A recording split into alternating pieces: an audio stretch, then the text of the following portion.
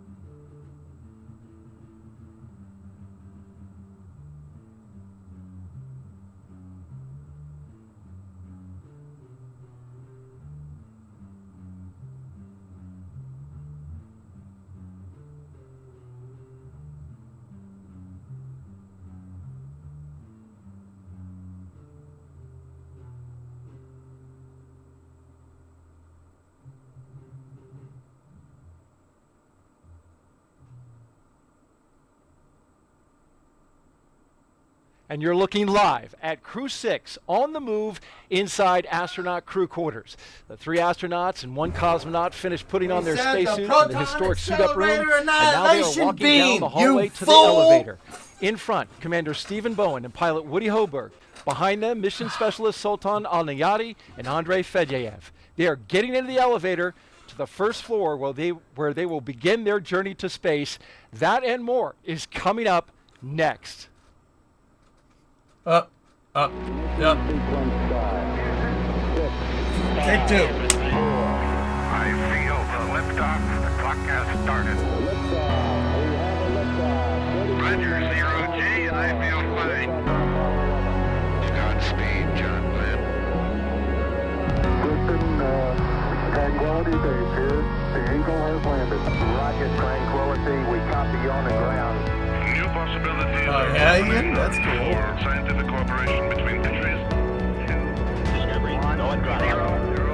Left. Liftoff. Americans return to space as Discovery clears the tower. Discovery, go and throttle up. Discovery Roger, go for deploy. Thanks to you and to everybody in the shuttle program. The crew is go for launch. Roger, nice to be in orbit. Let's We get have it. followed in their footsteps to get us where we are today.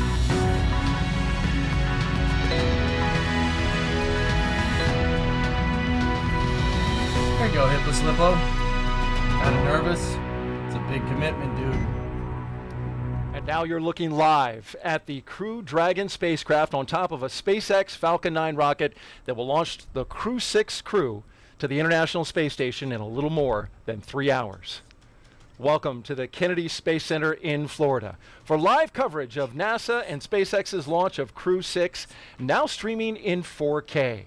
I'm NASA's Daryl Nail, and with me is NASA astronaut Raj Achari, back by popular demand. Thanks for coming back. Yeah, glad to be back, Daryl, and hoping the second time is the charm. Hoping to see my first launch. Absolutely. We're excited to get your reaction on that. In addition to Raja's analysis, we have live updates from Mission Control in Houston and live interviews from our VIP location here at Kennedy. There you see them. Hello, Houston, and hello, Jasmine. And later on, at T-minus 1 hour, we will welcome in SpaceX live from Hawthorne, California. But let's begin quickly with a recap of the first launch attempt early Sunday morning. The day started here with the crew signing the mission patch inside crew quarters at the Neil Armstrong Operations and Checkout Building. They went through the entire process of suit up and transport to the pad where they ingressed into the Dragon capsule. The countdown moved along smoothly until reduced flow in an engine ignition fluid line was detected by the launch team. The launch was scrubbed with less than 3 minutes in the count. The astronauts remained in the capsule until the rocket was completely detanked. A disappointing moment for the astronauts, certainly, Raja.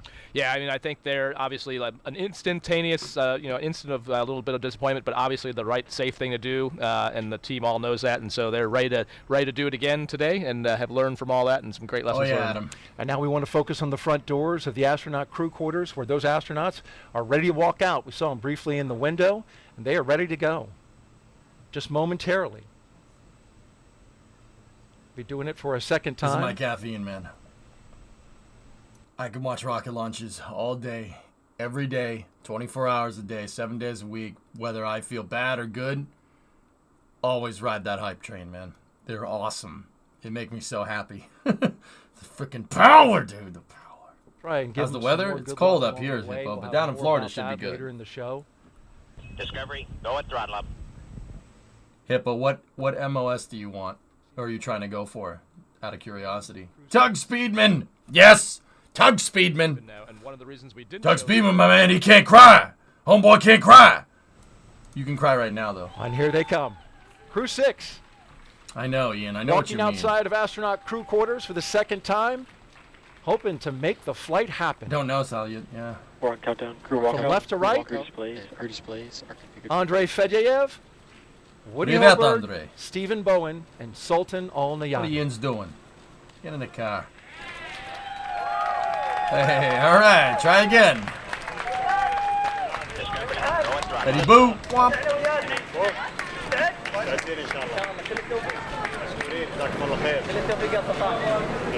تمام يلا we are good today. Getting some high fives there. Yeah. احمد So you can see in the There you go. background there the SpaceX personnel getting ready to take them out in their Teslas. They're pre-positioning their cooling packs. All right, let me refresh. See in the background there the SpaceX personnel getting ready to take them out in their Teslas. They're pre-positioning their cooling packs. Please hold.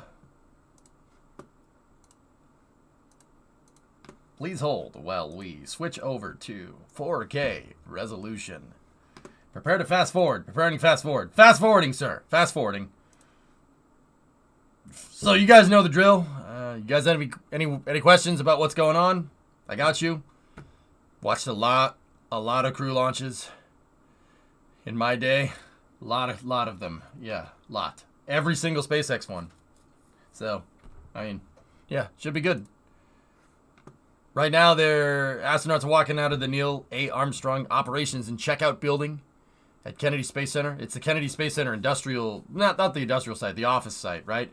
So, in the building adjacent to this one, that's where Orions are built, and that's where all the Apollo command modules were put together as well, and lunar landers as well.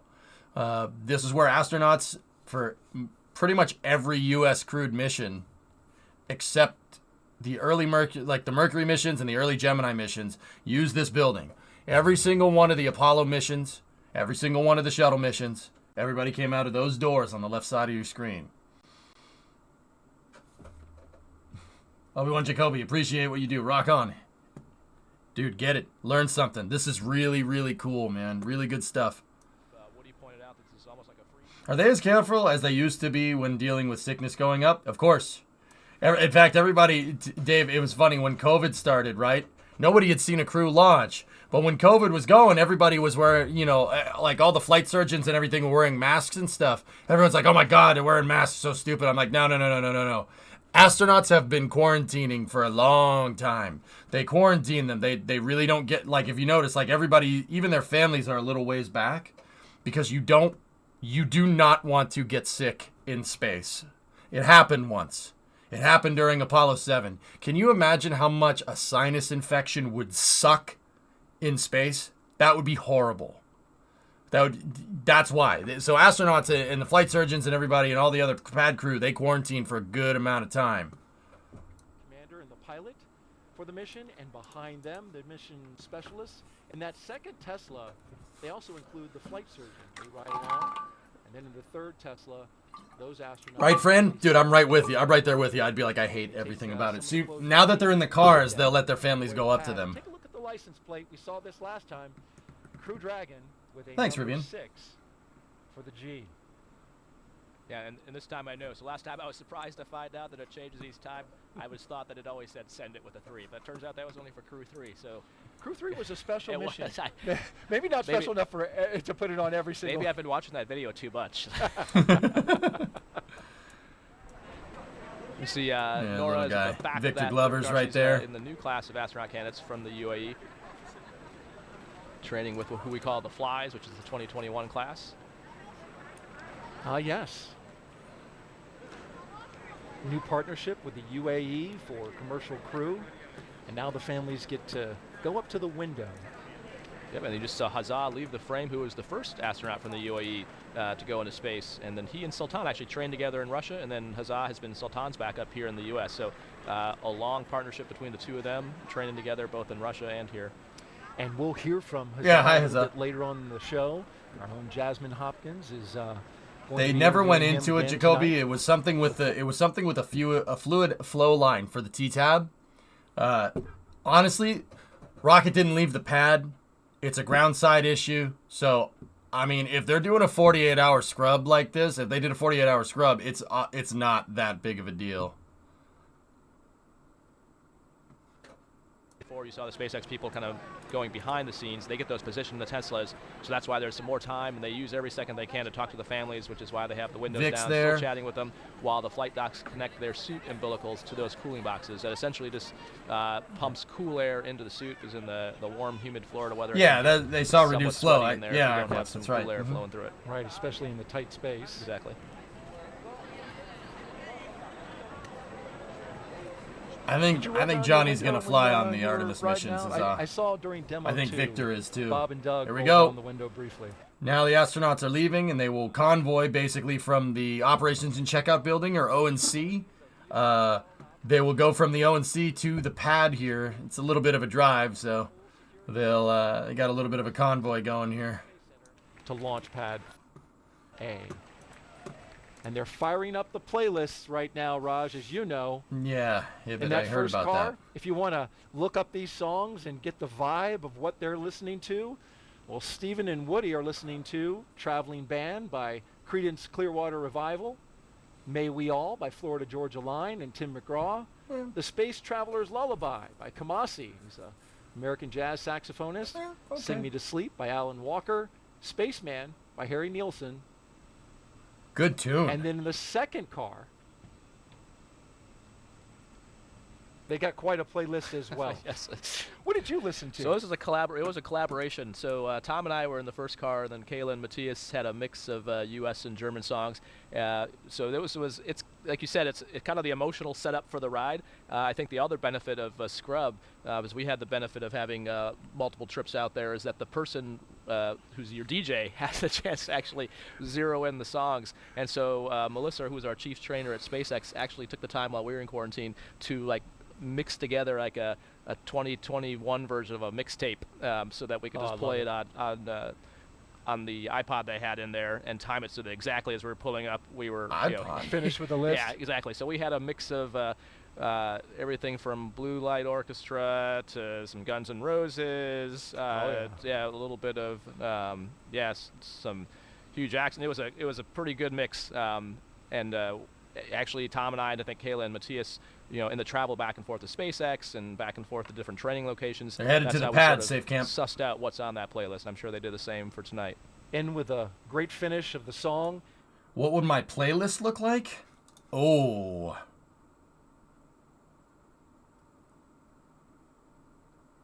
I would play Howard Jones, yeah. Oh, yeah. No, that would be on there. Yeah, I would have Howard Jones on there, but that's not I don't know. Let's see. I would not have Florida Georgia Line on there, Stug. I'm not going to lie to you. That's a dumpster. All right. Some David Gilmour. How about... Okay. I'll pick 5, okay? We'll pick 5 songs. Hang on. This light is being a little finicky right now. All right. ABBA? Really, Ian? ABBA? ABBA?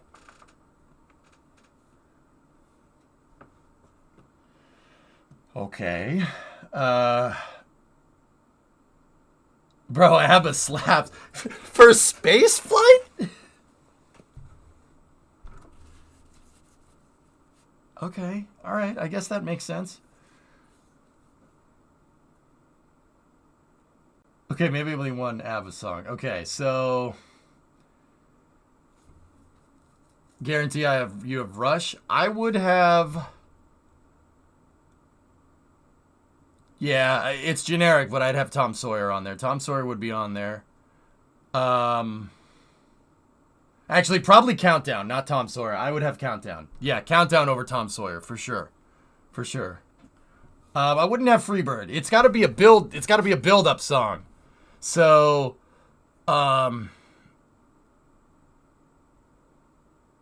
Rooster by Alice in Chains.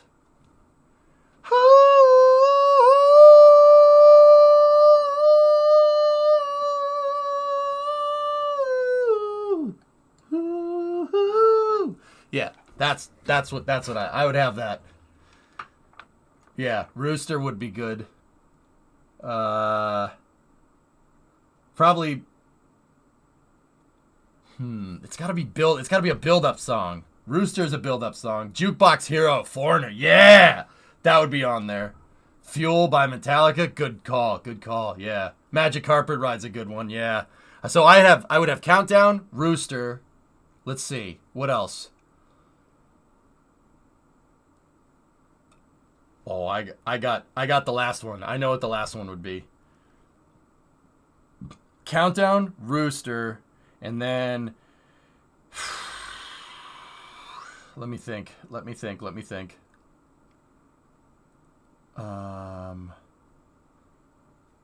I'll put Howard Jones in there. Things can only get better because I have to. That's kind of obligated.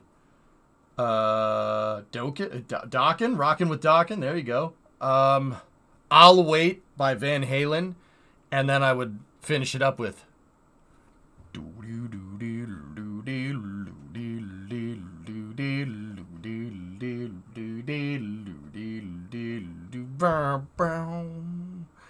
Riders on the Storm.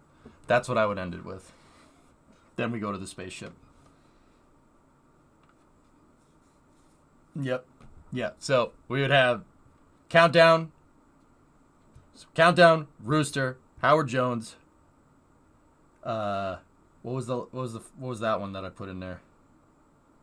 No, they're at Kennedy Space Center. The fourth one. Tie Your Mother Down is good. Yeah, that'd be a good one. That'd be a good one. I'll Wait by Van Halen, and then finish it with Riders on the Storm. So they're approaching the VAB. They're going to take a right. They're on Kennedy Parkway. They're going to go onto the Crawlerway Road here. Top Gun Anthem. Yeah. Yep. Kill Switch. End of Heart. Ooh, very good. Very good.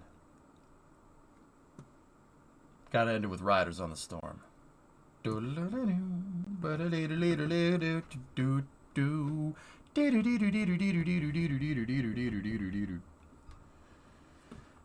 Ragged Old Flag. Good choice. Good choice. I'm Blue. Oh, jeez. All right, so they're taking a right onto the VAB Crawlerway here. Power of Love. All right.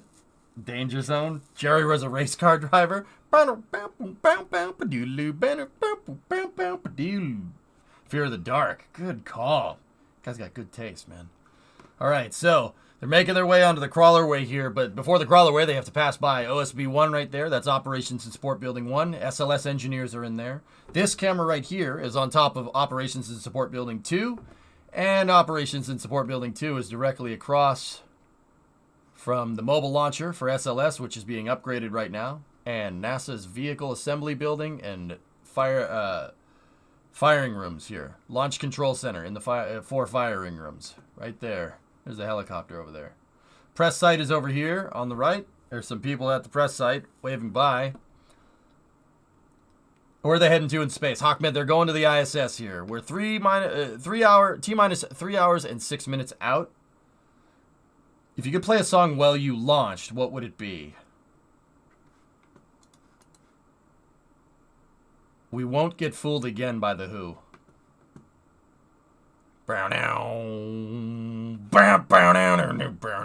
Ooh, Artemis 4.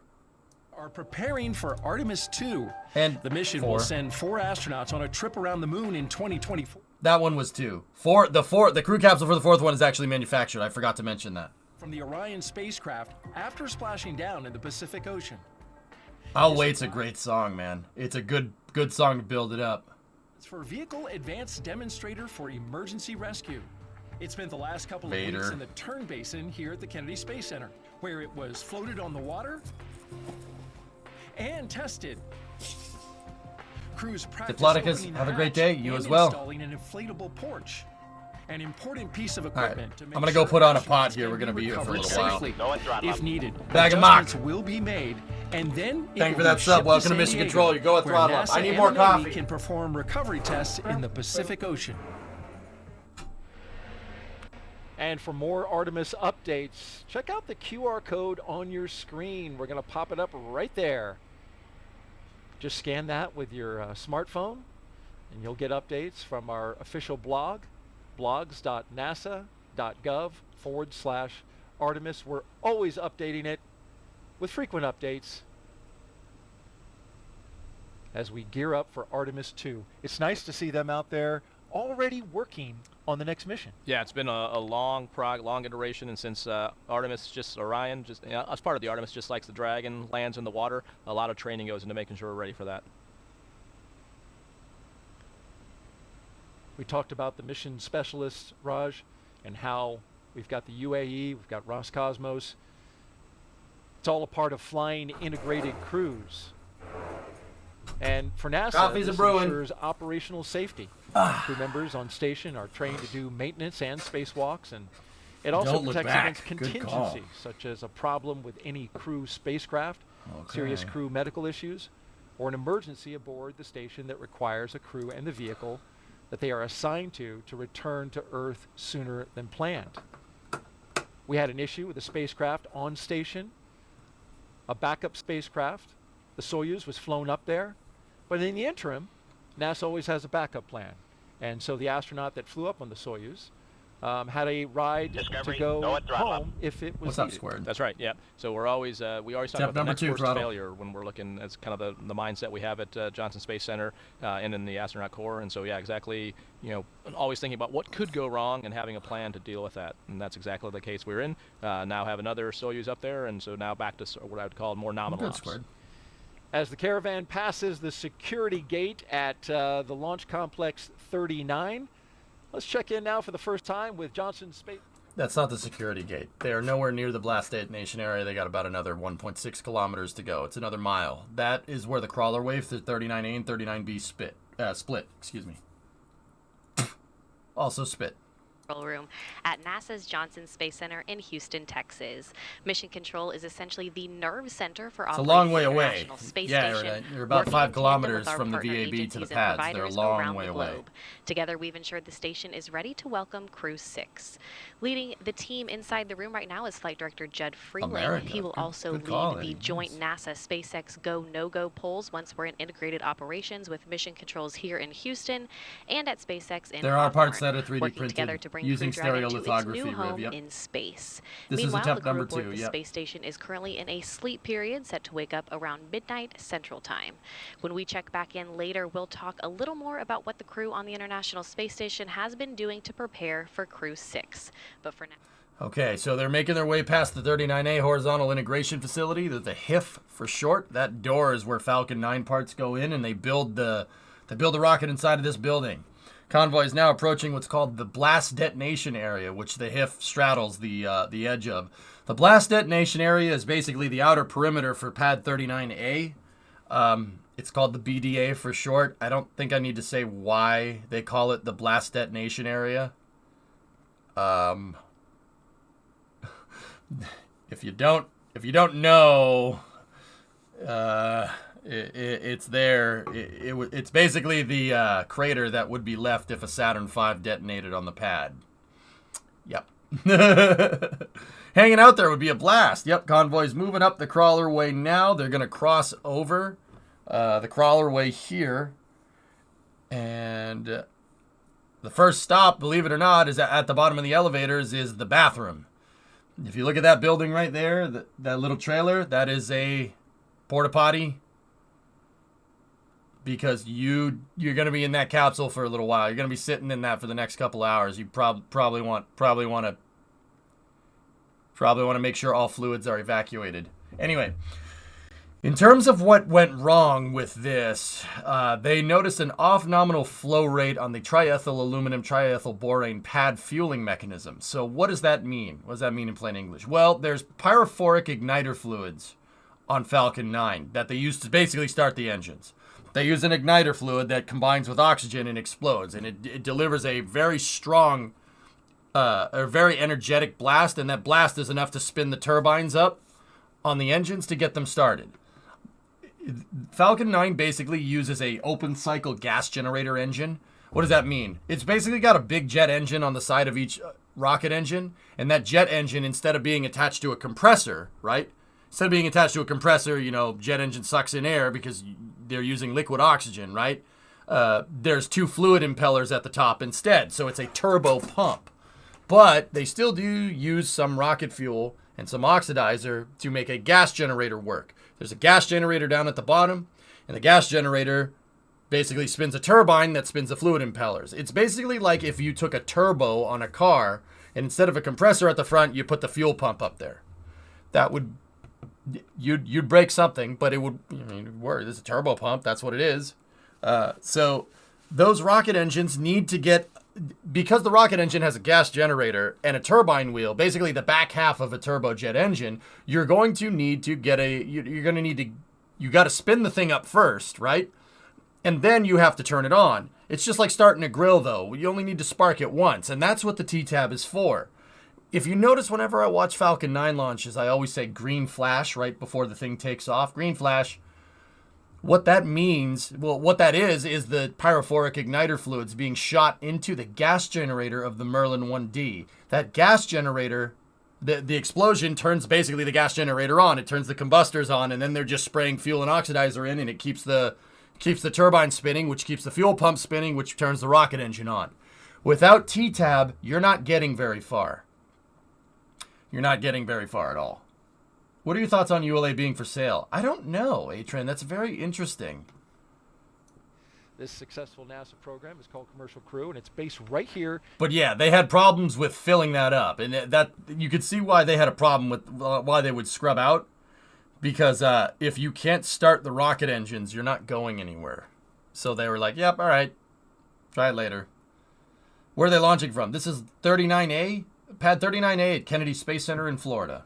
Operations Mission Directorate. Good evening, Kathy. I'm gonna go get my coffee. So happy to be here. Of course, and we are happy to have you. This is round 2, as we said earlier, a second time's the charm. But really, let's talk about that seriously, that we prioritize safety here at NASA. We only launch when we're ready, right? Yes, and there's it kind of seems like a cliche because we say it over and over. Space flight's hard. We say it's really, really hard. But when you look at all the things that have to be done perfectly to make sure we're flying safely, it is hard. And it's that attention to detail that makes us ensure that we're flying our crews safely. And so you just got to step through it carefully. And I tell the team, one step at a time. And, sometimes you can be... Don't inhale coffee. Almost at that, that 5-yard line, seeing the goal in sight like we were, early Monday morning. And you can have a clogged filter, and you just got to stop and say, okay, we're not ready to go fly today, and we're going to stop, take our time, get ready to go, and reset up again. But it is really, I'm very proud of the team because the way they worked through that problem and the way they said, yep, wrong hey, we aren't ready right now to be able to say we're safe. And so we're going to stop and make sure we've got this all figured out and then come back and fly again. I think it is a real testimony to the team. It really is, Kathy. And as you said, spaceflight is hard, but we have been just pushing forward with the Commercial Crew program. As Daryl said earlier, this is the 6th crew rotation flight. So if I heard that right, Kathy Leaders just said that they had a clogged filter for the T-tab on the ground side, which is interesting. I mean, yeah, that happens. Just like gas filter on a car. That happens. You'd be surprised how often stupid stuff like that pops up anytime you do anything with rockets in the industry. It's always something dumb like that. Like, oh, you didn't torque a bolt down enough, or oh, the fuel filter's clogged. It's always stuff like that. That's what happened to Virgin Orbit the other day. They had a clogged fuel filter in their second stage, and it ended up bursting a pipe. And they ran out of fuel real fast because the fuel went out the side instead of out the back. Yeah. Oops. Ask a VW owner about fuel filters. Do you think they will sign the wall again tonight? No, probably not.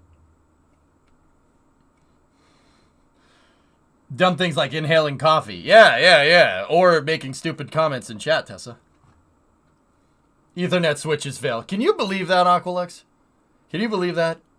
A freaking switch failed, and that almost scrubbed the SLS launch. That's the best. What a good story that is, though. Discovery, go at throttle up. This is why the Navy has PM cards, PM-S cards. No, that's I know what a PM card is. Yeah, you got it. You gotta be sure. Detrapid, 23-month resub. Thanks, man. So yeah, fellas, I have a theory, and this is just a big theory about who's buying ULA. I have a theory. And it's a strange one, and this is based off of no insider information. This is just my crazy idea. Blue Origin is the obvious answer, Smirks, but I don't think it's Blue. Why? Why would Blue do that? Why would you do that? It doesn't make any sense. I don't think it's SpaceX either. ULA is supposedly up for sale, Hank. Your theory is maybe Lockheed Martin wants to buy it back. Phil, I think the opposite side of that. I think Boeing wants to buy ULA. I think Boeing wants to buy out Lockheed. I'm serious. What other company has committed more to commercial space? Think about it for a second. Other than SpaceX. Boeing with Starliner. Think about it. Boeing wants an all-up solution for Starliner. That's my crazy fan theory. I'm probably wrong, though. Discovery, go at throttle up. Boeing seems to have a really long-term investment planned for the Starliner capsule with like orbital reef and stuff. I think Boeing's trying to buy Lockheed out. Virgin Galactic. McDonnell Douglas. Ugh. Yeah. I don't think they would do that. I don't think they would have structured the block buy for Project Kuiper that way if Blue Origin was going to buy ULA. I think Boeing's trying to buy Lockheed out of their share of ULA. I'm surprised Mr. Beast is buying it. Nice. Did I see you at the walkout? I think I didn't see you specifically, Vulcan, but I did see people at the walkout. Yeah. My guess is Lockheed so they can purchase depots and make Vulcan all it can be. Boeing has been shooting down every depot possibility because politics. Yeah. I see that thrown around more than anything, but yeah, interesting. Oh, here we go. They get the Crew-6 off the ground. We're getting to see right now. That's pretty good. Showing up to take a look at the rocket. We talked about last time. The reason they have to crane back like that is the way that the suit constrains Nothing, you. Chimp. I'll have to listen. It's built to be pressurized, but when it's not pressurized, then Austin, it kind of pushes down on your head and neck just a little bit. So taking one more look at the rocket before they head into the elevator. And I did hear from Woody that they did, in fact, change the labels on the button pad inside that. So it does actually say space on the top button and Earth on the bottom button.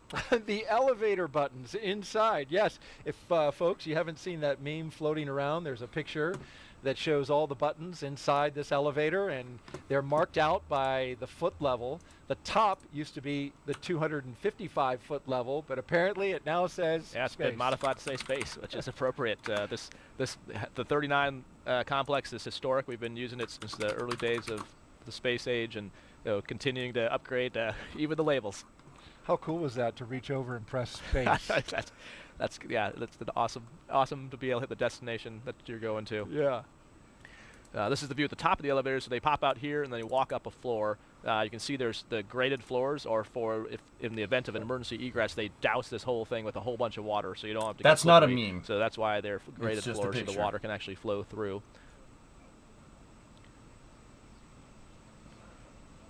What are those two black dots on Dragon below the docking cone? Nick Hague in between is the with launch them. escape He's number thrusters. 12. RCS. See him turning the corner there? This is the astronaut support person. And Nick Hague, of course, an experienced astronaut, been up to space station, been through a launch abort himself. Yeah. Great resource to the astronauts. Yeah, it's amazing. Reed Wiseman, who's the former chief of the office, likes to say that Nick is a unicorn. He's pretty much the only person, right now that's, well, he's been to space twice, even though he only won one mission. This is the first time they aborted. They actually ballistically went into orbit, right. so he counts that as two, rightfully so. Okay. But yeah, that's really, really unusual. I don't They're think pretty there's anyone else fast, in the Eddie. office that's been through a launch abort, which, as we know, the commercial crew program has that as a requirement. So we've got that system now with both Dragon and Starliner. But to actually have done that is a way, it's pretty extreme. Yeah. See Sultan and Andre heading up the elevator. You notice tonight everything's going faster, which is a testament to the fact that we practiced this once. So they're, now this is the second time the team's doing this, and Woody himself commented there's almost like a free sim that they got to do the other day. That popping Things was are not going me. That a was lot them. faster. Certainly noticed that. Just to finish the thought on the launch abort, that was a Soyuz in 2018 that launched out. I mean, guys, you guys were asking about the elevator. It's just a regular elevator, dudes. I mean, it's pretty fast. It's a high-speed elevator, but it's just a regular elevator. Like it's not any super cool like fancy space elevator. It's just a regular elevator. I've ridden in the one on the mobile launcher. It is like you think like, oh man, NASA's got this like cool vacuum tubes. Like no, it's just an elevator. It's just a regular elevator. I did MGB. Yep. Or to Russia. So, if you're wondering why everybody's dressed like ninjas, those they basically wear that so they don't have FOD going around inside of the spacecraft. Foreign object debris. Foreign object debris is bad for the spacecraft. You don't want like some guy to drop a pen and that float around in 0G, and then that pen finds an electronic thing and shorts it out, and then you got a bad. You don't want anything like that. That's why everybody looks like ninjas. Now, in terms of the numbers on their back. The numbers are there because everybody looks like ninjas. You don't know, it's really hard to tell who's who, so you wear a number on your back that says your job, so you know who is who. It's like, oh, number 12 is my buddy Fred or something, you know? So that's why they all have numbers. The ninjas have numbers, like a football team. See them on the left side. Yeah. They're like a super fun zip line ride that you would get into a basket and then go down to the bottom of the pad. And there's a loudspeaker system up there. And so as you're egressing, the launch director would be giving you instructions. Most key. Like, why don't they just use a ladder to go to space? You want to climb up a 220-mile ladder? I don't want to do that, Pete. So it looks like they're cycling through the phone calls now. This is the view looking towards the crew access arm. It is behind the black door. So when they wrap up their call there, they'll be headed through the door. I love ladders. We'll get ready to see our first two astronauts make their way from the launch tower across the crew access arm. You don't want to do that. Ingress to the Dragon spacecraft. Is that shuttle hardware on the right side of the tower? The fact they've done this. The whole tower is shuttle hardware, to be honest with you, Bill. Everything here is shuttle hardware except for the crew access arm, and that's pretty much it. They even took the slide wire baskets from the shuttle program and picked them up and raised them up to the level of Falcon 9 from the shuttle. Steve just starting to head out on the crew access arm now. And there they are, coming Here we through go. the crew access arm. The Commander and pilot. Hey, I just said that. Making their way inside Dragon. Big thumbs up and a wave from the crew. They're hoping today we hope that is never the happens, day. Electron. Core on countdown. Crew are in the white room. Discovery, go at throttle. With black curtains. Arthur is the core at SpaceX, so they keep the shifts the same. So, again, we kind of talked a little bit about last time, but the important... Somebody's going to ask. The green light is there to indicate that conditions are good. If that thing turns a different color, you run. All the shifts at SpaceX and at Houston actually all stayed on the same timeline, so they could be all the same people. That's Arthur Berrialt, the suits could be better. Crew Operations Resource Engineer with SpaceX. I mean, I like the SpaceX suits. I think the SpaceX suits are cool, Blitz. But I think there is something to be said about the shuttle orange, the pumpkin suits from the shuttle program. I think those are cool. There's slots in the bottom of those heels, and that's what actually, when you see them get in, you'll see them put their foot up and then down, almost like putting on a ski boot type thing, where it locks in, and that's what keeps your feet restrained under the launch loads and re-entry loads, which is why you'll also see them sometimes only in tests. Not during before they arm the launch escape system. You'll see them lock them in, but that also protects the channel from any nicks or dings on the bottom side of that. Shady, I worked on the launch team for L91, the last use of Slick 6 complex, rolling away to reveal the rocket is unreal. Slick 6 is one of my favorite launch complexes, dude. That's my favorite pad. Aw, damn, man. You could have said something. We could have been hanging out. No. No, seriously, though. Slick 6 is my favorite pad. I really wish that pad would get some use sometime in the future. Getting a bad sci-fi vibe? Well. Commander and pilot have ingressed into the Dragon here. That's cool, dude. Yeah, the shuttle assembly building, man. The thing that says USAF, that whole frickin' thing rolls. Damn, that thing is cool. This suit, but instead of white, orange. No, I'm not doing that. Hi, first-time visitor here. You're very knowledgeable. Do you work for NASA or SpaceX? I'm self-taught, Planet. I'm self-taught by people in the industry, believe it or not. I have no formal training in any type of rocket science or anything like that. I am self-taught and a nerd. Yeah, nerd is the right way to say that. I've been covering launches here for about a decade, give or take. Been doing it since 2012. Now, don't get me wrong, launches come around a lot faster today than they did in 2012. I'd cover like one launch every couple of months. Now it's a launch every week. It's not a bad thing, but yeah, I've been doing this for a good while. NASA actually has actually endorsed the stream. They came in here and said, keep doing what you're doing. And I'm like, yep, all right. So, I mean, take that for what it's worth. Nerd. What makes Slick 6 so special? It's a space shuttle pad, dude. It's a space shuttle pad. Yeah. Nice. That's impressive. Cool channel. Thanks. Yeah. So, on top of, you guys have probably seen me playing a lot of KSP2 lately. That's like the game that I'm known for. It's still Twitch, so we still got to play games. But, you know, I love covering this stuff. This is amazing. And my initials are literally on the side of that box. It says ELSA, but you get the idea. Anyway, Shady, that's cool. I agree. It's really hopeful. So I really hope somebody uses Slick 6, man. Yeah, I really do. Games on Twitch in 2023. Yeah, Sensei, I saw it too. I can't wait to be like EJ when he grows up. I think you're already past that point. Yeah. I got the J backwards. I know, right? Jeez. Faulty, 34-month resub. I'm gonna go drive to the launch. All right, man. In action. Let's Sultan take and another Andre, social you took the question, patch. which is relevant. Always take the patch. That's an old tradition going back to the Apollo days. You always take the patch of the last guy you communicate with on the ground. You take the patch into space. It keeps it into perspective how you got there. That's why they do it. Sultan has the patch from the pad crew, from the pad ninja that's helping him out. That's an old school tradition, real old school. Oh. Close out EJs. Now should they think about giving you a small kickback sponsor? NASA can't endorse private entities, Dave, but dude, I got the next best thing.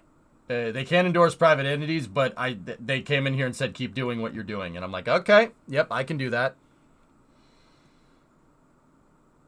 Yeah, it's a test pilot thing. That's right, Happy. Mm-hmm. It started with test piloting. Yep, you take the patch of the last guy you talk with on the ground.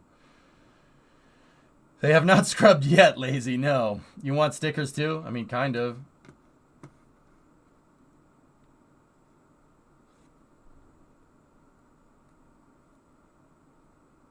Need firework. Get a telescope. Figure out what it is. Is that Russia and the UAE? Yeah. This is Andrei Fediev is his name. And then, oh, I forget Sultan's last name. I forget his last name. They'll mention it in a second. You know what I mean? Okay, make your lamb. Wait, what?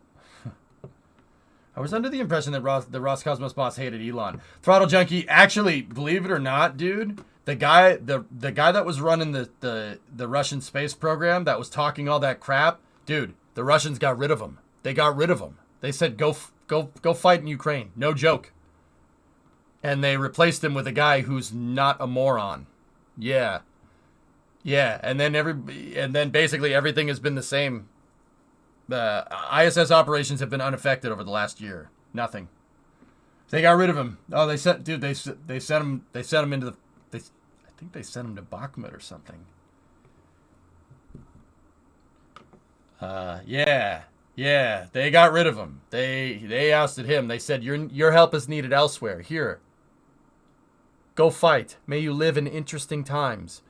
The guy that runs Roscosmos now is a guy by the name of Yuri Borzimov. And the first thing that Borzimov said when he went in to like the first press conference, he said, "Look, I'm staying apolitical. We're going to continue ISS operations. NASA can stay apolitical. We're staying apolitical too. Screw that." And everything has been kind of, with the exception of the coolant leaks on the Soyuz and the Progress, everything's been honky-dory since. Mixed crews and all. You have to. You have to keep the ISS. Nobody wants to be the person that pulls out of the ISS. You're literally losing billions of dollars doing that. No one wants to do that. Yeah, something like that, Watson. Yeah, he seemed to be punished. He wasn't fired. He was demoted upwards. Yeah. He was in, like, Kharkiv or something and got, like, blown away or something. Well, the scientific gains that you get from the station drastically outweigh the cost, Blue Jay, especially if it's an international station. Imgren, I don't know if that's true or not, but that seems to be what was reported, so I don't know if that's true or not. Yeah. They aborted the launch on Monday, correct. Yep.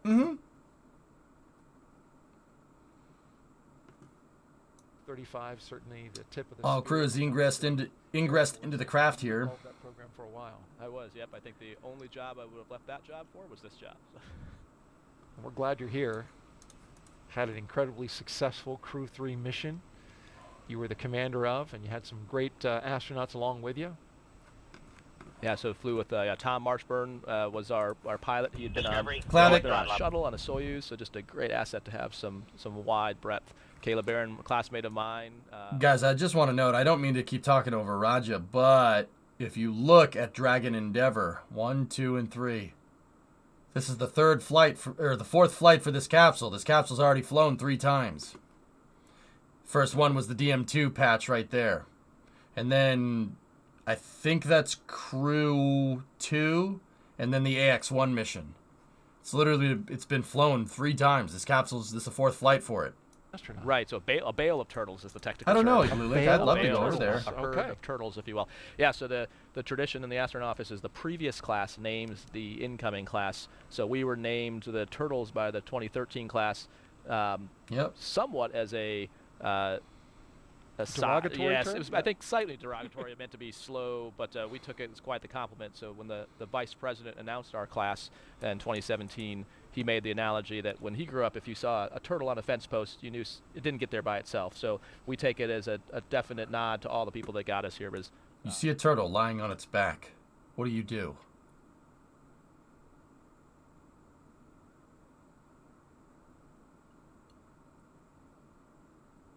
Das invited on his stream. You may have been gone by then. Oh, man. Ah, really? Hold on. Let me see if he shot me a message or something. Maybe we could go over there. Who knows? Put it on a fence post? Flip it? Oh. Okay. Discovery, Some of you go guys are throttle not up. replicants, but other ones.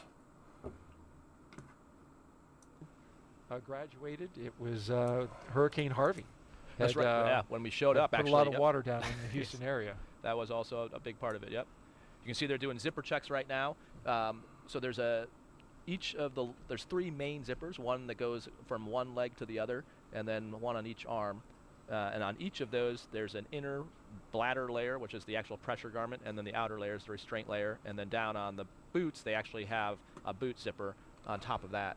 But in each case, on the 3 main zippers, there's a white tooth that they're looking for, and you get a 2-person check. So the person that does it looks for it, and then someone else visually verifies that white tooth is visible, which guarantees that the pressure garment is sealed. Discovery, Get go that at good throttle up. seal, critical safety component for these suits. Got another social Chronic, question, Raja. And 26 this one is months. about one of your fellow astronauts. At Ian Benecken asks, do you miss your German space brother, Astro Matthias, and did he teach you something in German during your 6 months in space? Oh yeah, we definitely miss Matthias. One of the weird It's things just the when camera, you come back dude. is so you spend your work day together and your downtime together for 6 months, and then Discovery, when we go came at back, throttle you take a Sensei, Gulf Stream back, Tier 1 6 months in to advance. JSC, Dude, thank to you. Ellington, and then JSC, and then he gets whisked away. So after seeing him for 6 months, all of a sudden he's gone.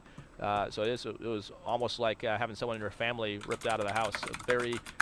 Yeah, we definitely miss Matthias, and it's good whenever he gets back to visit us. In terms of learning German, I think he had his birthday up there, so we definitely learned that. And honestly, I forgot. Happy birthday in German? Honestly, I've forgotten it. I'm supposed to know how to speak Russian as well, because we learned that as part of our training. And yeah, it's. You were working on the Russian playlist. You did give it a good I swing. was able to read the songs that Andre had on his list. So I have a little bit, but my German has escaped me. Yeah, then you're sure. It's But understandable. I'm sure Matthias if you would don't be. use it, But tends exactly, to yeah. slip away. Matthias would be disappointed, but. It tends to slip away, yeah? Yeah, I got yeah. So again, way ahead of schedule here. So normally on the timeline, the crew is using about 2:35. Scheiße. Nine. Nine. And you can see Nine. they're already pretty much there already. So kind of doing some more checks here. So they're basically having the crew make sure that, so you can see those white loops on their straps. they're meant so that the crew can find those and pull them tight. So that gives them leverage to pull sure. down and tighten the restraints. So there's 4 of them, 2 for their shoulders, and you can see, like Woody, you can see a little bit of better example down underneath his hands. You can see there's kind of a grouping of 4 of them. So 2 for his size shoulders, in 2 for German. legs, and there's also toe loops, which you can kind of see on Steve's. You can see him up near like where the top of his foot, and those we talked about sliding your foot into that restraint, and then the loop goes over that you then tighten with those straps. So that's basically what they're doing now, is checking each one of those 4 on all 4 crew, and making sure that they're not too tight, especially for their feet, and completely restrained on their shoulders. That was a great shot we just saw by the SpaceX camera team that showed one of their closeout crew members exiting the spacecraft. You got to feel as he went through it just how tight that space is. If you had a ticket to space, how much money would you? We've been following the launch teams would you as sell they continue for working how much money through would the you sell? countdown. I'd go. Currently, no issues are in work at the moment. Earlier this evening, around 7 p.m. Eastern Time, there was a hydraulic leak detected out at the pad, but it was a minor one they were able to get repaired pretty quickly. Godspeed, and boys. Didn't disturb the count, as we see our crew waving goodbye before the SpaceX cameraman exits the capsule. You see over Woody's right shoulder the 3 previous stickers of the crews that have flown in Endeavour. So once they get on orbit, I'm sure they've got a sticker in one of their. They got to be off the pad. Add to that. T-minus 1 hour 30. There. It's a great observation there, Raja, because this is the 4th flight. Dragon, the crew is ready for comm checks. Okay. The 4th flight for the Dragon Endeavour. SpaceX copies. Stand by for umbilical comm check. The first 3 were Demo 2, Crew 2, and Axiom 1, which was up at station when you were there. They were, which is the first private mission to the U.S. segment. First time we've launched private astronauts from the U.S. Yeah, Yudi, they're going to be down here for a little while. The reason why is the first thing they got to do is close the hatch. So, well, actually what they got to do is not leak checks. They have to make sure all the radios are working.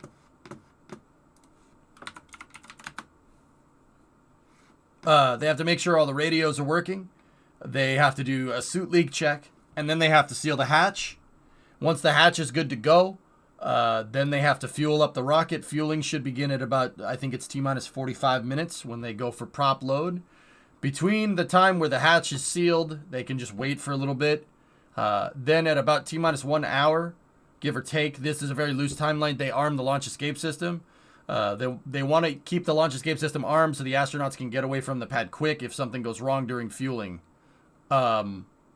So,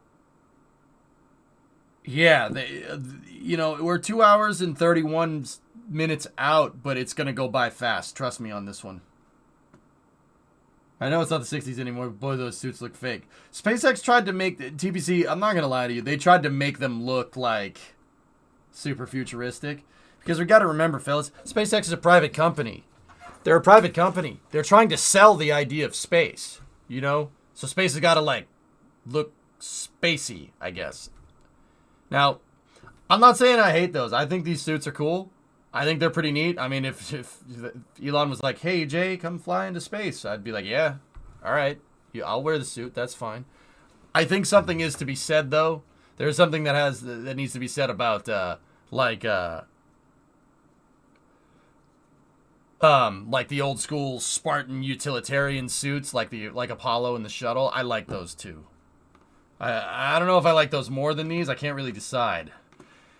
I really actually, to be 100% honest with you, I more like the fact that we're even comparing different types of spacesuits that people fly with into space. Seat rotation, here we go. With there a second ago, that comm check they did before was just checking the hardline communications, so their umbilicals through the spacecraft, through the umbilical to the ground. Rock on. So seat rotation is going on now. They're rotating the seats into the vertical position for ascent. Yeah, Aqualex, exactly. Yeah. Mm-hmm. NASA for the Orion spacecraft apricot will still use the shuttle orange suits. They'll use an upgraded version though. Vickers with the 28-month resub. You want Mjolnir? Oh, jeez.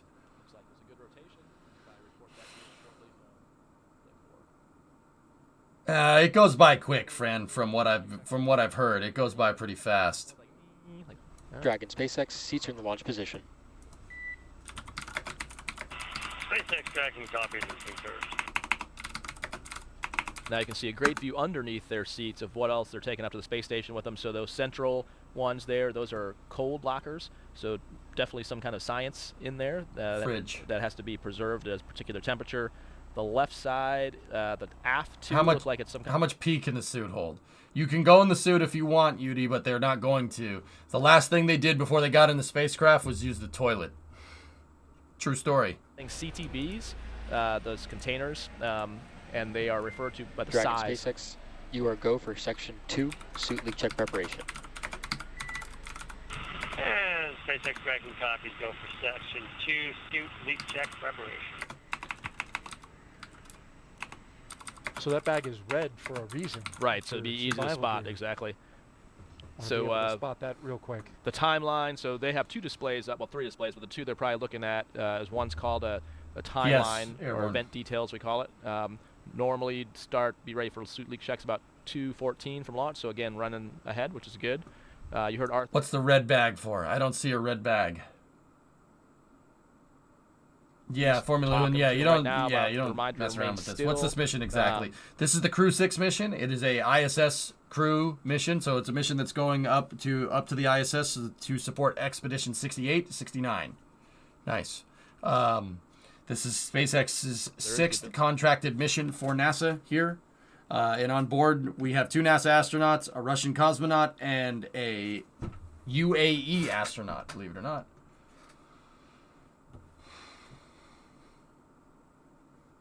I agree, Ponzister. Oh. If someone's come back, we've got some components up in the white room there where they can come try to fix them. Yeah, no problem, Huss.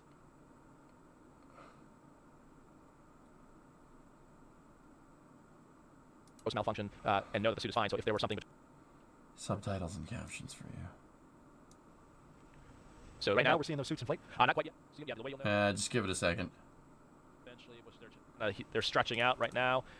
They're looking at what's called a suit transducer. So they're wanting to make sure it's in 0. You'll hear Steve tell them that the tear is How done. long is the flight to the station? It depends on the staging, but it's should be about 24 hours. Oh. Did they stop?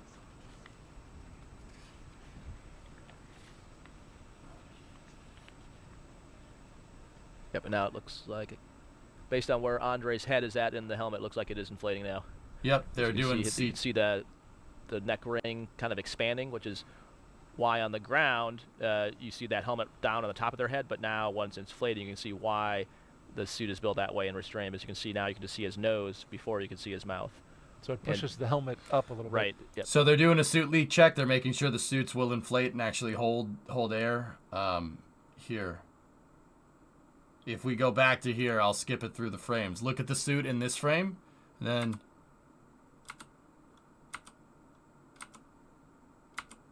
they switched cameras. Watch. See? You see how big it gets? That's funny to me. Boop. Boop. See? They're inflating the suits. How do they inflate the suits? They have a hose underneath their left thigh that fits into the life support systems for Dragon. And they're making sure that the suits can pressurize correctly. The suits are there in case of cabin depressurization. Similar to like the oxygen masks that come down on an airplane. Same idea. They're not really rated to go outside for long periods of time. That's in the event of cabin depressurization. You know, you have the suit will be able to give you oxygen. Parallel that I mentioned earlier, which will save them time and build time into the margin. Exactly. Because it's wherever you can buy margin, because these are all instantaneous. It's mostly orbital mechanics, Salute. It's mostly orbital mechanics, but Soyuz is a more tried and tested system. Because Soyuz has flown more, they have more. They understand the vehicle better. They understand what it's going to do, so they can go for a shorter transfer window. Dragon is more beholden to orbital mechanics than anything. The ISS has to be in the right spot. How much oxygen does the suit hold? It's not. It's connected to the spacecraft. It only holds enough to that. So we're looking good there. Like how much it can be Also, inflated Raja, with. The weather forecast continues Had to to get be this other zombie. acceptable. Take a look at this. Just like on Sunday, only a 5% chance of violation for weather. The only concern would be a flight through precipitation, rain, which would come in the form of a cloud. SpaceX Dragon, 4 nominal suits. Good. Well, there you had the 4 good suit leak checks. SpaceX copy. They do have something like that on DRAR. Yeah, DRAR. Yeah, they did. Yeah, of course. You don't want to have to clean that up later. But I will say this: the last thing that they do before they go into the spacecraft is use the bathroom. That's the last thing. Now, in terms of when the thing is on orbit going to the ISS, Dragon does have a toilet. It's right above, on the inside of the spacecraft. It's right above that dude's head. There's a privacy curtain. And how does it work? Vacuum cleaner. Yeah. How else are you going to do it? Think about it. Vacuum cleaner. Very, very light. Very, very, very, very weak vacuum cleaner, but a vacuum cleaner nonetheless. Want to wrap up the weather before we get too far away from it. Only a 5% chance of violation. They for fully launch defueled from the whole here. rocket, Mark. And Yep. SpaceX Dragon crew was ready for side hatch closure. What do you think they're going to do? Use the 3 seashells? Jeez. So, right now, ground closeout teams are inspecting the hatch seals. The seal on Dragon's hatch is a vacuum seal. So, they have to make sure that the 2 flanges, the one on the capsule and the one on the hatch, are nice and clean. They don't have any debris in there. Even a little speck of dust could be enough to cause a leak.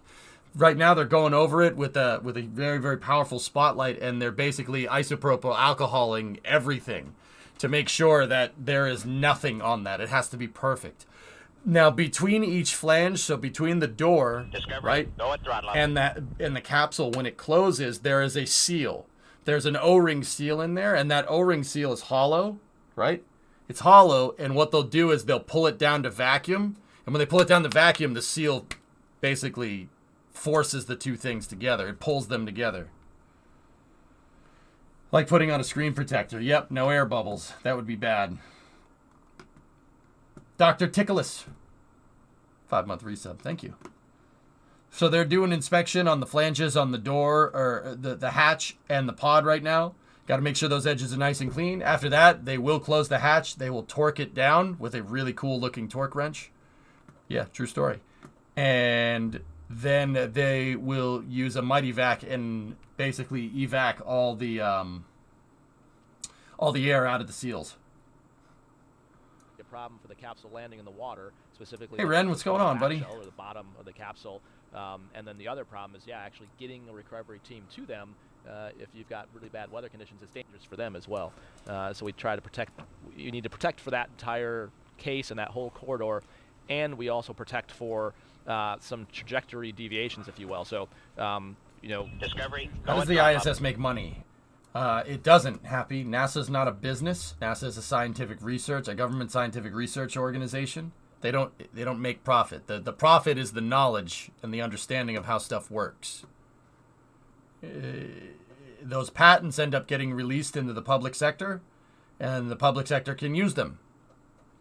Which is much different than uncrewed launches. Right. When you're not launching people, Trojan, you don't what's have up, to dude? monitor the weather to the extent that you do on a night like tonight, anytime you're launching astronauts. There so you go, Trojan. It is a tighter needle to thread. Yeah, it is an impressive array of recovery forces that are pre-positioned to support this. And so there's Navy ships, there's Air Force assets. NASA paid for itself. Well, NASA doesn't hold patents, Imgram. The microwave oven is a Raytheon invention. Sorry. When you hear them talk about the abort calls on the way up, they'll call Shannon, which is actually in Ireland. So we have help even from European partners. So it is quite the choreographed effort to make sure that they're safe. You're not all wrong, on the ascent trajectory. Absolutely. Shannon's a good Irish name, right? Yeah. For well, yeah. So on Crew-1, Shannon got to call Shannon. And there's the good ship Shannon as well. So you can see they're taking a look at the hatch seals on the hatch side. So they already looked at the spacecraft side while they're getting in. That's why you see Ninja 35 kind of holding in position and someone tucked behind there. They're looking at the hatch This is live, side Emery. seals Yep. as part of the inspection before they close it up. We're T-minus 2 hour, 20 And minutes. while they take a and look I at guarantee you that, it's going to go by real quick. Talk a little bit about the beginning of this program and the history that was made, as well as did you hear that? Quite the honor that was bestowed on Raja's fellow astronauts. We're launching, of course, American astronauts on American rockets from American soil, and it all began with those two trailblazers of the Commercial Crew program, Bob and Doug, who recently received the highest civilian honor an astronaut can achieve. Dragon, SpaceX closeout team is taking final steps in prep for side hatch closure. Stand by for transition to pad hatch closed. And please ensure that all items are secure from now through launch. You went like stereo for a second, dude. It is my great honor to award you both the Congressional Space Medal of Honor. In January, Vice President Kamala Harris spoke to a packed room at the White House about the dedication of NASA astronauts Doug Hurley and Bob Behnken. Bob and Doug represent the best of our nation. There's no question about it. NASA selected both men to be astronauts for the Space Shuttle program in 2000. But when the shuttle program ended 11 years later, Doug and Bob's work did not. NASA collaborated with the private sector to build the next generation of spacecraft. Every part of the capsule, from flight controls and emergency procedures to computer displays and cockpit layout, all of that shaped by Bob and Doug's decades of know-how. And in May of 2020, the SpaceX Crew Dragon was ready to soar. Bob and Doug returned to the Kennedy Space Center. They suited up, they waved to their families, and they rode an elevator up nearly 20 stories.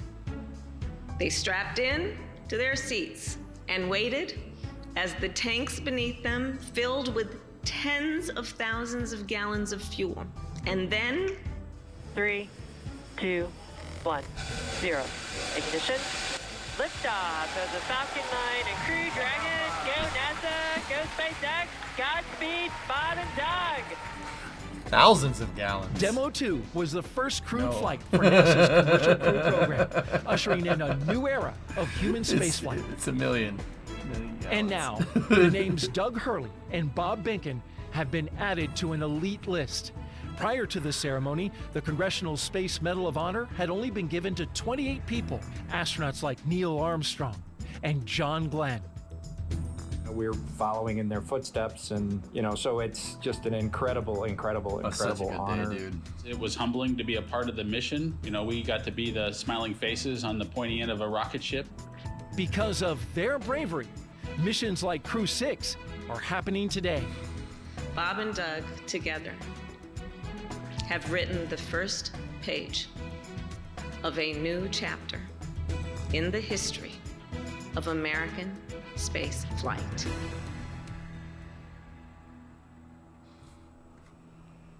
They're test pilots, Apricot.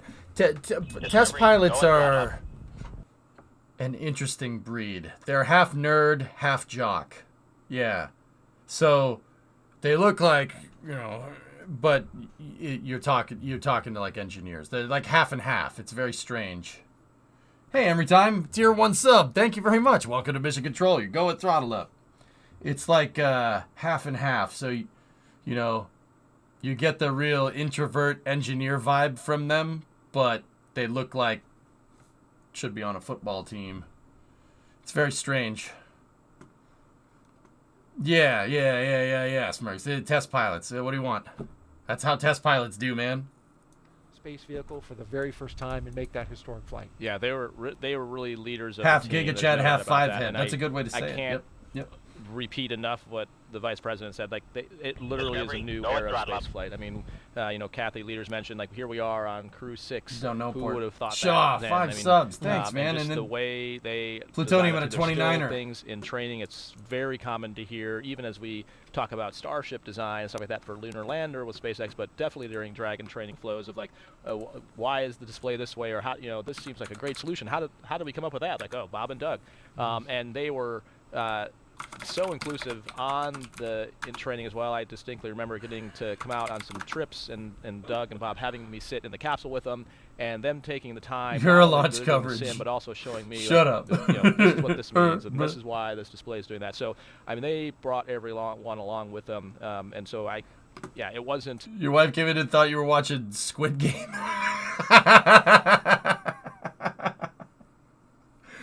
That's funny, dude. I like that. Developing the work. Doing it went okay, man. Yeah, it docked my lander of all the fuel, but so I just turned the lander on infinite fuel and we started going and exploring. It's pretty.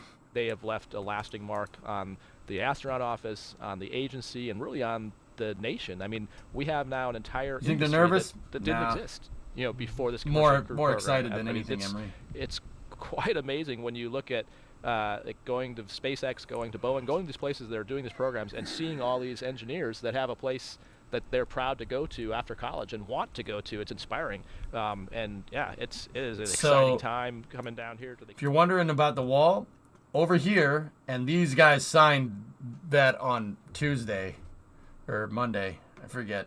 I don't know what day it is. These guys signed it the other day. Around the NASA logo here is every NASA astronaut that's launched on Dragon. Over on the SpaceX logo side over here is every astronaut that SpaceX has launched. So the Inspiration 4 signatures are over there. The Axiom 1 signatures are over there. And then over here we have DM2, Crew 1, Crew 2, Crew 3, Crew 4, Crew 5, and Crew 6 right there. I don't know, Doug probably doesn't want me to tell you this, but so I had my he's not here. He's not here. So my phone fell out of my pocket while I was in the capsule. In the mock-up. No yeah, kidding. and so I then owed some adult beverages to the crew that had to fish that thing out. And so I got quite a bit of hard time. Come to find out later that had happened to one Doug Hurley a little while earlier, so I think maybe he was just trying to swing that spotlight to me. So maybe that's my theory. He didn't give you an extra hard time, did he? Yeah, do him absolutely. Even so. Okay. No, but yeah, it was awesome though. No, I mean, it was, and you're exactly right. That kind of mentorship is exactly. They have their phone in their pocket on the way to space. We have a term called IAs, which are instructor astronauts, and those two epitomize that, bringing the whole core along with them. Do they have to put it in airplane mode? They had the lessons from shuttle, and what worked, what didn't work. They've seen Soyuz over the years, so I mean they had such a wide breadth of experience to pull into what SpaceX and NASA designed. And while we're speaking about, for some reason that just doesn't jive in my head. Like, oh yeah, we made it on orbit. Let me take a selfie. Posted it for the gram. Yeah, just made it on orbit, guys. Wow, I'm so happy to be here. Like, that really, really doesn't sit right with me. I don't like that at all. Can we not do that ever? To get to continue serving in that next grade. Can we not do that ever? To get to do that here at NASA. NASA's military astronaut. It does have onboard Wi-Fi. Yes, Elliot. Here, you being one of them. ISS also has Wi-Fi. Very proud to have you, both serving our country and helping us explore space. I don't like that. We love our jobs. And I can see why. This is an exciting time. I thought this was America. About that, and we're taking a long look at the hatch at the moment, probably making some final uploads of the seal there. And as we do that, let's check back ground in side. with It's a big faux pas to drop them into the craft. At the Yeah, Johnson I Space bet, Center dude. in Houston, Texas. Courtney. Thanks, Daryl. As we said earlier, the team here in Mission Control Houston is actively monitoring the International Space Station as they await Dragon's arrival. Planned the crew aboard burnout the conditions, International money? Space It's Station is launching currently northeast, in a if sleep that's what you're period, and they asking. are scheduled to wake up at midnight Central Time.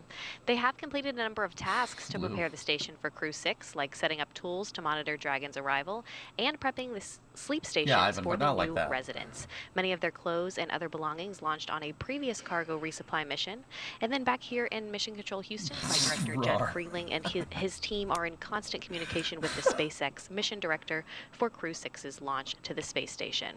Once we get into integrated operations, the NASA flight director will be conducting this series of go, no-go polls at the predetermined checkpoints for Dragon's approach. We'll continue to follow along from here in Mission Control Houston. Yeah, interesting. And during our launch coverage, we like to highlight employees in the commercial crew program who are working behind the scenes to make today's mission possible. Earlier this week, Kennedy's Jasmine Hopkins spoke to NASA's recovery director for Crew 5. Let's take a look. It's cloudy, firework. Joining us now is NASA Recovery Director Brian Barry. Thanks for being here. Of course, thank you. Of course. So, Brian, we understand that you are the NASA Recovery Director for Crew-6, but you've actually done a lot of things for human spaceflight. Can you tell us more about that? Sure. Yeah, that's right. So I started my career as a flight controller for the ISS program. We've seen this already, so if you guys want to see what he's saying, just read that. So, Chulies, do I think all this will be necessary in 100 years? No. I would hope that doing this in 100 years is more like airplanes. How autonomous is the Dragon capsule? It can fly to the ISS by itself. The pilots are pretty much there to make sure that if it does something weird, they can take control and figure out the problem, Brady. Yeah, everyone. Do you think we'll see a civilian space station? Ugh. Do you think we'll see a civilian space station in our lifetime? Yes, absolutely. NASA is working on a successor program to the ISS called the Commercial Low Earth Orbit Destination program. It's the successor to the ISS. In about 10 years, you'll really start to see that program come to fruition. And yeah, a commercially operated space station. So yes, there will be civilian space stations in your lifetime. Absolutely. And one of them is a space hotel. Actually, one of them is mixed use.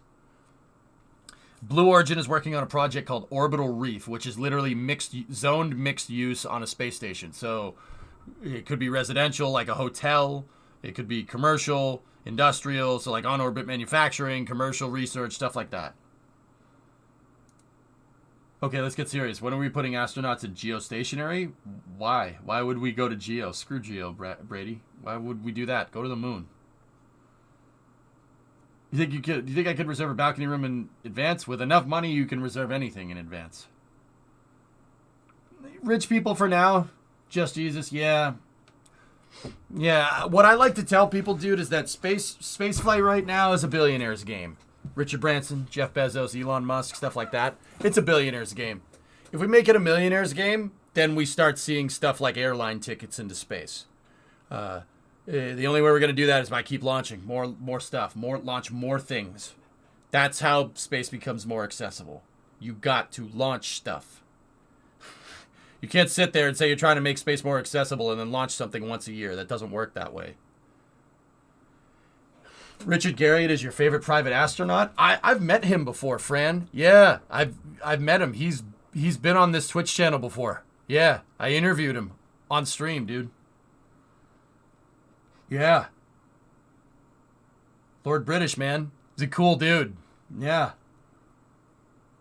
Hey, Skunks, what's going on? I'm too poor to go to space. Well, of course, with that attitude, you miss 100% of the shots you don't take. That's awesome. I love Lord British and Ultima. Ultima's hardcore, dude. Actually, Lord British's dad was an Apollo astronaut. Owen Gary. Skylab. Skylab in the shuttle.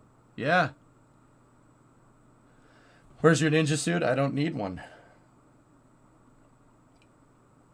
Diamond, what's going on, man? Why are they wearing numbers? So, Batsoup, they wear numbers because you can't tell who the heck is who, because they all have balaclavas on. The reason why they have that is so nobody's hair gets stuck in the hatch.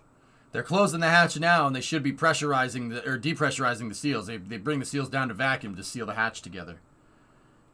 The shuttle went to Skylab. No, Owen Garriott was on the Skylab Hydra and then later on the shuttle program. They did have a plan to try and rescue Skylab with the space shuttle with a boosting module, but it never happened because the shuttle program got delayed. Skylab ended up crashing into Australia in 1979, and the Australian government gave NASA a littering bill, which they did not pay. True story. Did you fly with Deke on the Skylab mission? I don't think he was on ASTP, no. No, Salute, I haven't. If you could get a ride on every rocket ever, which one I'd pick? Space Shuttle. Lord British is planet. That's Richard Garriott. Richard Garriott is a private. He's a private astronaut. He flew on Soyuz into space. He's been to the ISS. Also, if you ever played Ultima, the Ultima series of video games, and then like Ultima Online, he's the guy that invented it. He's a video game designer. Really cool dude, man. He's like. Richard Garriott's in like my Hall of Fame for video game designers. He's right up there with like Joseph Stanton, John Carmack. Who else would be on there?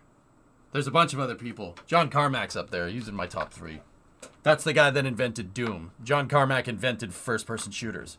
Richard Garriott pretty much invented MMOs on, not MMOs, like RPGs on the computer. Yeah, that was him. Pity about Tabula Rasa. Yeah, that game could have been amazing. Sid Meier, yep. John Carmack is making the simulation. That's right. Yep. Yeah.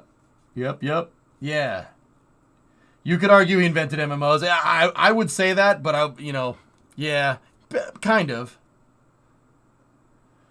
Carmack is the reason why we have graphics cards and now AI. That's right, Patrick. Him, Richard Garriott, they're like early video game pioneers. Those guys are legends in my mind, dude.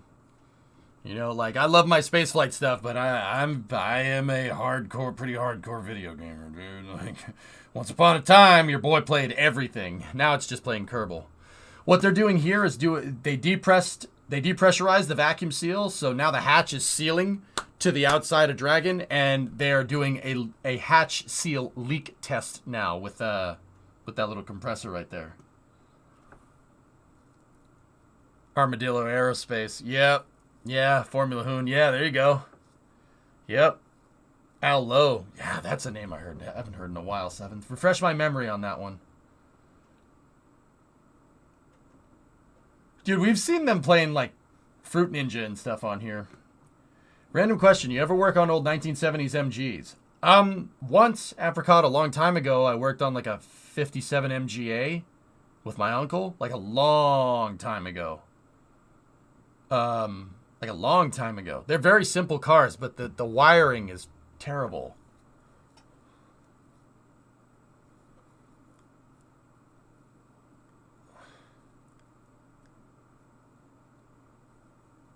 Do you think Sonny and Barry will get the same treatment as Bob and Doug for flying CFT? Deadbringer, if you want my honest opinion, I'm going to give them the same attention they deserve when that mission comes around. But I can't help but think there will be a couple of haters. Why do we have this? This is stupid. Why do we have that? Yeah, that SpaceX can do it better. I guarantee you there'll be a bunch of people like that. But you know what I'm going to do? Ignore them. Yeah, I won't. All right. Do they take shifts for staying awake until they dock? Yes, Julie's. Yep. I mean, dude, they can all go to sleep on the capsule, and mission control in Hawthorne can watch the capsule. So they don't have to take shifts. The astronauts are currently on Zulu time right now. They're on GMT for the most part. Yeah, because the ISS uses Greenwich Mean Time. Yeah, exactly, Buck. We'll hear that a lot, so.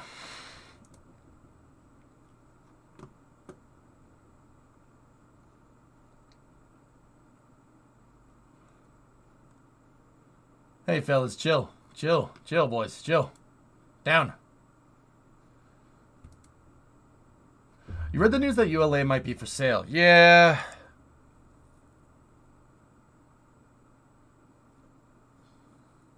Yeah, I'm not sure. I'm not sure what's going on with that, but yeah. It'll initiate a launch escape, but exactly like you said, it wouldn't do it right now. You could pull the handle, nothing would happen. So it is only armed, and we'll hear that later in the count when they say LES armed, and that's why that's such a key thing, is that handle is hot, nice, which is the manual initiation, but that also means code. the What's up, automated dude? system is hot, meaning if the vehicle detected something, it would also automatically initiate a launch escape. Yeah, RAR. But the reason they I try to talk sense to people, and if they're not having it, then I just move on. You want the quickest word to the crew if there's something that would tell them they should manually initiate an escape, and that's why they make sure that those loops are properly defined. So it's on the ground that they're doing that. It's pretty much transparent to the crew. Commencing health check for launch escape system. Expect momentary flight computer state change, followed by transition back to pad hatch closed. There's that state change we were talking about. Right. SpaceX Dragon will be watching. Thank you. And so so they're not arming it yet, but what they're doing is checking the automated parameters. So they put it into a mode to look at the automated triggers to make sure none of them are showing out of limits, because right now it's sitting on the pad. It should be fine, So if there was something that's like a bad sensor or bad telemetry. Well, the story, you say, what would that suck if you're just minding your own business and the launch is seemingly going fine, but then the escape system goes off without warning? Yeah, that would suck, but that also means your life just got saved because the rocket blew up behind you. Yeah, it'd hurt. The launch escape system hurts. You're gonna feel it the next day if you're inside of it. If the Super Dracos go off, you're gonna definitely feel it the next day. Would you rather be a little bit sore the next day in bed or be in the ground? I'll take sore. You know what I'm saying? But yeah, it would suck. You're not wrong. Is low enough that you know something's wrong, but it hasn't hit the threshold yet to trigger it. So waiting for the automatic system is just nice, taking Lewis. extra time. So you might as well manually initiate. How it. sore? There could be Low some cases speed of car fires crash where you would do it, where you recognize it before. So especially like a fire, that might not trigger the automated system. I see. There is, yeah. Exactly. Yeah. Or if there's SpaceX a pad failure abort, of dude. I'll link it up. the communications, not the communication, like talking system, but basically the communication path, the interface between the vehicles, where essentially it eliminates the automation, and then you would manually do it. So there's a few cases you would be very hesitant to do it. You'd want to be very confident, right? Because it is a emotionally significant event. Here, I'll show you. I'll play off of what Raj is saying right there. You guys want to see it? So this is a replay. This was, I think, 2015, I think. This is the pad abort test off of pad 40. See Dragon down there? You want to see? You want to see what the pad abort looks like if that launch escape goes? Watch this. Headphone users. Headphone users. Headphone users. This gets loud. 5, 4, 3, 2, 1, launch.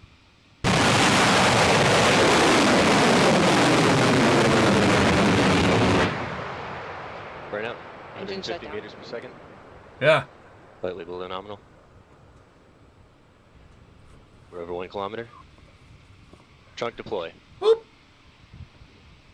Pop the chute. Jugs of That's what it does.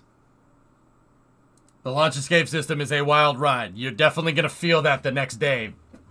You're definitely going to feel that one the next day, guys. That'll hurt. That'll really hurt. But you won't be dead. I'll be careful. You'll be dead. What's that? The rocket doesn't like you. I don't like you either. Them all. Who can forget this one? Little guy, Oh, Earth, floating around by himself on the first uncrewed flight test in 2017 Careful, called you Demo feel 1, which 4 years ago today, Raja, it was launched. The That was Apatosaurus. followed up by a sequin bedazzled dinosaur named Tremor, picked out by Bob Binken's son Theo and crewmate Doug Hurley's son Jack. We just talked about Dragon, that. SpaceX, good side hatch leak check. Yeah, Crew one it's took a been toy fixed for a baby little Yoda while. with They them to wouldn't the fly first people on it if it wasn't four-person fixed. crew. SpaceX Dragon copy. And then since That's then, always been my question, Serge. it's been all stuffed animals. A penguin for Crew 2, a They turtle sent Grogu up or there, turtle yep. for Crew 3. And then for Crew 4, it was a turtle and a chimp. Double turtle. Double turtle. What does it And then mean? for the last mission, the first humanoid, the little Albert lot, Einstein zombie. little thinker plush doll. Not very smart. And so we didn't get to find out in our first attempt what Crew 6 is doing. Well, I'll be honest. I know. But we're saving it until they get up into space. And we should see it once they get up Got a there. hatch leak check. Yeah, and the history of it is you Good. notice in some of those pictures the crew was already out of their seats, but in reality when Yes, you first Friend Cam, see it it was. deploy, they're still strapped in. And so even though you in your stomach have that feeling of being in a roller coaster and you're falling, you aren't actually moving. You're still fully strapped in. So the way you can check your senses is your zero-G indicator starts to float. And so in our case, our turtle was named Fowl, which was a nod to Matthias, since that's German. It was also Oh, dude, he's got the specifically a space peacock torque turtle, wrench. because Look. Tom Marsh burns a class. In the Space peacock, torque so wrench. It was a conglomerate of effort to have a zero-G indicator that represented the whole crew. You heard Arthur call the side hatch leak checks are good, which is First Kerbal in space. Oh, you guys have a short memory.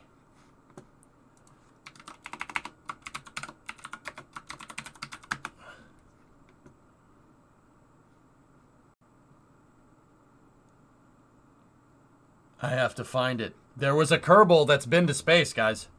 Tightening up that hatch. Oh, yeah. And while we look at this shot, Space torque wrench. look to the right. We see the NASA meatball with all the signatures around that. No, I'm serious. A Kerbal has been in space. A Kerbal plushie has been to space. It launched on the OFT-2 Starliner mission. An uncrewed flight test for the Starliner capsule. It had Jeb in it. No joke. Oh yeah, Jeb's been to space in real life. Yep, Jeb flew on Starliner. No joke. I'll get you a picture. Hold on.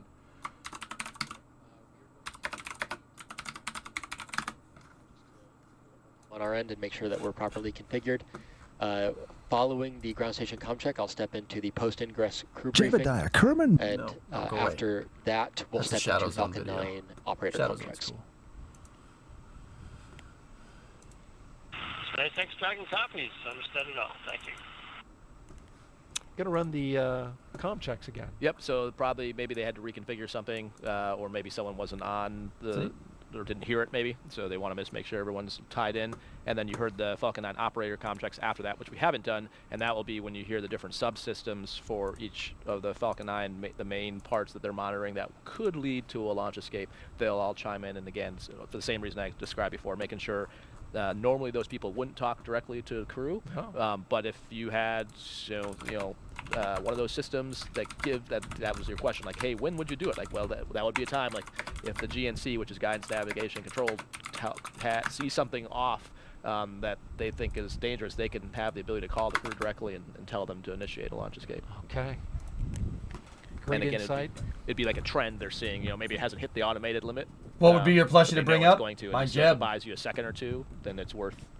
I'd bring Jeb with me. Yeah. I have a Kerbal Jeb plushie from like 2014. It was like the first batch of Jeb plushies that were made. It's like maybe 2014, 2015, something like that. It's an old school Jeb plushie.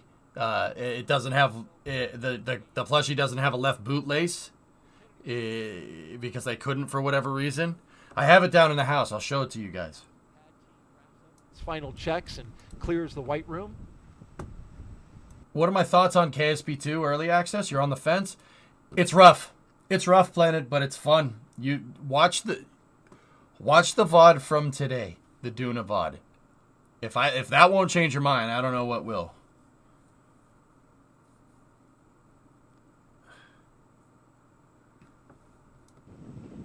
Rajachari doing a great job of keeping us pretty much, Delta. It's going to take a second, yeah. As we watch it.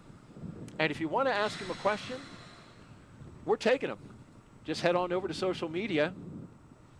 Oh, great question actually on there. So actually the one's not a question was a shout out from Steve Bowen's fellow submariners.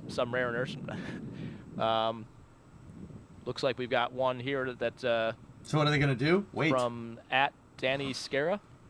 Okay. What happens after you're strapped in and waiting to launch and you have to use the bathroom? So we get really good at using diapers. They're called MAGs. What are they called? MAGs, which is the acronym for Maximum Absorbency Garment, but it's basically a diaper. It's just that way you don't have to say the word diaper, but it's diaper.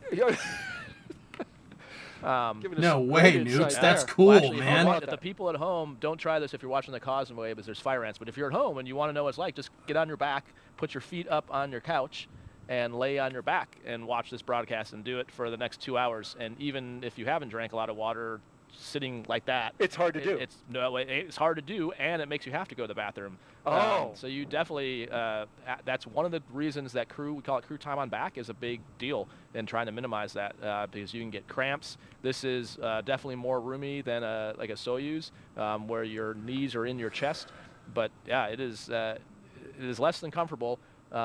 And so you have to overcome the mental block of peeing your own pants because it's actually harder than you would think. But we get practice doing that in NBL runs. So because you're in the pool for practice. Yeah, well, when you're doing NBL runs, you're in that suit for like 8 hours in a mag also. So that's kind of where you start. Then actually, when you're in training, we call it like day in the life sims when you do like a whole day in the Dragon. And so yeah, you get used to using it. But that's exactly what you do. You saw the reason we cut away when they pulled up to the pad is there's actually a trailer behind the launch pad where they can use the bathroom one more time. You sure about that, Hellfish? Before they go up the elevator, and you try to never leave a bathroom or a runway behind you if you're flying. Never pass up the chance to use a bathroom. But yeah, so it's a fine balance because you want to be hydrated, especially when you get to space, because you tend to get dehydrated. So you want a fluid load. But the downside is that, especially when you're on your back with your knees in your chest, it tends to give you the sensation that you have to go to the bathroom. This is incredible insight here, Raj, and I imagine you've created. Hellfish, how about you do me a favor and have a little more finesse, or think about why I have a little bit more finesse when that. Do I want to sit here and say that, oh yeah, Commander Bowen's over there is peeing his pants right now? You think I want to tell a new viewer that on stream? Do you think that's a good conversation that I want to have? No, we can't be bothered about that. No, EJ's wrong though. Malfunction. I mean, bro, it's a big deal. That's a big deal. Yeah, it is a big deal. I mean, if you look at on the space station, that's one of the, if the toilet goes down, that is all hands on deck to fix it, because that is a big deal. I mean, if you've got 7 people that can't go to the bathroom, you only have so many diapers. I can only imagine. Well, with that, let's head over now to Houston for a closer peeing look your at pants what is the crew will be cool. doing Consider when they me reach Miles their Davis. destination, and that's where we turn to Courtney Beasley. Courtney? Thanks, Daryl. Once Crew-6 arrives at the International Space Station, they'll officially become Expedition 68 flight engineers. Once on board, they'll do something known as a direct handover, basically saying that Crew-5 and Crew-6 will be aboard the space station all together until Crew-5 comes home. Crew-5 will be able to give Crew-6 an orientation and show them the ropes, which might be particularly helpful for the 3 first-time spaceflyers on this flight: NASA's Woody Hoberg, UAE astronaut Sultan Al-Niyadi, and Roscosmos cosmonaut Andrei Fedyaev. A direct handover also helps ensure a continuous U.S. presence on the space station, which is a record we've held for more than 22 years now. And as the station is first and foremost a laboratory, the crew will jump right into conducting experiments, with new research still to be delivered on upcoming cargo flights. But for now, we'll toss it back over to Jasmine Hopkins, who's with NASA Administrator Bill Nelson. Jasmine. Thank you so much. Hang on a second. Courtney, yes, we're back here at Kennedy on the balcony of OSB-2, and right now so honored to be joined by Administrator Bill Nelson. Thank you for being here. It's another pleasure. Of course, we're always glad to have you back at Kennedy. And Bill, right before we were tossed to you, actually just mentioned that you've been in the shoes of these astronauts before, that when you were flying on shuttle, it scrubbed 4 times. So do you have any words of wisdom, any words of encouragement for the astronauts tonight? Well, words of encouragement: enjoy yourself while you're laying there strapped in on your back, trying to get off the face of the earth. But the serious words of encouragement is, we don't fly until we think it's safe.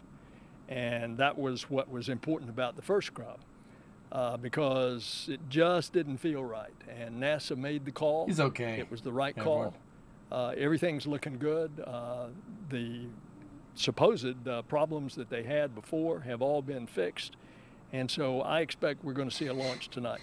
Right, we're all looking forward to seeing that launch tonight, Bill. And all the work that we're doing in low Earth orbit on the space station is really paving the way for deep space. So what is next for Artemis?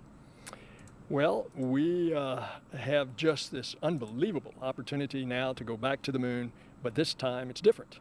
First of all, we're going to a different place on the moon. It's the South Pole. And that's where we think the water is. And if you get to harvest water, all of a sudden you have hydrogen and oxygen. You've got rocket fuel. We're also going back for a different reason. We're going to stay there. We're going to learn to live, to work there, to invent, to create, all for the purpose that we're going to Mars.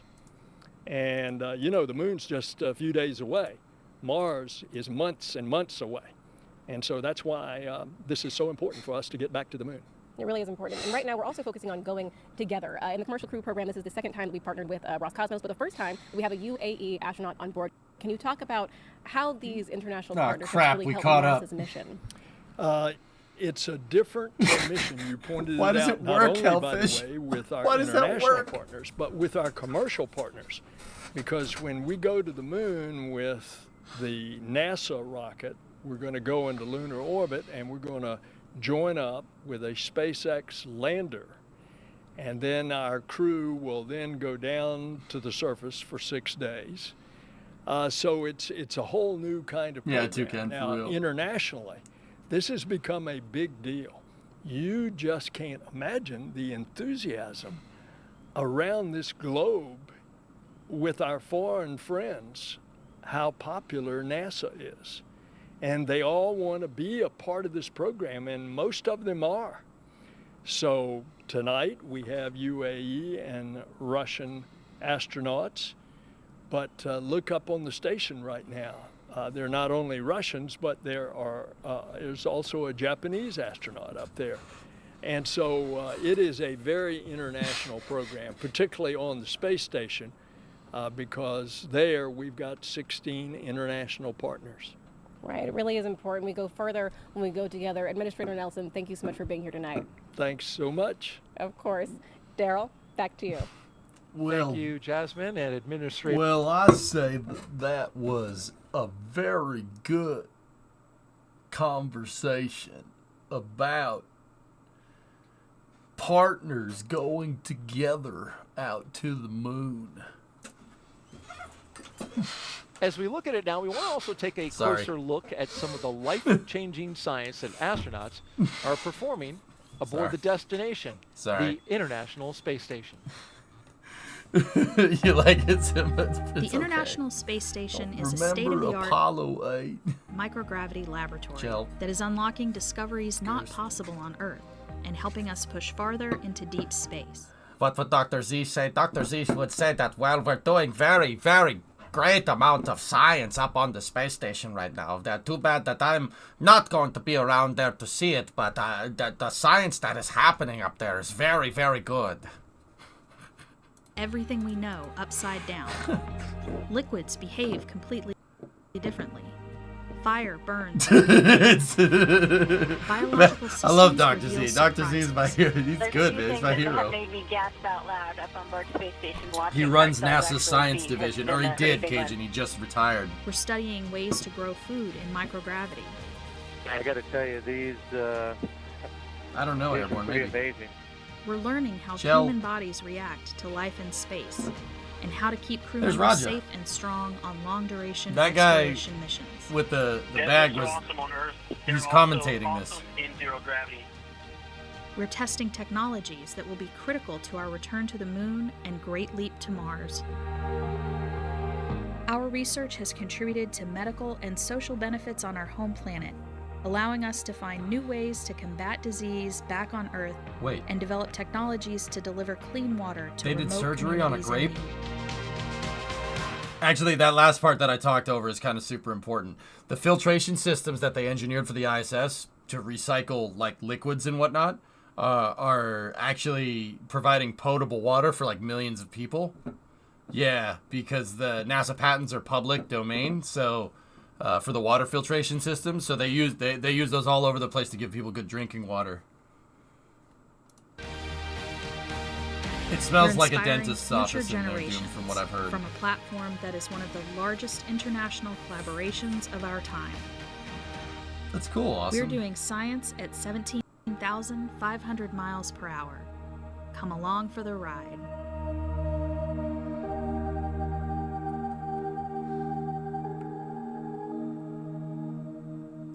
Yes, Jacoby, of course. Love the shot of the cells there, the heart cells beating Sure, I'll see why not. inside microgravity. It's really impressive. And You need to inside hire this the right dragon, people if you want to 3 send something into astronauts and space. 1 cosmonaut going up to the International Space Station to continue that important work of science on our orbiting laboratory. Well, there are astronauts in place and our cosmonaut getting ready for liftoff at 12:34 a.m. Eastern Time. Crew-6. Jeebus, Still got a nice. ways to go. We've got to arm the launch escape system, got to fuel up the rocket, count it down, and launch it into space. In the meantime, Can you talk about what happens when a gyro makes you spin and it doesn't stop? Why artificial gravity isn't a thing yet? Flipping something end over end for artificial gravity in space airborne is not something that we know how to do just yet. They tried that during the Gemini program. They tethered in a Gina and a Gemini capsule and started flipping them end over end. It's a little dangerous. something like that. Just to recap, there was a clogged filter for the engine ignition fluid. That they saw the data but weren't exactly sure at the moment what the cause was, found out later what it was, cleared it out, fixed it, and here we go again. How does NASA and SpaceX work through something like that? Dragon SpaceX, confirm when ready for comm checks with Falcon 9 operators. On the loops, on the net, talking to each other. On the NASA side, the mission support team that my team and I report up the loop through the chief engineer to the NASA ops manager. The NASA ops manager is in direct contact with SpaceX. That's right, Tech. Launch director throughout the whole count, keeping apprised of issues that we can evaluate it as a team, make sure that both SpaceX and the NASA side get comfortable. It's that triethyl we're ready for aluminum, launch. triethyl borane. And so, like as you hellfish said, tank. with the igniter fluid, the TTAB, the pyrophoric fluid that they load into the rocket to ignite the Merlin engines. I mean, it depends on what type of stage. gravity you're trying to simulate, Shady. Provided the supply of the fluid, and they were expecting to see a good bleed in and start to see a response in the catch tank. And at first they weren't seeing a response. Did some troubleshooting and started to see a little bit of response, but it was abnormal. So, based on the response of the catch tank and how that fluid fill was not really in family, the team talked through different scenarios. What could happen if we don't have a full bleed in? What is the appropriate course of action? So in the end, I think the team made a really good call to stand down that attempt. And then, of course, since then they've gone into the system, did find, like you said, a clogged filter, a little bit more oxidation than typical, and that's kind of expected over the course of that system's use. And SpaceX does proactively go in and change that filter very frequently. This one got clogged a little sooner than normal, so caught us a little bit by surprise after having a good performance on static fire. But sometimes things like that happen. There's so many systems that have to be just right. See, I'm not an engineer, but the armchair engineer in me is asking why that clogged. Why did it clog sooner than the other ones? That's the question that I would be asking. Why did that one clog sooner? Sometimes the performance is different. Where did that filter come from? Was it the same as the other filters? That's the kind of stuff you have to ask. Like, that's something that I would want to know. Why did that filter jam before it should have? Like, it basically failed before expectancy, right? Why would that happen? What caused it to do that? Maybe more tests, static fires, something like that. What caused it to clog? Could be manufacturing, Webstar, exactly. I'd be really, really interested to know that information to make sure that doesn't happen again. And if that seems a little obsessive compulsive, that's what you need to do to make sure that these guys get home. That's the kind of stuff. You need to be that diligent about this stuff. Like, you don't torque a bolt down, you miss the Newton meter reading on a bolt, like torquing a bolt down by like 2. Like even 0.1 Newton meters, it doesn't work. The tolerances on this stuff is so ridiculously tight. It has to be perfect. So something like that, I see it and it's like, they say, oh, it failed before the other ones. I'd be like, well, I want to know why. And I'm sure somebody at SpaceX is answering that question. An opportunity, a little exactly, less than 24 hours. And why is that we can go 3 days I mean, in a Shady, row? don't dick around with GSE like that. Right? Don't to the station, dick around with the pad. And, looking at the don't play phasing those times, games. Bad the duration idea. is important. Some days the phasing time to get to the International Space Station would just be too long for the crew to be, inside there for 3-4 days. So we try to get, shorter opportunities. Of course, we're protecting for contingencies, right? If we go on a very long phasing and then had an issue docking, had to re-rendezvous, come back, had bad weather, we protect for a lot of extra days of capability in the cabin, as Raja is well aware. So, just protecting for those opportunities and picking the best times to get to station. Well, we hope that this is the one, the second attempt, and we won't have to visit those other 2 opportunities. John Posey, Crew Dragon lead engineer. Pretty much, thanks for yeah, being here for NASA, and we know you're now headed on console, headed over there to do your job. Yes, sir. All right. Well, good luck tonight, and thank you again for being. Shady, one of your missions had an RP1 leak. dude, if I'm near the pad and I see RP1 leaking, you know what I'm doing? I'm running. Run.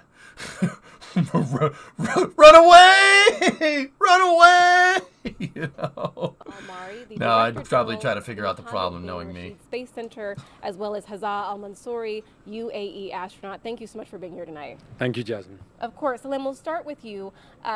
Sultan is the first UAE astronaut to go on a long-duration That's a mission to the Rutro space station. He'll be on a Raggy 6-month moment. science Yeah. mission. So what is the UAE hoping to learn from him?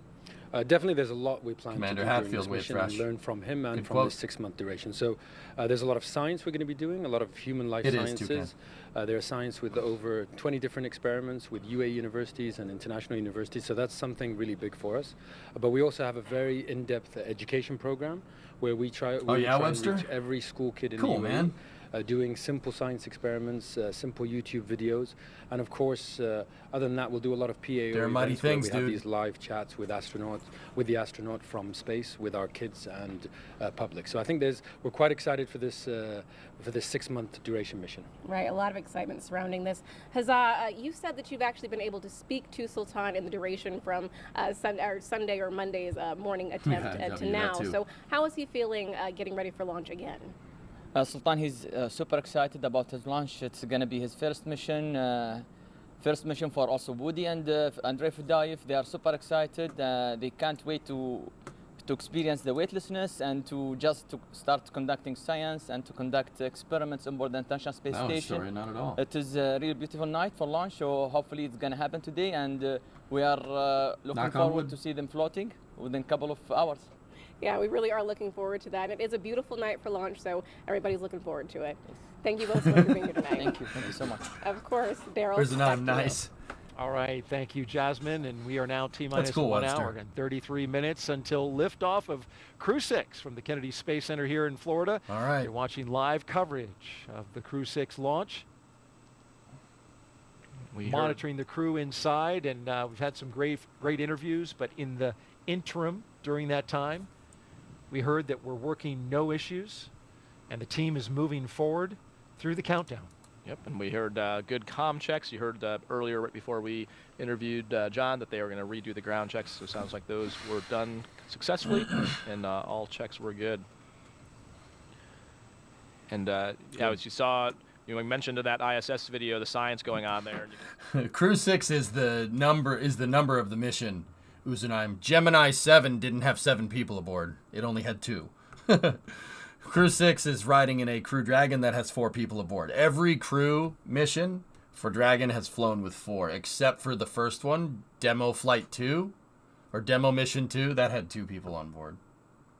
I mean, I think that's the reason I think most of us do the job, just some exciting changing things. Apollo I think 11 my would have gotten favorite really experiments cramped we with did up 11 there, people on board. I call them dual-purpose things, so some water and the car, yeah. reclamation, and then carbon dioxide scrubbing things, and we were doing those things because they help us with exploration. So if we can have 98% of our water reclaimed, then we can meet the mass margins to go to Mars. And if we can scrub CO2, again, we can live on the moon and on Mars. But the cool thing about those technologies is if you scale them on Earth, I mean, think about reclaiming 98% of our water, solving our CO2 problems. I mean, these are existential, species-changing technologies. I don't think so, Tycho, unless somebody pays SpaceX that we're too. just starting to get into the fundamentals of, and if we can solve some of those problems, I mean, the impact NASA can have just on the world. Dragon let could alone move the up to solar 7, system is, but right is now it mind-boggling. moves So I 4 think with that's, a lot of cargo. to me, why I love this job and why I think so much of us love doing this and the things you can discover in a microgravity environment.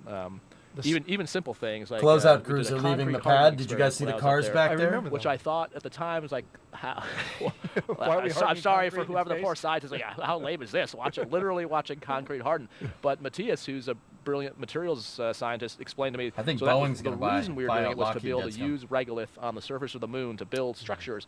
But the other cool Earth Yeah, Joe, science part maybe. is apparently concrete hardening releases CO2, and it's a ridiculous amount of carbon we put in the atmosphere on the Earth just from the process of it hardening. So one of the side benefits is this is figuring out better ways for concrete to harden. And you think about all the developing places in the world, if we just gave them a simpler concrete formulation that didn't emit greenhouse gases, again, just game-changing stuff. So Cool, really Weston. cool that, each increment is getting to do that, and this national lab is just paying huge dividends besides teaching us how to live and work in space and get to the moon and Mars, but also changing Yeah, our life Shady, absolutely. every day. Dude, I'd work at any aerospace company. I'm not picky. I'd be gung-ho about just being there. I'm not going to lie to you. I'd be gung-ho about it. Absolutely. Whatever you need me to do. You need me to go crawl up next to that rocket when it's fully fueled? I'll do it. Sure, why not? Let's go. I'd be gung-ho about it, man. This is my bread and butter, dude. I love it. I love it so much. Fortunately, I get paid to like it a lot. You know what I mean? Why did SpaceX choose to integrate Falcon 9 horizontally instead of vertically? Horizontally allows for faster turnaround, builder, which is ironic because they're building a vertically integrated rocket that's designed to buck the trend of vertical integration taking time.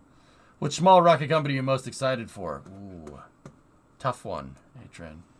Commander Stephen, pilot Woody Hoberg, and mission specialist Sultan Al-Nayati and Andrei Fedyaev. In their seats, they're strapped in, ready Nice, to go. Ian.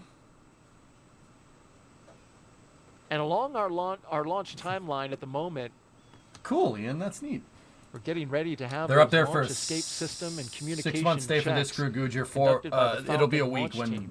Crew 5 comes back And we'll down. be listening in for that call out. Oh yeah, so the Roar. closeout crew is presumably still working I like what I do items here. there. We expect around at T-minus an hours when they would probably start departing. Why they're launching so late in the evening show? Long story short, the ISS has to be overhead in order to get near it. It's not Star Wars, dude. The ISS has to be over Florida, or at least its path has to be over Florida. So check this out, dude. If we go to this website called whatsin.space, which is kind of an approximation of all tracked debris around Earth. This is not in real time by any means. But if we go and look at the ISS is in a 51-degree inclined orbit, meaning that if you drew a line through where Earth's equator is, right here, where the orbit passed over the equator, it makes a 51-degree angle, all right? That stat is called orbital inclination. Orbital inclination is, like I said, it's the tilt of the orbit. Now, if you notice, this isn't exactly right.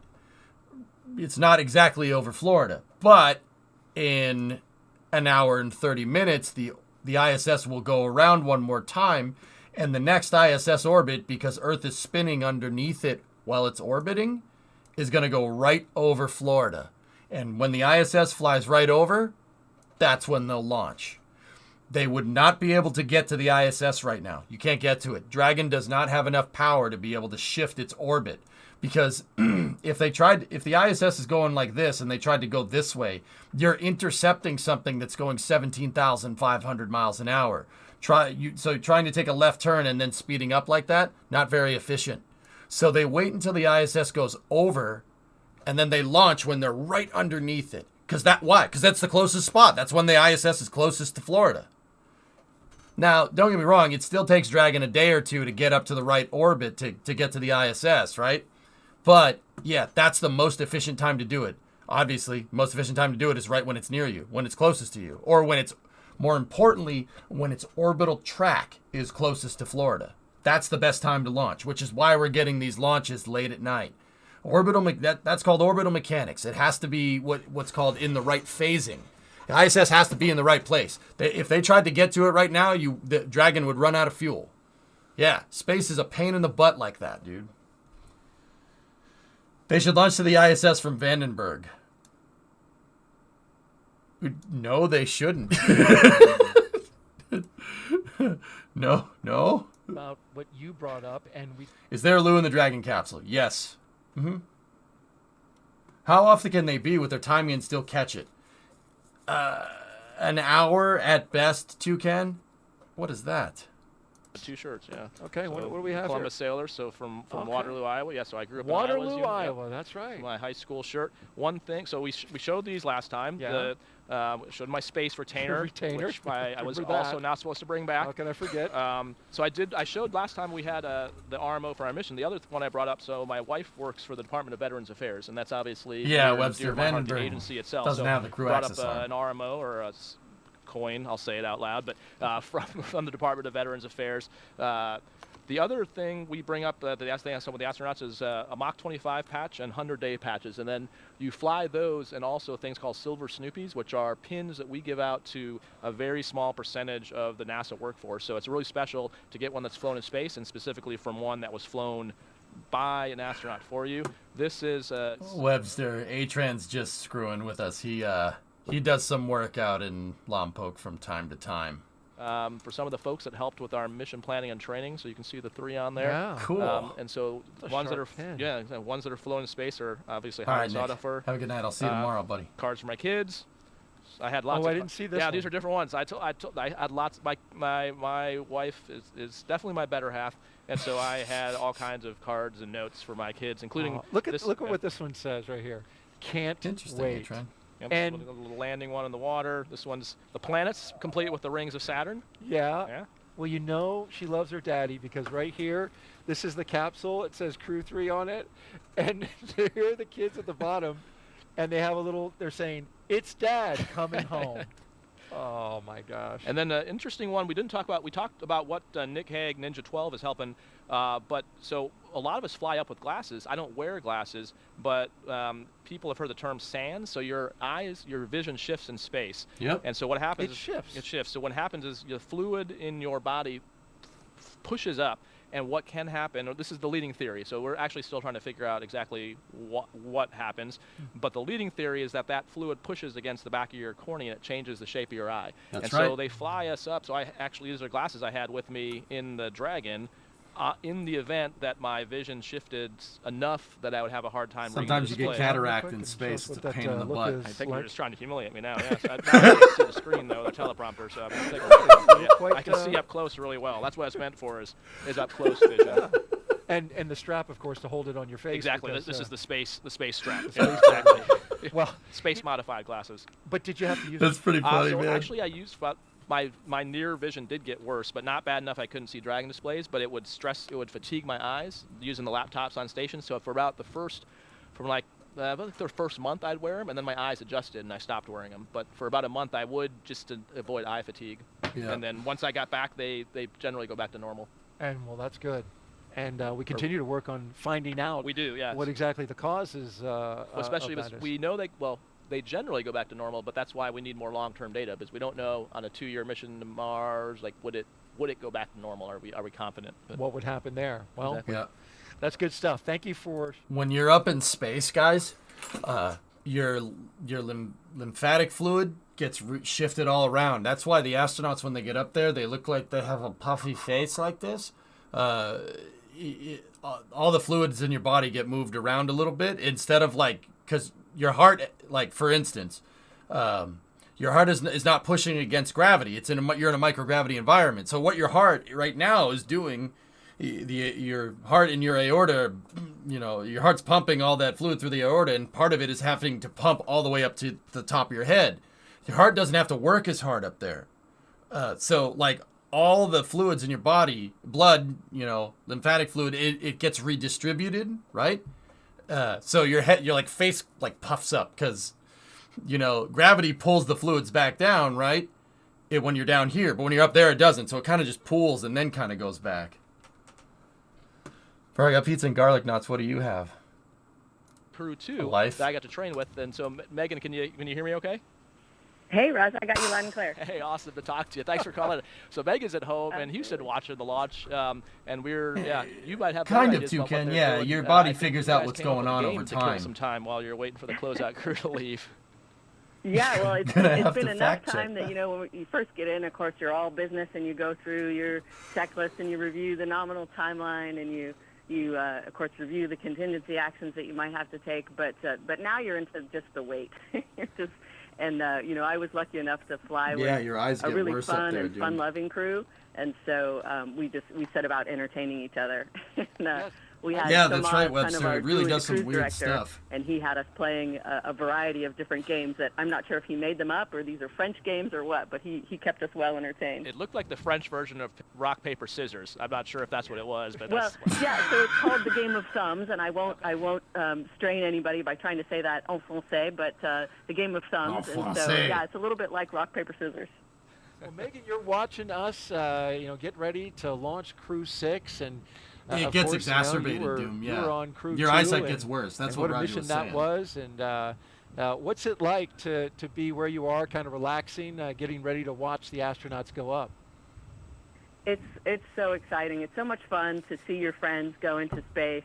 Of course, Steve is a classmate of mine, And Woody was my family escort. Actually, he was with my family when I was getting to launch in that very same seat. And so my son in particular is very excited to get to watch Woody launch. So he's made me promise. I had to peel him away from the screen to get him to go to bed with the promise that I would wake him up in time to watch the launch. So we're excited for all 4 of the crew members of Crew-6, and we can't wait to see them get started on this next phase of their adventure. Very cool. That's awesome. And you know what? We are counting down just 1 hour and 20 minutes to go until liftoff. And I got to ask you, Megan, how's Raj doing so far? Because you were one of our co-hosts sitting in this seat. So you wanna grade him live on the air? You could text me. Oh man, how could it be anything else? He's just doing amazing. We are, like I said, I had to peel my kid away from the screen, and of course, Raja, he recognized you as the guy that cut his hair. Oh, that's right. Yeah, before Daddy came home. His quarantine cut. Yeah, I still don't pay for haircuts. Right. I cut my own hair. Haircut, yeah. Theo was a test case. Yeah, Megan was nice enough to let me test out my hair cutting skills on our son. Really? Wait. I tried. I did it on other kids. What? Yeah, you cut your hair in space. Remember, did you some kind of Flowbee thing that you used? Yeah, it's basically a Flowbee. Yeah, it's a very loud Flowbee. Yeah. And Megan, were you doing your hair in space? No. Oh no. We just let that grow. Yeah, just let it grow out. And I remember seeing the shot of you, good just people, your hair man. just flowing freely. Like to have a beer with that dude. It's a that great guy's shot cool. of you floating around, doing your yeah, business. I often feel like my hair deserves its own credit, in the credit line, like Megan and Megan's hair, because it's a whole entity on its own. Got a lot of traction there. Well, Megan, I just want to let you know that I brought lots of snacks, courtesy of my wife, Rachel. She packed me up a big bag here. I know you took a shot at me when your husband co-hosted, so I want you to know I'm in good hands. Awesome. Can't have you getting grumpy. No, ma'am. Thank you very much. Well, Megan, we really appreciate you joining us this evening. What's happening? Watching the launch from home. Thank you so much for being on the broadcast with us. Thanks, Megan. We'll see you back. What's going on? Awesome. Take care. All right. Let your hair grow out when you go to the moon? What Crew hair, pilot. Forlorn? I ain't got no hair. We all can't have the luxury of having it grow back like yours. Completed an amazing mission. She Mine's did a gone. ton of work. This is a lost working cause, with kids, okay? Especially afterwards. It's a lost cause. Leading All right, I've effort, written that one off. Great having her on the broadcast. Yes, hey, for take a look sure, at this. right? This is Crew-6's patch. And we want to talk about how this came a lost into cause. existence. Don't worry Very about unique. Each patch for each mission, every flight has one, and it's designed by the crew. So you can see the one for Crew-6, and what you'll notice right away is the wooden dragon ship with the dragon figurehead there. My eyes! And that's because each Crew-6 member has an affinity for seafaring vessels. And then check out the anchor. It's the International Space Station. You see it there. And then lastly, the sail represents the 3 planetary bodies of Earth, Moon, and Mars, the ultimate destination of NASA's Artemis program. I like that call. Don't worry about it, Terminator. To where we're going, even though this is a mission to low Earth orbit. Yeah, I think that's a common theme in a lot of the patches. You'll see Yep. like a reference Andre's to Moon, sleeping. Mars, Orion, something like that. Andre is sleeping. We definitely see this as a stepping stone to go beyond low Earth orbit. That's one of the cool things about Commercial Crew is we are putting private industry to low Earth orbit so that NASA can focus resources and people on exploration and going beyond low Earth orbit. That's right. Ducks. Just 1 hour and 17 minutes until liftoff of Crew-6. Hearing good things about the countdown as we go along the way. The crew has ingressed, helped by our closeout team, of course. The umbilicals are attached. They provide the breathing air and for the scrubs in the comms back, to how long does it take for the Dragon moment to and lift off the astronauts. ISS docking? Suit leak check. It really depends more about the phasings now. So we talked about this a little bit earlier. So the ISS is in a tilted orbit, all right? I'll go through it one more time, dude. So the ISS is in a tilted orbit. See that yellow line? That's an approximation of where it is, okay? We're 51.6 degrees inclined, which means if you drew a line through Earth's equator, right here, Earth's equator is 0 degrees inclined. If you had an angle from where the equator goes through and you made an angle between this orbit and the equator, it'd be 51.6. Now, the ISS, the orbital path, so that's called the track. The track needs to cross Florida in order for them to get to it, okay? Now, the transfer window, so the time it takes from T-0 to get to the ISS can take an indeterminate amount of time. But what they usually try to do is find one where the ISS is mostly going overhead, because that would be the most efficient. You want to launch to it when it's the closest to you, right? Obviously. But sometimes there's no window that jives correctly. The weather might suck. The weather might be bad. They could have a problem with the pad. There needs to be a backup window, etc., etc. Something might go weird. So there are guys that work trajectory optimization that figure out the most opportune times. Sometimes the track will go over Florida, but the ISS will be like over here. And they'll launch into that orbit, and it won't be the most efficient way to get there, but they'll still get there. And sometimes that takes a little bit more time. The ISS doesn't always cross directly over Florida when the track goes over Florida. But Dragon can still very efficiently get to the ISS as long as they launch into the track. Right? If it stays on the track, they'll be fine. You would not be able to get to it right now. That's not happening. The ISS is on the other side of the Earth. It's over here somewhere. It's over the Indian Ocean. Right? You're not going to get to it right now. The track doesn't go over Florida. You could try. You'd need like a Saturn V sized rocket to get to it from here. That's the type of efficiency hit we're talking about here. Now, in an hour and 30 minutes, because the Earth is rotating and the orbit stays the same, the Earth rotates underneath it, the track will go right over. But the ISS might be here. It might be a little bit out in front. It might be on the other side of the world. As long as the track is good, as long as they launch into the track, they can get there. But sometimes the position of the ISS isn't directly over Florida. It's close. It can be close. You ideally want the ISS to literally be over Belize right here when they go to launch. That way they can get to it quicker. But usually it takes about 24 to 48 hours. It really depends. Usually about a day. They try to aim for about a day because that's going to get you the most that's going to get you the most opportunities to launch. If you wait for the ideal one, it might be in 2 weeks. You might have a window tonight that gets you pretty dang close, but it's not like the most perfect one. But yeah, that's all trajectory optimization, dude. There's plenty of people at SpaceX, NASA, whomever that work on that. Much can come from it. It's not as fast as Soyuz. Soyuz can get up there in 6 hours. NASA's now, Dragon. why can Soyuz get up there in 6 hours? I know someone's gonna ask. That's why. Why does Soyuz take 6 and Dragon takes 24? Isn't Dragon newer? Isn't a newer spacecraft? Well, that's the reason. It's a newer spaceship. It's not Soyuz has tons of flight time. They know what it's going to do, and they can optimize their trajectory. The Russians have been optimizing their trajectory for decades. So it can go a lot faster because the behaviors of the spacecraft is understood. But with Dragon, you're a little more beholden to orbital mechanics than you are with Soyuz. I mean, Dragon's, it's launching from a different spot, but the Soyuz is a more qualified spacecraft. It can get there a lot quicker because they've launched it a lot. They've launched it to the ISS a lot. Online and working properly. This includes life support systems, proper communications links, computers that allow us to command the station's onboard. If something goes wrong during liftoff, is it possible to eject the astronauts? Yes, it is. Give me a moment.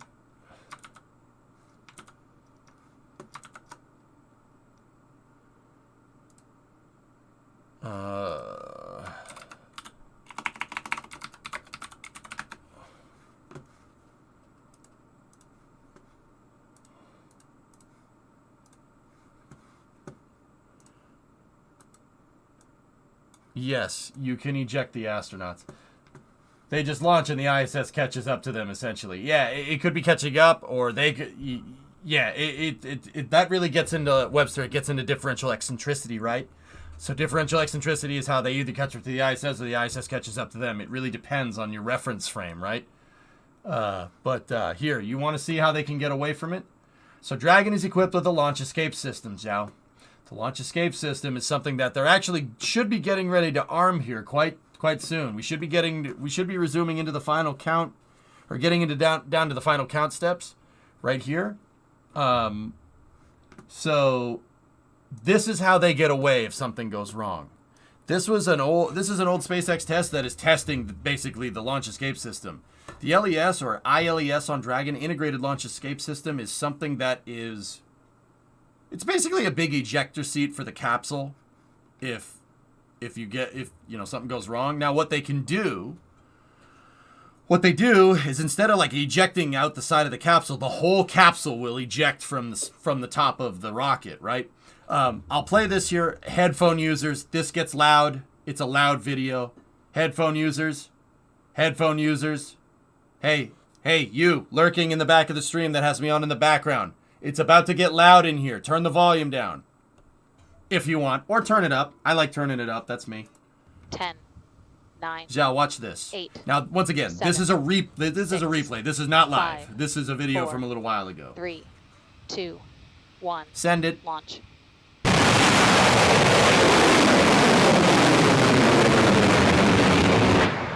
Pretty quick, huh? Right now, 150 meters per second. I got you, hard cow. Slightly below nominal. Spray the water to protect the pad in the rocket on ignition. Yep. How many G's? 8. Drugs look good. Damn. 8. Sequencing the mains. Passing through 600 meters. How many G's does it pull? It pulls enough. Like it's 8 to 10, somewhere in there. It really depends on when you abort. But yeah, that's the ejector seat. It'll eject the whole capsule. The reason why so that was the pad abort. They armed the launch escape system. They arm that thing up before they go to fuel, and that's actually the next step that we should be getting up to here in a moment. Is that faster than an explosion? Yeah, Painter. Yeah. Yeah, you'll feel it. The in-flight abort test was sick too. Oh, absolutely, Whoop. Yeah. How about the aero forces ripping that Falcon 9 apart after Dragon left? A lot of people thought they detonated the Falcon 9. They didn't detonate it. Aero forces ripped the LOX tank on the first stage in half, which is just gnarly to me. It's really cool. Freaking aero forces doing that. It's unbelievable. It'd be awesome if the ejector system worked like that. The one they used in the Valkyrie. Huh? Yeah. So we're sitting now at 108 and counting. And sounds expensive. Vadim, you don't really want to use that. Your best bet is, it's like having a roll cage in a race car. The roll cage is there to make sure that, if the thing flips over, you don't have a bad day. But the best scenario for a roll cage is that you never have to use it. Thank you for letting this lurker know. I got your back, man. Platinum, you see that I Do Cars took apart that 300? There was nothing wrong with that motor. That 300 was still good. 300s are invincible, dude. A whole lot of work going on in Artemis right and now. I'm addicted to that channel because of you. Talked about Artemis. That's your fault. That is the pal. goal of the agency, to get us back to the moon. To Meanwhile, Colin McRae, yeah, right, so yeah. There's the SLS, which is the rocket. There's the Orion, which is the capsule. Illinois, yeah, I know. Gateway, which is the Lunar Space Station, and then there's the HLS, the Human Can the Landing astronaut System, which make is the phone lander. calls? So that's my particular job right now, is helping with lunar lander development and testing. Cool. And so I love my job. I love to fly in space, but I also love my day job, and so that's Yeah, they make a phone call before they go into the spaceship. Folks working on the lunar exploration suits, so those are the space suits for the surface. So we're not going to use. We talked about there's IV suits, which are for in the vehicle. There's EVA suits, which is what we use on the space station, and we are working on lunar suits because that's different than either of the ones we have. And so if we get to the moon, we are going there to do science, and so we need to get out there and go do the science. So that's another big project. It's hypergolic, not bolic. And yeah, so it's we are spread all over the place, training and working with all these development teams. Yeah, and it seems like there's a similarity there to when Bob and Doug were working in the commercial crew program early on, developing these vehicles.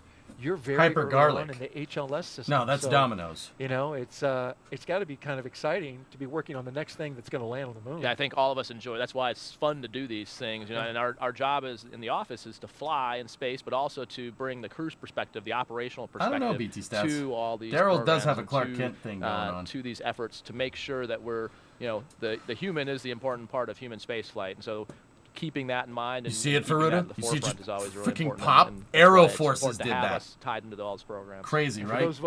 For those of you who Daryl's like, hey, what up? For those of us who are enjoying watching. Chat, what if you want in on inspires the you? social fun, follow us on Twitter at NASA Social, or check us Top out on the speed of web Dragon? at nasa.gov / 17,500 miles an hour? Huzzah. /social. Hey, this is a really quick question, a really easy one. At Slow asks, Raj is cool, Ian. Yeah, Raj is a cool dude. Yeah, I mean, if he's working on the lunar lander, I think it's safe to say that he's in line for Artemis mission.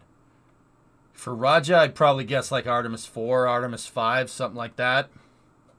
I also am inspired by the fact that we are finding solutions for problems here on Earth right now. So that's what inspires me to work here. and it must be rewarding as well. It's amazing. Yeah. I think Vic's going to be on what 3. inspires me is inspiring others too. So I think one of the Vic is coolest an parts of our absolute jobs, Chad tier it human takes being. time and effort because you're traveling, but going. I mean, to most talk astronauts to, are. like, school kids. That's hands down one of my most favorite things. Really? To go do and just I mean seeing their excitement. Just the When an astronaut walks in the door. it's just so fun, and whether it's elementary answering bathroom questions, because I've heard plenty, Like Twitch chat. all the way to talking to university students There you go, who Pi. have questions like where do I go and like what kind of degrees, and so it is really cool, and it inspires me to be even potential inspiration, or to potentially help or set a spark maybe in someone's mind, or give them the idea of what's possible. Deep curiosity as well. Raj is a cool dude. So he's from Iowa. Raj's dad moved here and worked for John Deere. He's a tractor engineer, which is actually pretty cool. That's freaking neat. And his dad worked for John Deere, and then he joined the Air Force. The guy's Midwestern as frick, dude, which is pretty funny. Who made the spacesuits? SpaceX makes them in-house. They have a whole tailor department. Painter, yeah. The suits are tailored to each individual. That's why their names are sewn into the side. They fix a T-tab issue? Yeah, T-tab filter, Flykin. Yeah. What did I tell you yesterday? We talked about jamming fuel filters. Fuel filter jammed. The T-tab filter jammed up. They replaced it. She should be good to go now. Hyperglycemia fluid? Is Dragon diabetic airborne? It's hypergolic, man. Hypergolic. Not hyperbolic, not hyperglycemic. Hyperglycemic is when your body can't metabolize sugar.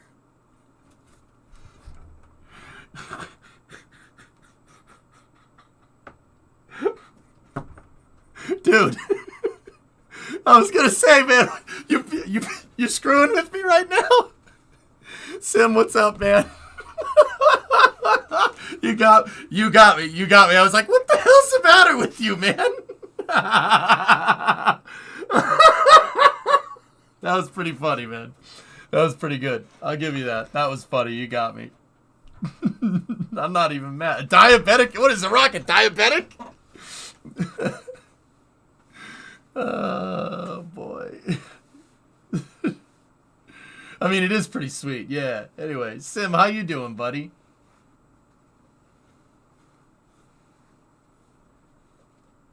In a hyperbolic chamber. What does mine say? Dude! Hypochondriac dragon. I mean, you do try to prevent FOD. You don't want FOD in there, The so. launch escape system. I'm going to walk you all the way through it. This is the automated safety system that's in place that can fire the 8 Super Draco thrusters on Dragon to quickly separate the... Yes, the automated safety system, or... Nah, for short. Pellet loading for the Falcon 9. FOD me? Will begin. No, FOD you.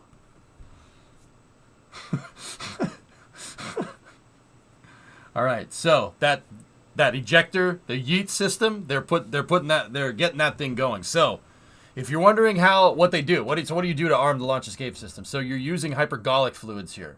So the same fluid that Dragon would use for its reaction control systems, for the little thruster jets that control attitude up in space, it can also use for the launch escape system. Dragon has what's called an integrated launch escape system, meaning there isn't an SRB like hanging off the top to get the capsule away.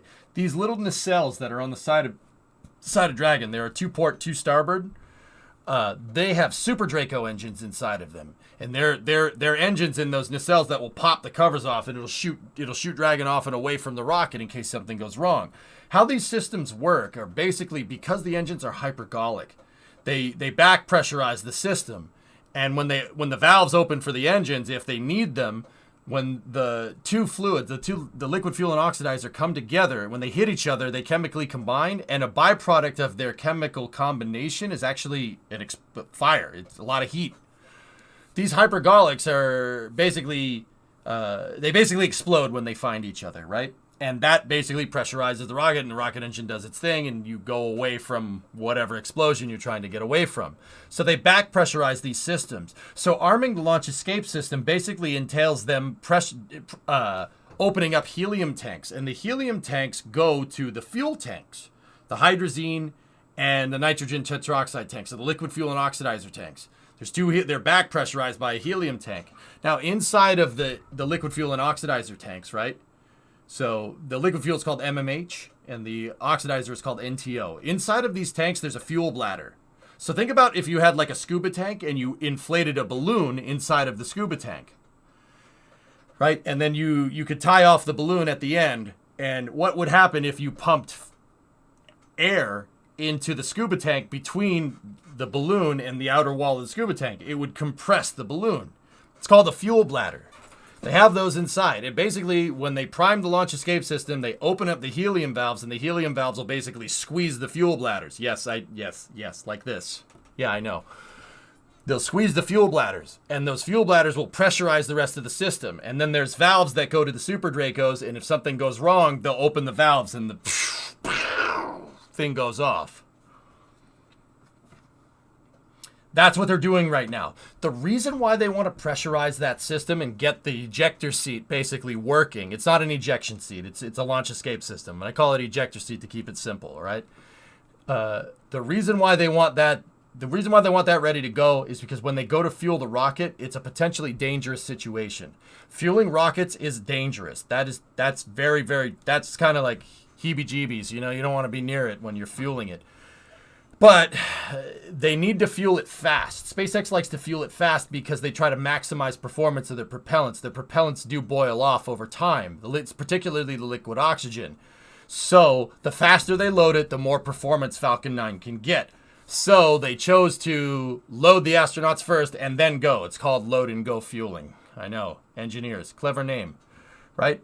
So when they do that, they make sure that that launch escape system is good to go, because when they pump these propellants, you know, rocket propellant 1, or RP1 for short, which is basically just kerosene, and liquid oxygen, when they pump that into this rocket, you're changing a lot of things really, really quickly.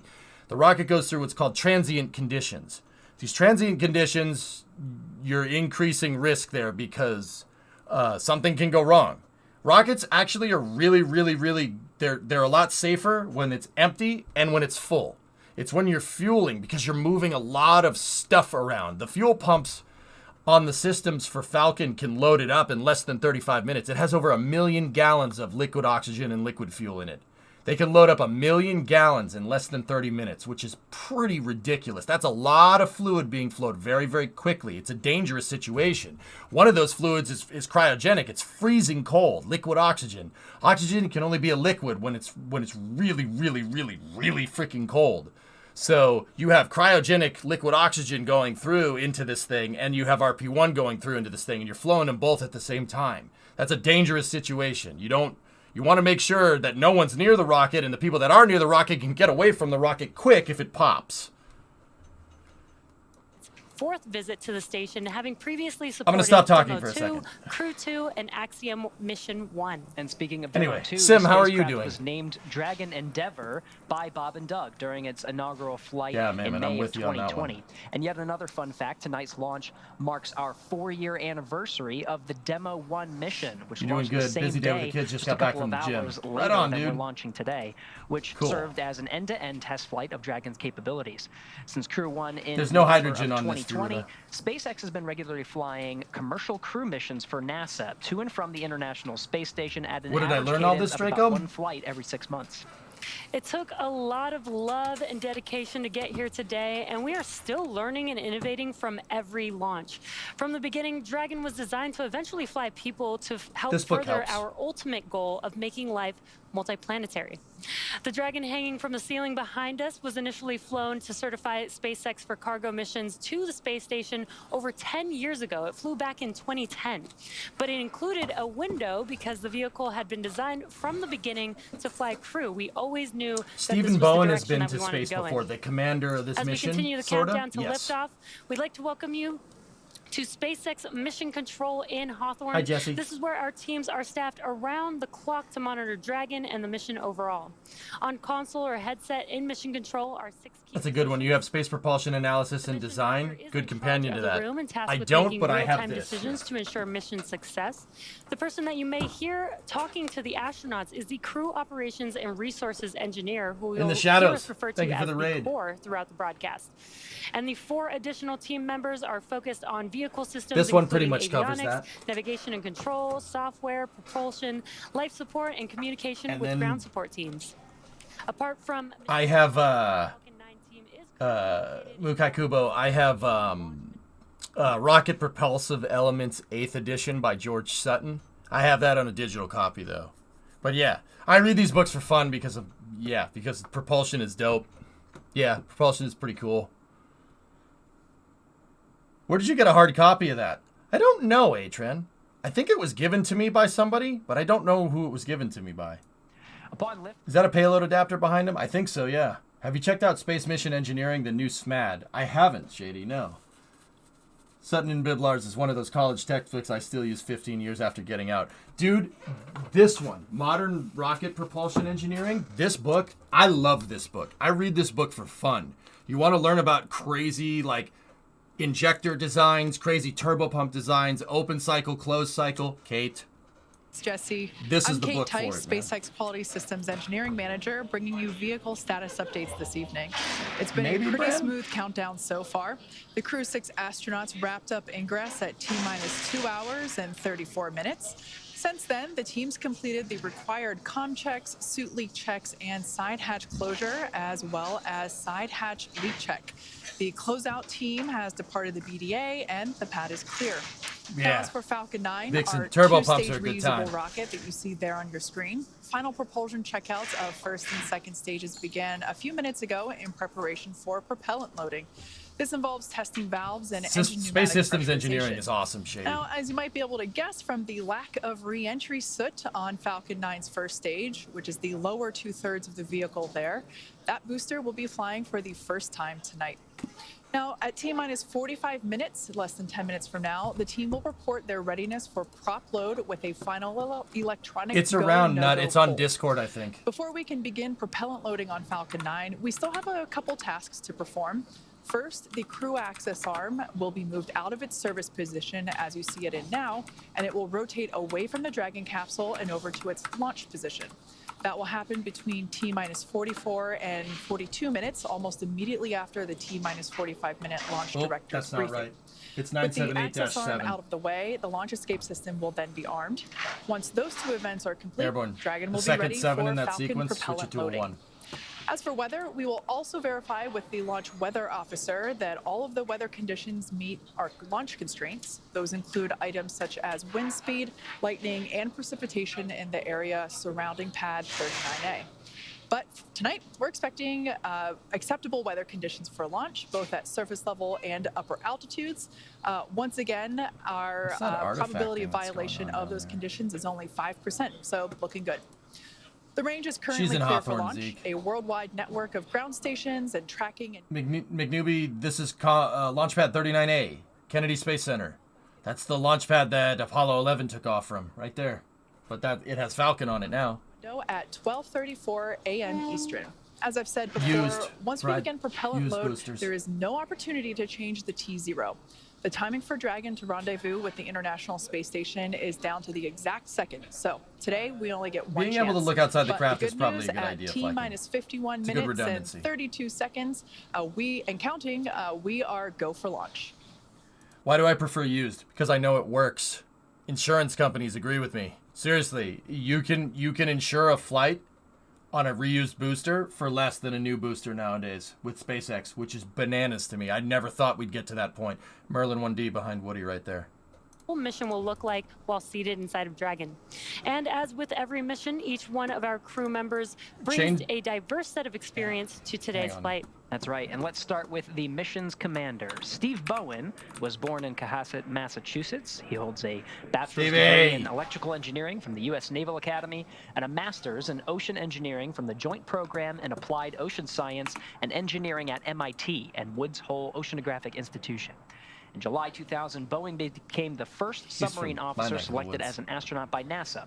This will be Bowen's 4th trip into space as a veteran of 3 space shuttle missions, STS-126 in 2008, STS-132 in 2010, and STS-133 in 2011.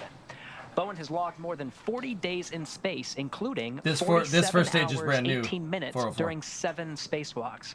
As mission commander, he'll be responsible It's for the all same stage phases as the of other flight night. aboard Dragon, from launch to re-entry.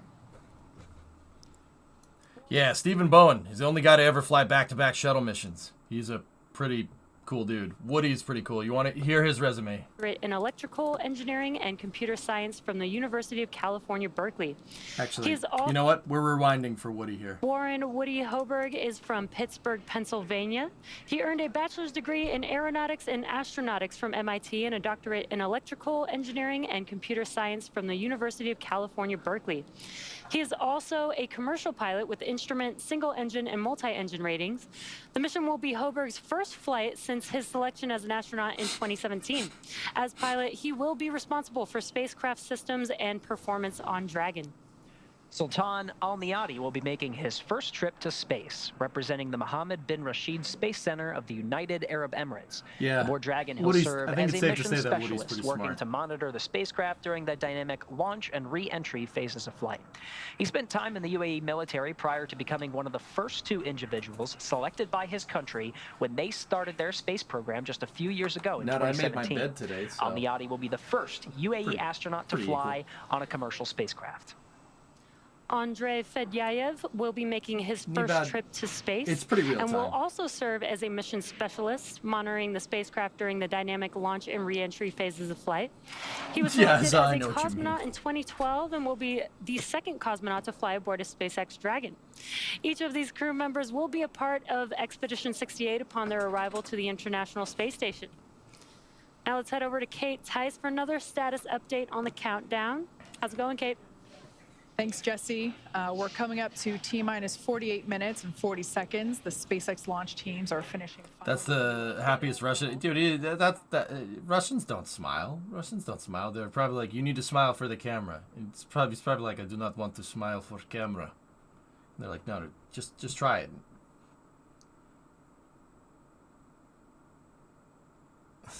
Is this good? Yeah, it's fine. Engineers, often called REs, indicate that they are go by electronically voting on the online countdown procedure. The launch director, or LD, it's his first flight, Nat. also checks with the Fedyev's never flown director, before. MD, and the NASA launch manager to make sure they are ready. Earlier, you saw the vehicle assembly building called the VAB. The Falcon and Dragon launch team, as well as Terminator. key NASA No, launch flights have members gone are as in the launch control actually center no adjacent change, to the believe it or not. VAB.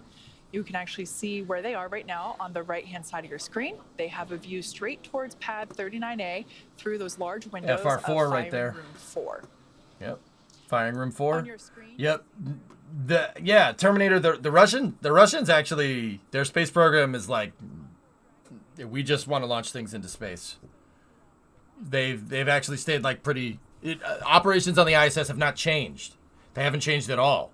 I mean, there was one guy that was trying to run the Russian space program that went a little, but they got rid of him and they replaced him with somebody else. But yeah, it's been basically smooth sailing up there. I really appreciate that space is staying apolitical. That's really good stuff. Is that an IRI raid? Out of the way. Is that an IRI raid? I think it go is. for launch. You wouldn't know by looking in the chat because the Twitch clearance is area broken. around the launch pad, as well as the air and sea space You around wouldn't know. downward, What's up? upstream. Or, All right, how you doing, man? The flight corridor downstream from Yep, the launch pad. 453, As yep, we yep. mentioned before, we have to make sure that all areas are secure in the unlikely event of a Yeah, that's right, Pi. You're not wrong. There at Kennedy Space Center, the conditions are predicted to be acceptable for launch. They have iPad Sensei, to be honest if we with had you. daylight, We've you'd seen be them able to playing see Fruit that Ninja on the iPads conditions before. are pretty calm. There's 13 mile per hour Man, winds from total the southwest. total raise so far. So All pretty right. mild all in all. What's going on, buddy? How are you? The downrange landing zones, as I mentioned Oh, before, Boston are came out also there. within How are you? The conditions as needed, if needed for an escape. So everything also looking go downrange.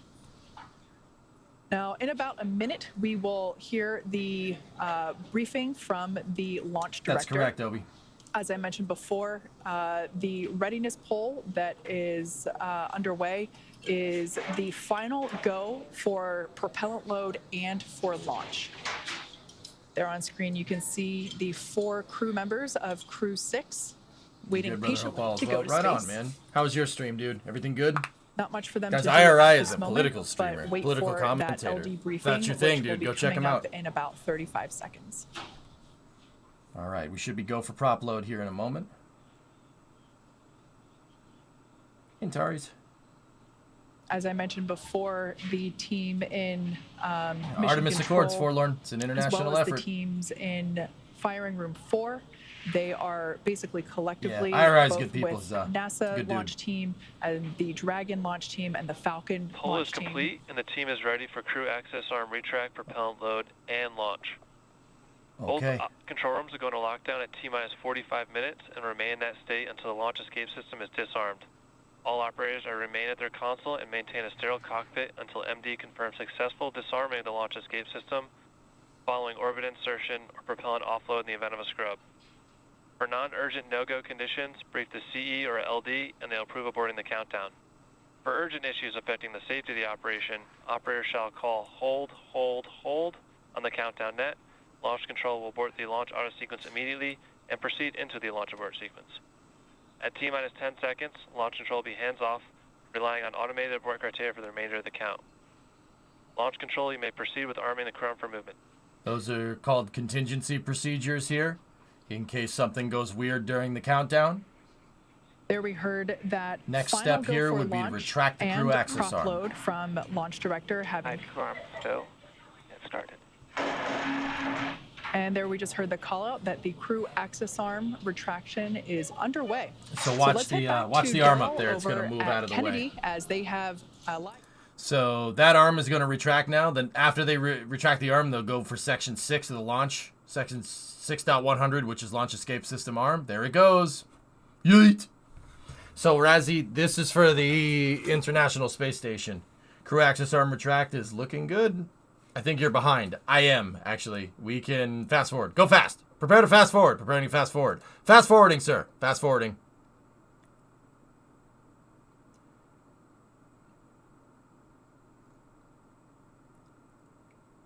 Helicopter cam. Yeah, we fizz warped it. Human space program can take fizz warp a lot better than KSP can right now. How's KSP 2? It's buggy, Kuhai, it's buggy, but it's fun, man. It's definitely Kerbal. Oh, yeah.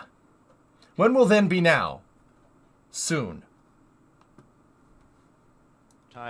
Well, the crew access arm is not there. The launch escape system is not on. It goes back to 45 degrees, Flykin. And then when You they need go the to arm safe the swing pad, back they'll bring to it all the way capsule down. before you can actually egress. You need to make sure that's there before you step out. Kohai, yes. Okay, Critically cool. important, and we got some beautiful views from our flight operations. Did they figure out the team, T-tab which is issue? not- Yeah, clogged filter. Believe it or not, the T-tab line had a clogged filter. Go figure. It failed a little bit earlier than they thought it would. They replaced it with a good one. Tested flow. Should be fine. right there. Yeah. It's a great view where you can see the Something that I try to tell you guys about is I try to make this stuff pretty straightforward, dudes. It's not like some abstract concept. Seriously. You could scrub a launch because of a jam filter or a bolt that kind of came out. It happens.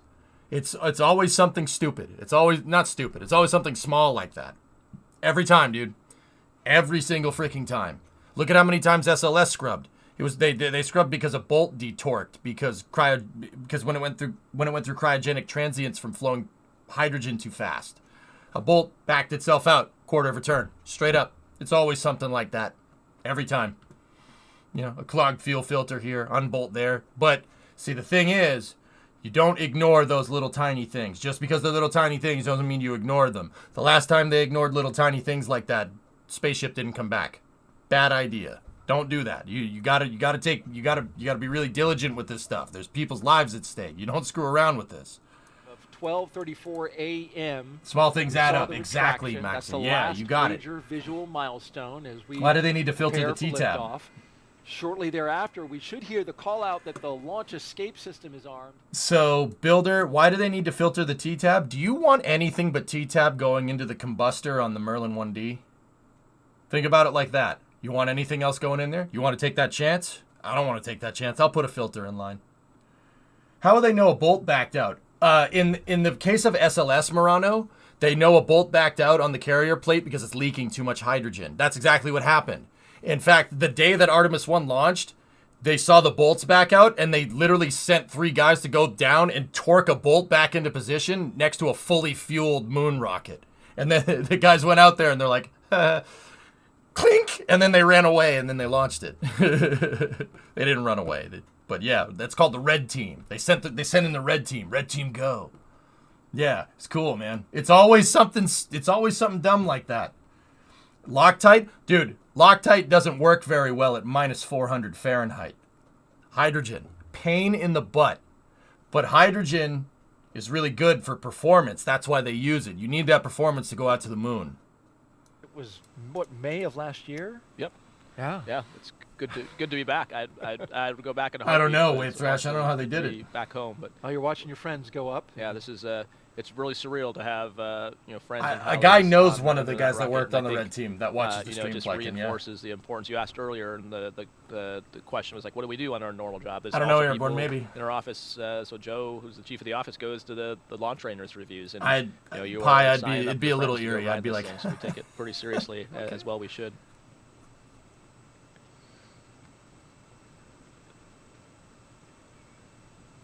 Yeah, Builder, that's what I said. Yep, you can see just they're studying the by filter. Andre's left leg, the red of that bag. We were talking about that earlier, but you couldn't Dragon, see it. SpaceX, go for Section 6, close visors, arm launch escape system. Here we go.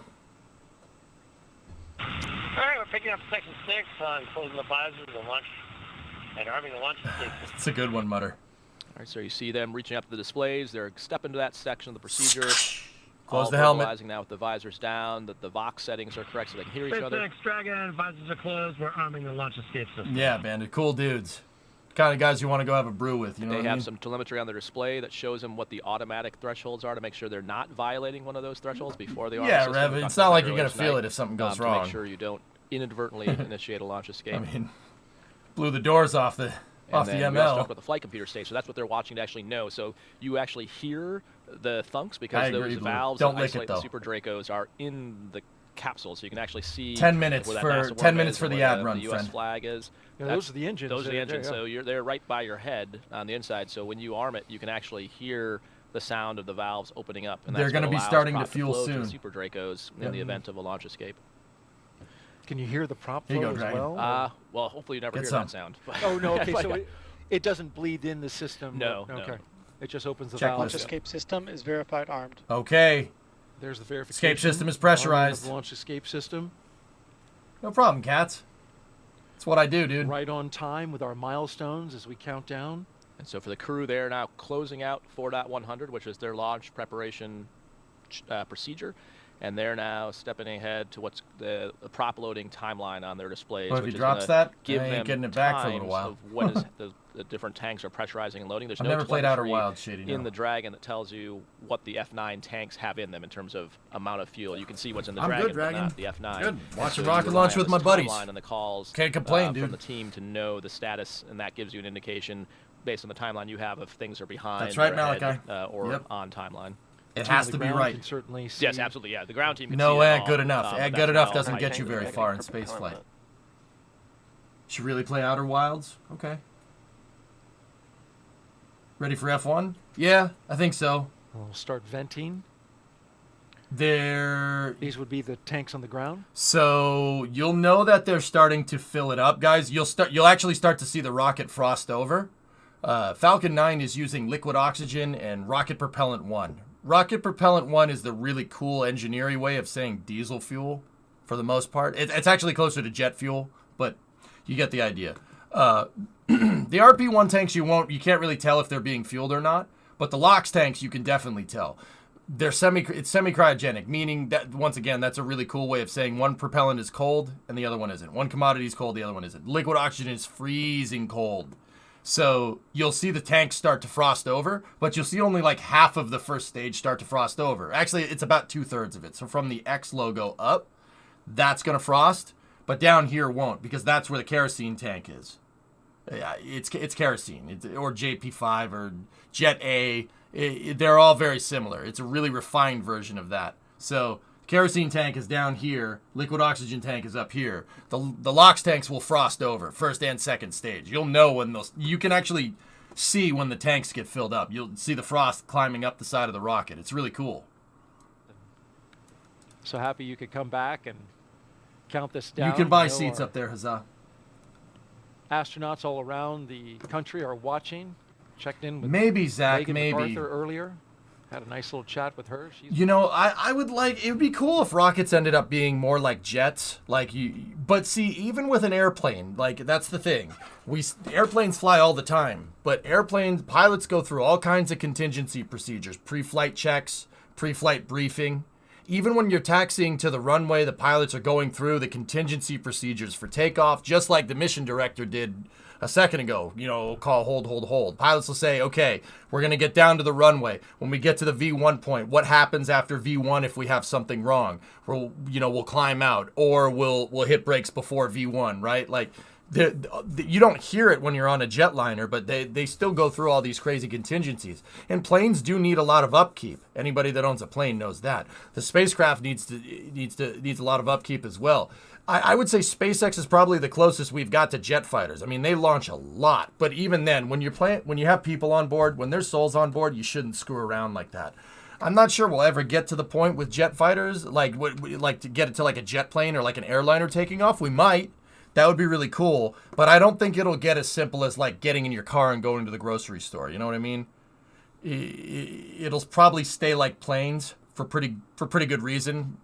One, you don't want to launch your rocket and have it go through a plane on the way up. That would probably be bad. So I think it'll get not more relaxed, but it'll be more of a streamlined process in the future. But I don't think it'll ever get to let's just get in and go. I don't think it'll ever get to that point. Just because there's a lot of traffic up in the air. You don't want to. Once you go above 1,000 feet, if you go above 1,000 feet with anything, and the FAA doesn't know about it, they get mad at you. That's right, Toothless. Yep. The Jetsons disagree with you. I don't think we're going to get to the Jetsons anytime soon, but we might. NASA and SpaceX teams, they train extensively for exactly that. Heard nothing right now. SpaceX is really kind of full bore on the lander, the human landing system in Mena. Every single flight. Yeah, Natch. Yeah. You have to go through the contingencies.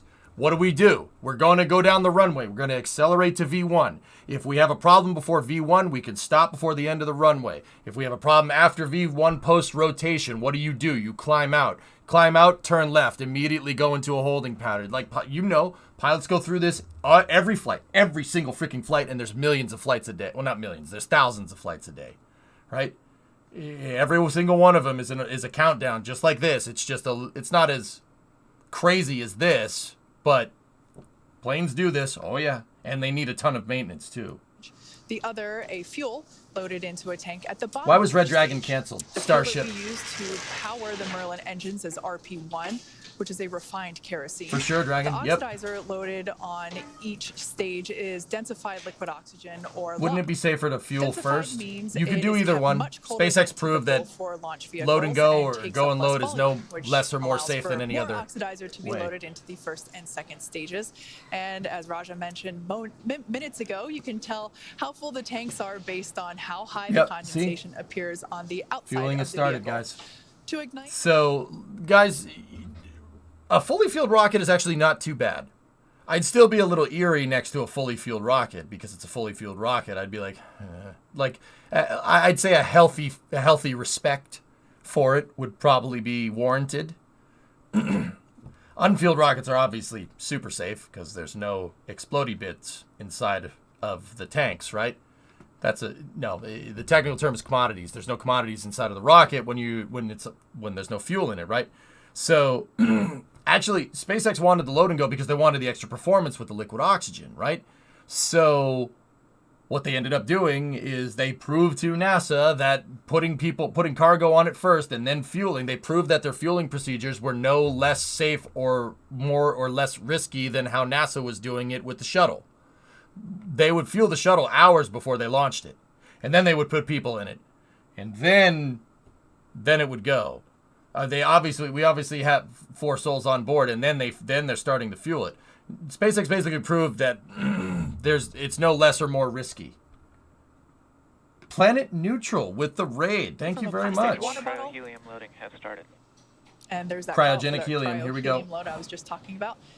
It's similar to drinking out of a plastic water bottle. You got to let some air back into the bottle to keep it from crumpling. Everything is tracked airborne. Now, on board Thank you for the spacecraft, raid. The astronauts are Planet, I monitoring appreciate it. systems What while were you up propellants to? are loaded into the Falcon 9 below them, as you can see on the right-hand side of your screen. Rady McRaderton, The crew's reporting for training duty. in the simulator here at SpaceX headquarters in Hawthorne, California, actually included playback of sounds recorded in Dragon capsules during recent flights. So all of the I sounds agree, that Akshay, they're hearing probably. now, This is live. Not only did they hear TF, before yeah, we're live in right our now. previous launch attempt, but they heard He's playing it Flight during Sim. the Oh, training excellent. What plane, simulations as Dreaming? well. As for the range, they continue to report no problems, and they are Flight built to simming from support Vienna launch. to Munich. Weather also looks Tonight with a great group of co-flyers. As I mentioned before, Kodiak our probability 100. of violation Cool. for the launch constraints is only 5%, so really good on that front. As a reminder, today we have I would agree with that, instantaneous Silent. launch Yeah. time. So at this Yeah, point, probably. if we hear a Less hold people near the for rocket any reason, during fueling. we will have to stand down and target our backup launch opportunity tomorrow, just under 24 hours from tonight's planned launch.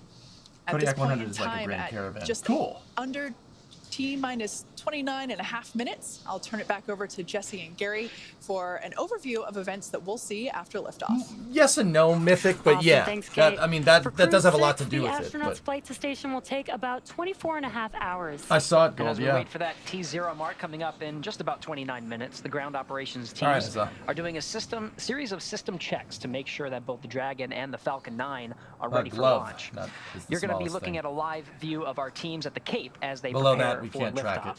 Now, as we wait for that launch clock to hit 0, You'd be amazed what the Space Force can see with some ground-based telescopes. The Space Force has what's called Space Delta Control Squadrons, and they're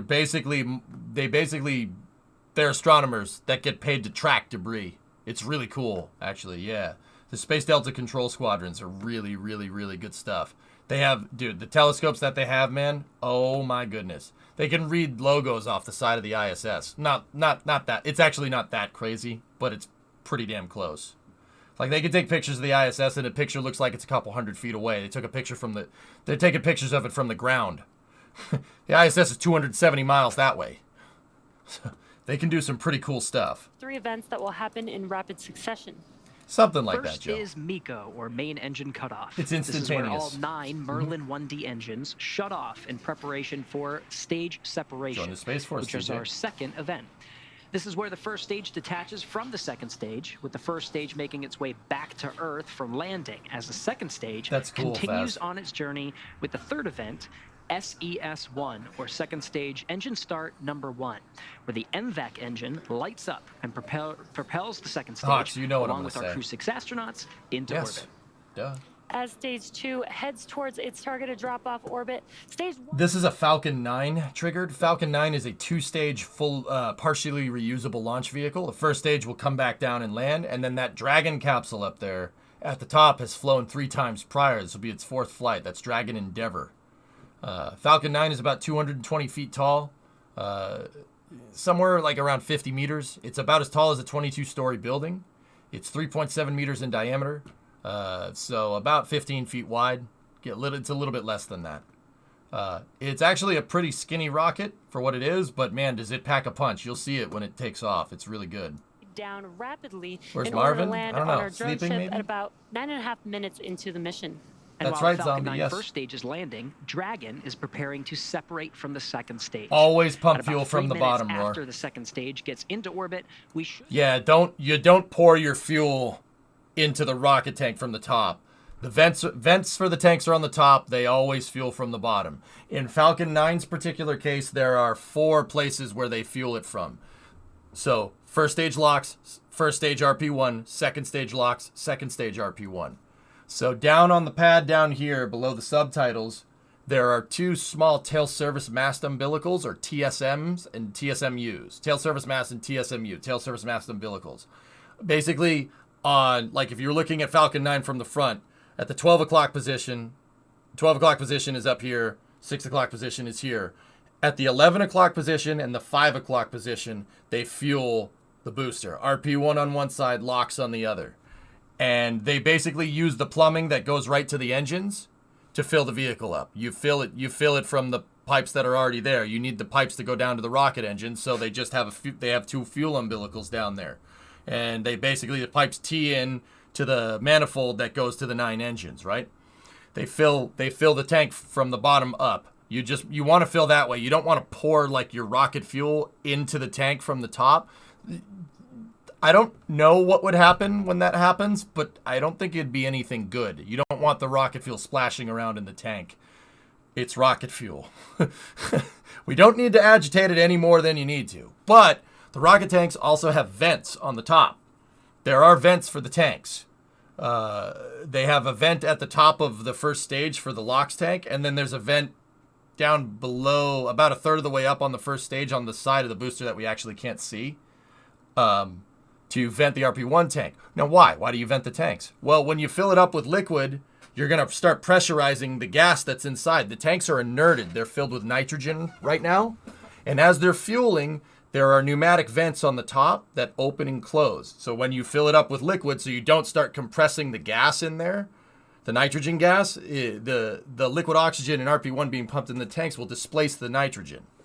And you'll see the vent lines opening and closing here. You can't really see them right now because they're just venting nitrogen. But when the tanks get fully fueled, or when they get close to fully fueled, you'll start seeing them spray out GOX, or gaseous oxygen. You'll know that because it'll look like a little snowblower going off each side. Do they have cameras inside of the tanks? Yeah, they absolutely do. The first stage LOX vents are right there and right there. And now, as for the second stage, there's a second stage fuel umbilical. It's actually right here. See that little kind of track thing that's on the transporter erector? They fill the second stage tank in the exact same way.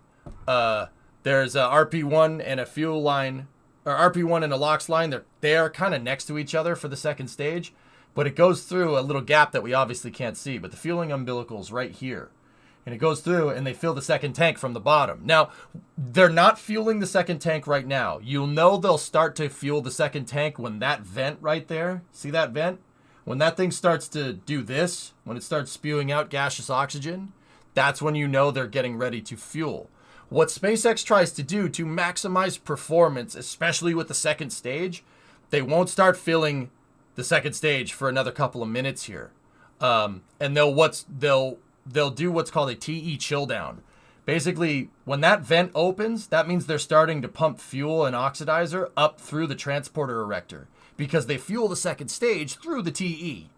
And that vent right there is, once again, just like the tank vents, it's purging out the nitrogen in the lines. And then when the lines get fully fueled, you'll hear the call for second stage LOX load. And that's when they'll start filling things up. And then the second stage will start looking like this. The second stage, the top 2/3 of the second stage is the LOX tank, and the bottom third is the RP1 tank. But they try to time it so the first and second stage are both get to full right at the same time, right before liftoff. And then right before liftoff, what happens is they'll purge this thing out again because you don't want fuel in your launch pad when the rocket goes to fly. So they'll start pumping nitrogen back through this line, and you'll see a lot of LOX spew out of that vent at like T-2 minutes or something. Yeah, it's a really cool system. It's like I said, it's very straightforward stuff. You're just moving liquids around, just like you'd fill your car up with fuel. But one of those fuels is extremely freaking cold, so that makes it a little bit more complicated. It's not a fuel, it's an oxidizer, but that we have enough gas to Yeah, pressurize the tanks. Roger's saying and the the same next thing. will start here in probably in about another minute they'll start talking about stage 2 fuel being loaded. And so you'll hear calls, you'll hear them talk about stage 2 and stage 1. It's a 2-stage rocket. So there's fuel and oxidizer for both the stages. Tank schmanks, let's light this First stage, candle. You like won't they get described, very having far. 9 Tanks aren't engines, and full. The second stage having 1, but both of those have separate tanks for the fuel there and you go, Blues. oxidizer. And you'll hear them calling those out. Because again, the crew. Hey, Rocket Guy, probably thanks can't for as the much raid. Hear it like the same way they hear the Super Draco valves. But you Dude, can we're getting hear, raided left and right. Sort of some creaking and some noises. Definitely some vibrations. So getting a call before that happens just kind of Yeah, Max, it's cool, right? But it's pretty straightforward. And gives them a reference point on the time that they're following. What I always tell people is that, guys, rocket science is tough. Like, oh, it's not rocket science, right? Like, rocket science and rocket engineering is a pain in the butt. But here's the thing. It's easy to explain, okay? Rocket science is really easy to explain. It's not that bad. It's hard to do. That's the hard part. That's the hard part. I can explain rocket science to anybody. It's not that complicated. In theory. In theory. It's hard to do. This is difficult. Do you see this right here? That's really difficult. You need thousands of people that are the smartest people you can find. You need thousands of people that are on their A game, the smartest people you can find, and that's the only way to do this right. And astronautics from MIT before getting a doctorate in electrical engineering and a computer science degree from the University of California, Berkeley. During grad school, Hoberg worked as an EMT with the Yosemite Search and Rescue. Konstantin Crew-6 will Borisov be and Hoberg's Alexander Grebenkin. There's that load complete. Stage 2 is in the books. We'll load it up. And now you can see Right, the Shady? venting off of Thousands of people need to be on their liquid game. oxygen. No one can screw up. One person screws up, bye-bye. Talking about Hoberg. I could do it in This KSP. flight Yeah, so will be can I, his man. first Hell flight. yeah. Since NASA selected him to be an astronaut along with Rajachari's class in 2017, the Turtles. High The pressure role of gas mission wants to be specialist low is pressure astronaut gas. Sultan Rocket science. Al-Mayadi. He was chosen by the Mohammed bin Rashid Space Center of the United Arab Emirates to be a part of expeditions 68-69. Interesting rocket. Father of 5, spent most of his life in Al Ain and Abu Dhabi, but in 2020 traded that in for astronaut training in Houston at NASA's Johnson Space Center. This will be his first trip to space. Space. And it's also the first trip Space. The final for frontier. second mission specialist, Roscosmos cosmonaut Tree launch Andrei vape sesh. Sergeyev. He will be working to monitor the spacecraft during the dynamic It's launch and condensing, re-entry it's not phases of vaping, flight. but He will be a flight engineer. it looks the part. for It's close Expedition 68. Just turned 42 years of age. Each of these 4 crew members will be part of Expedition 68 once they arrive at the International Space Station. That's right, Malachi. T-minus 18 minutes and Yep. counting. Rocket science, guys. Rocket science is easy to explain. We had It's hard to strong do. back chill that began. Really hard to do. And coming up in just a few Oh, minutes, geez, rocket. Oh, there's the TE chill we'll start down. loading See? liquid oxygen onto the second stage. They're going to call stage 2 LOX load here in a moment. What they're doing is they're chilling down the line. Part of why they want, I mean, the other thing, obviously you want the line full of liquid oxygen. You don't want to pump gaseous nitrogen into the LOX tank. It's a LOX tank. Putting nitrogen in there is not smart, especially when you're trying to fly, right? The other thing that they're doing is thermally conditioning the lines. When you pump really freezing cold liquid oxygen through a line that's at ambient temperature, right? So what is it? It's like 20 C in Florida right now. Liquid oxygen is like minus 180 C. We're talking about a 200 Celsius difference in temperature here. What happens when you have a cold gas and you flow it through a hot pipe? It evaporates. On top of that, the only way for the LOX to exist as a liquid down here means it's super freaking cold at relatively high pressure, meaning it's boiling. It'll boil. So what they want to do is make sure the lines are nice and chilled down. And that's the other reason why, if you look, that line is purged. It's ready to go. There's liquid oxygen coming out of the TE vent right there. You can tell because it's kind of streaking around a little bit. Like if you take water and you throw it outside when it's cold, it kind of streaks. Liquid oxygen does the same thing when you vent it like that. This is the gaseous oxygen over here, but liquid oxygen is definitely coming out. The thing is, it's evaporating before it hits the ground. See the streaks? That's definitely LOX.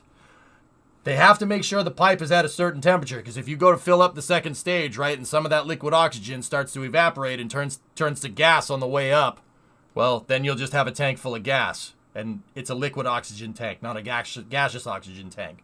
So, I know what people are going to say. Well, if it's boiling, how the heck do they prevent gaseous oxygen from going in there? Second stage vents. They have vents up there on the top. Some of it, you can't prevent all of it, but you can maximize it Maximize your amount of liquid in there as much as possible. And they do that by making sure the lines are thermally conditioned here.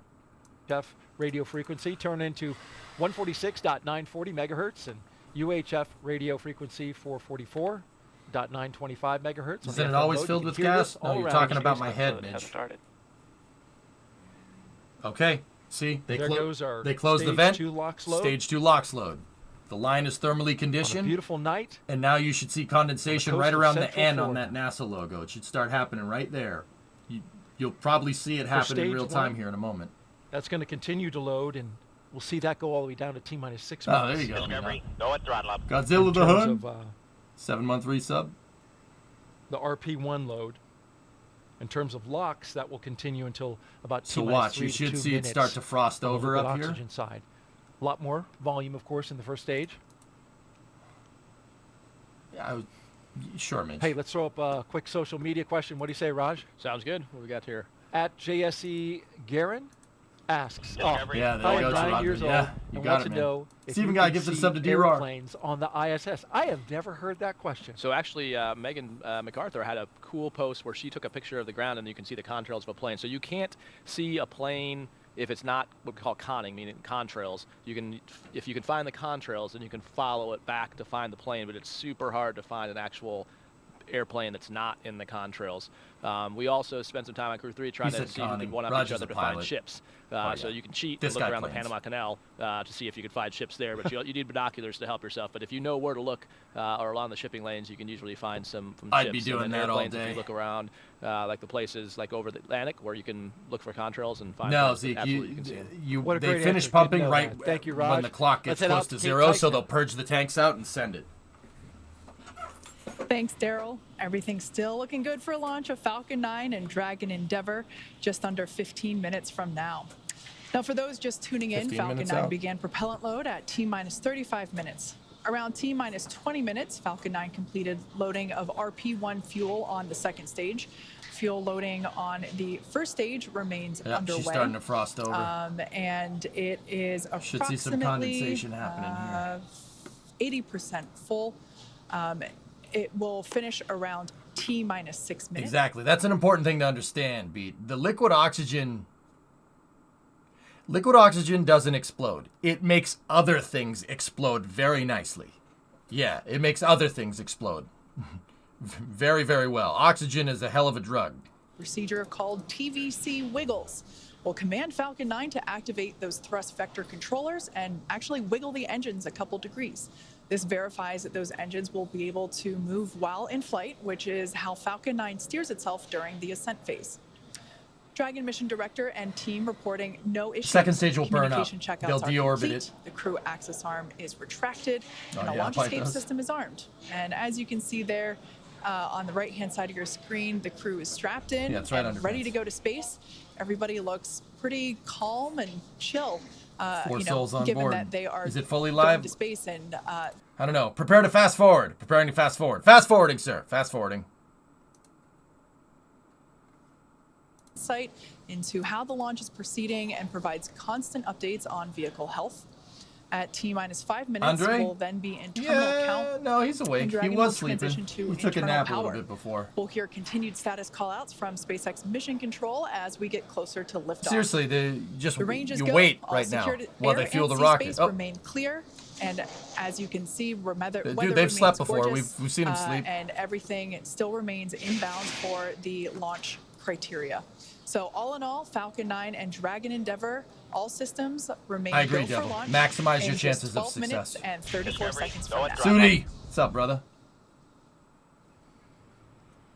All There's right, the thank you four. very much, Kate. And take a look at this picture. Before their flight, Crew 6 got a picture with what was supposed to be their booster. Actually got swapped out for a brand new booster. But anytime you get that close to the hardware, it's a cool thing. Brand new booster They're launching plugged tonight. into the Eclipse on the capsule. And at the time Falcon 9 and Dragon Type launches, it again, Flykin. the International Space Station, which is being tracked right here. So actually, Ledbetter, a couple of missions ago, there's a Japanese astronaut named Soichi Noguchi. He's flown on everything. Soichi Noguchi flew on the shuttle. He's flown on Soyuz. He flew on Dragon. Straight up during this point in the procedure, he was just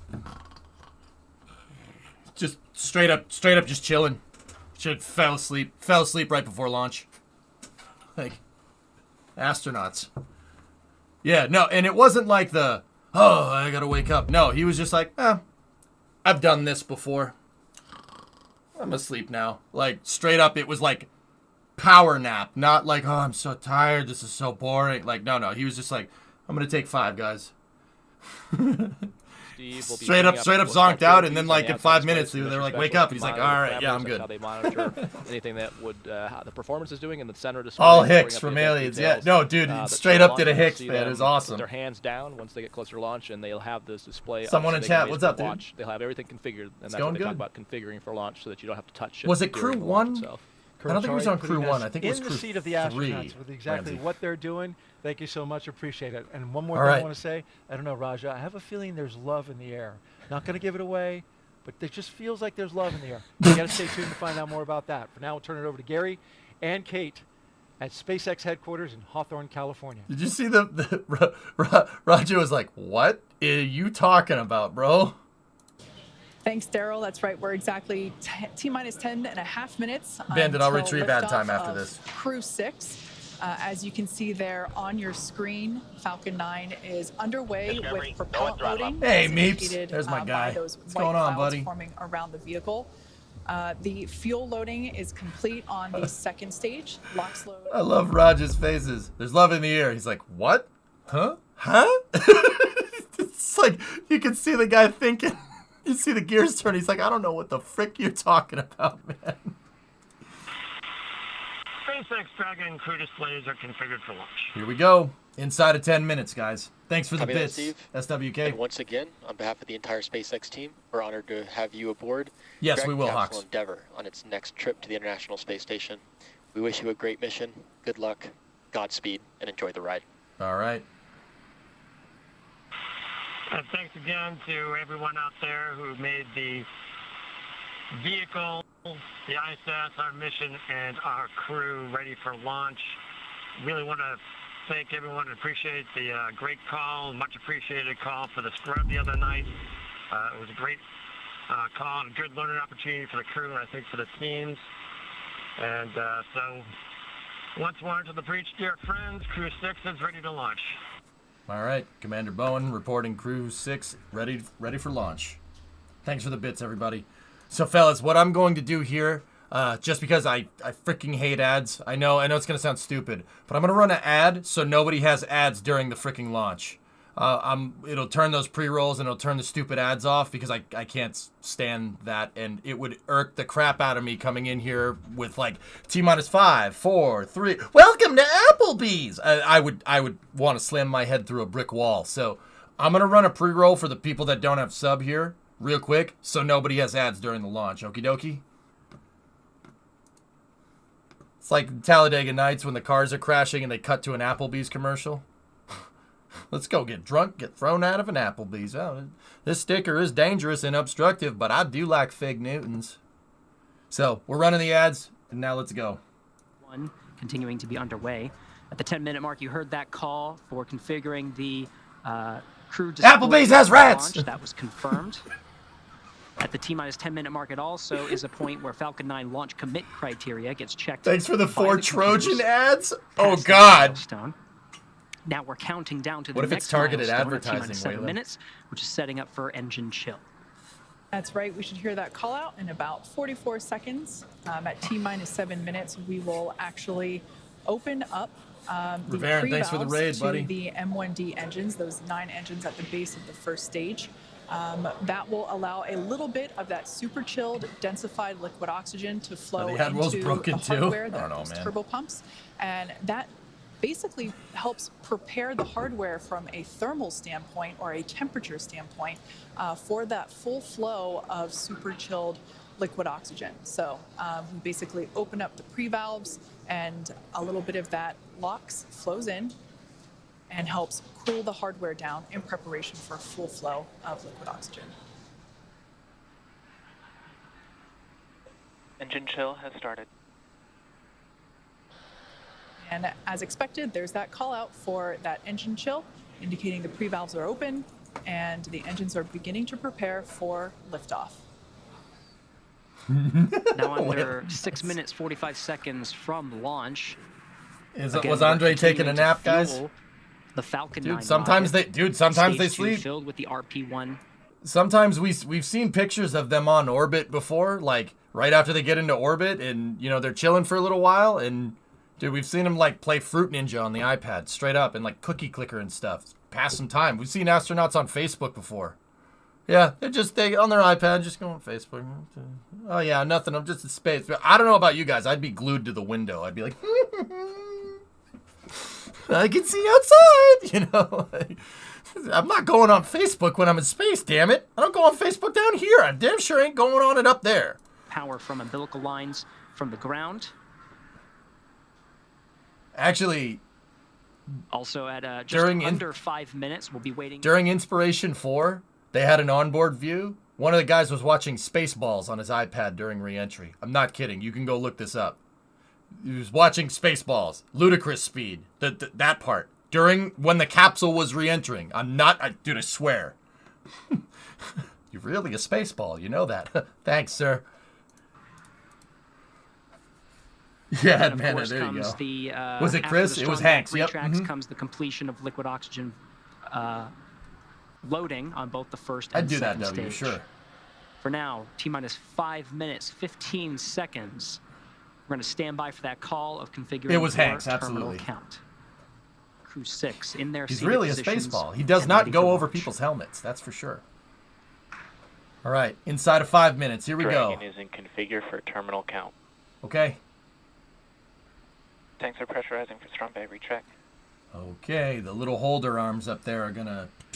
When All right, Falcon we heard 9 is both of fully those fueled, calls. that Dragon onboard computers are going to take control of the Gary vehicle. can say it better than me. You should be seeing the clamp arm at the very top of the second stage, right underneath where you see the unpressurized No, comb the trunk of desert. Dragon, which is indicated by the half black and half white indicators. The black being the solar panels that provide.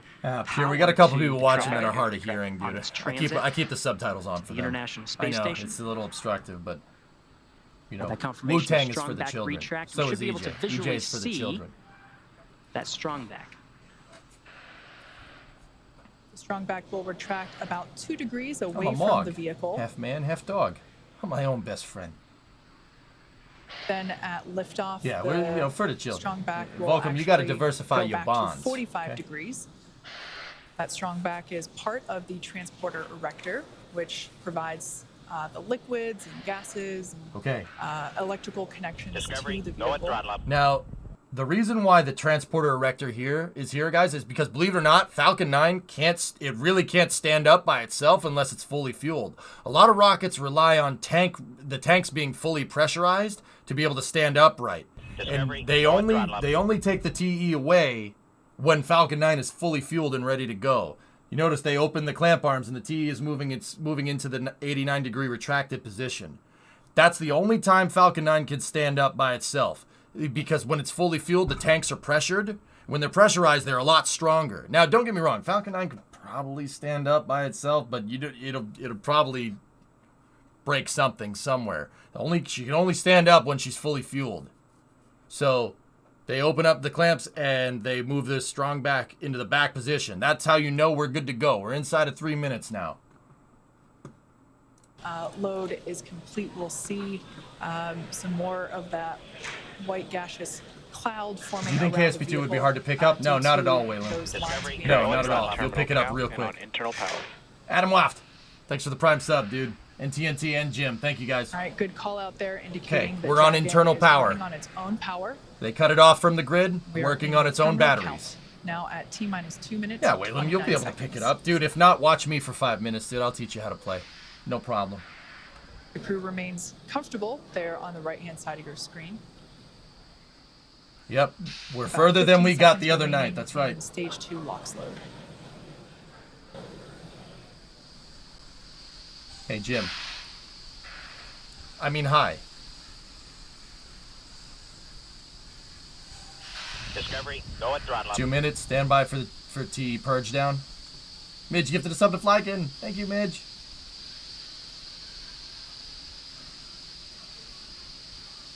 Stage 2, LOX load complete. Okay, LOX load is complete. They'll purge down the TE now. Dragon is in auto idle. You heard those calls. The Falcon 9 There's the fully vent down. fueled with RP1, rocket There's fuel, some as liquid well oxygen as came out. liquid oxygen. Hey, Red Moon. That call of the Dragon is an auto idle. There's going to be What's a up, Blunt? How you series doing? of calls. Started. Expect rising. There's the gas closeout, purging the lines of the fuel that have supplied the Falcon 9 That's normal. with RP1 and liquid oxygen. Also wait for a call. They of put it the into Army a of the Flight standby Termination position, System. Biff. It's a little ways back. The Dragon flight computers are configured for launch. Flight Right, termination Arc? system Yeah, will it's allow pretty fast. Falcon 9 to talk to Dragon on the right. There you go, Bad Sloth. I'm here. Terminate the flight, issuing an abort. Startup. Inside of 1 minute, Falcon Dragon 9's is in onboard countdown. computers have commanded T-minus startup. 1 minute and Here we counting. go. Dragon is in countdown. Everything's looking good for launch. About as much as it takes to fill up Flykin, but the tanks do take time to boil off. It's going to take a couple hours, but there's no rush if you're venting down. I did, Tesla. We're good. Dragon, SpaceX, go for launch. Launch director reports go for launch. SpaceX Dragon copy. Go for launch. T-minus 30 seconds. 30 seconds. T-minus 30 seconds and counting. All just teams said pulled that. go.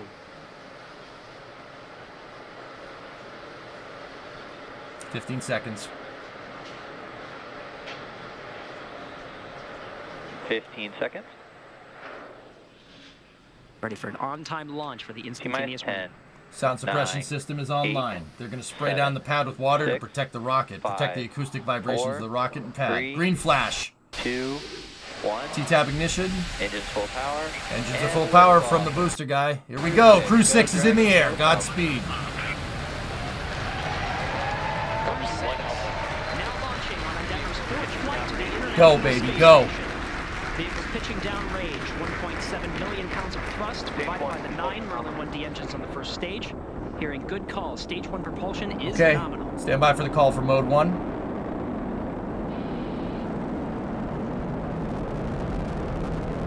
Unless he already said it, I may have missed it. Welcome to Apple. We're now at T plus 34 seconds into the 6th rotational crew mission on board Dragon and Falcon 9. Power and telemetry nominal.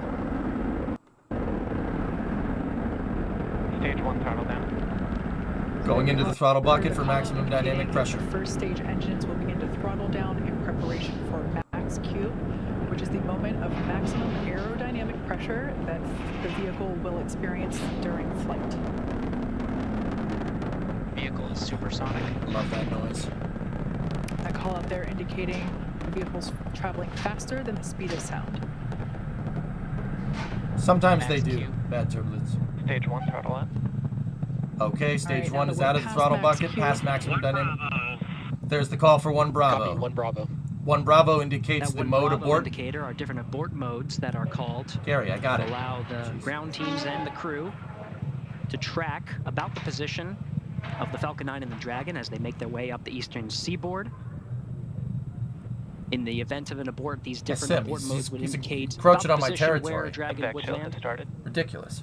as well as indicate what series of maneuvers Dragon would indicate. But so far, we're hearing good calls on the performance of the Falcon 9. So MVAC chilling, they on its started ride uphill. that same type 1 of thing. minute That's 53 the same type of thermal seconds into conditioning flight. that happens with the first stage with like chilling down the lines. They do that with the second stage engine. They're starting to prime and thermally condition the second stage engine for flight. We're about We 30 should be seconds seeing main away engine from cutoff main here in about engine 20, cutoff, 22 which will be seconds, give or followed take. It should be quickly about 2 by minute 30. Stage separation and second engine start, which is the ignition of that MVAC engine Probably, on the Rob. second stage. This isn't KSP, guys. It's HSP, Human Space Program. A little bit different. Graphics are better. Simulation's way better. Look at that. Now about 10 seconds away from main engine cutoff.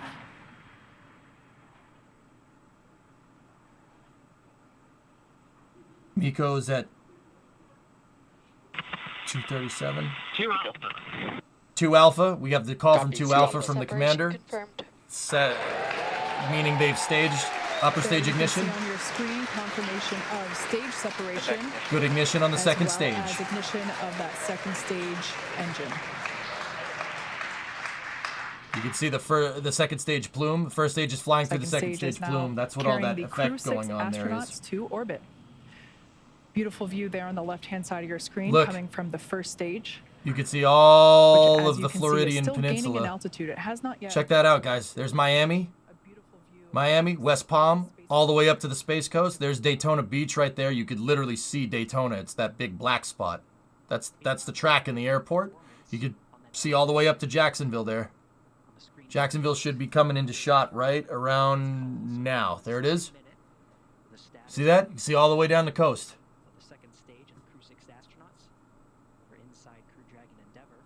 And now you can see Sanford right there.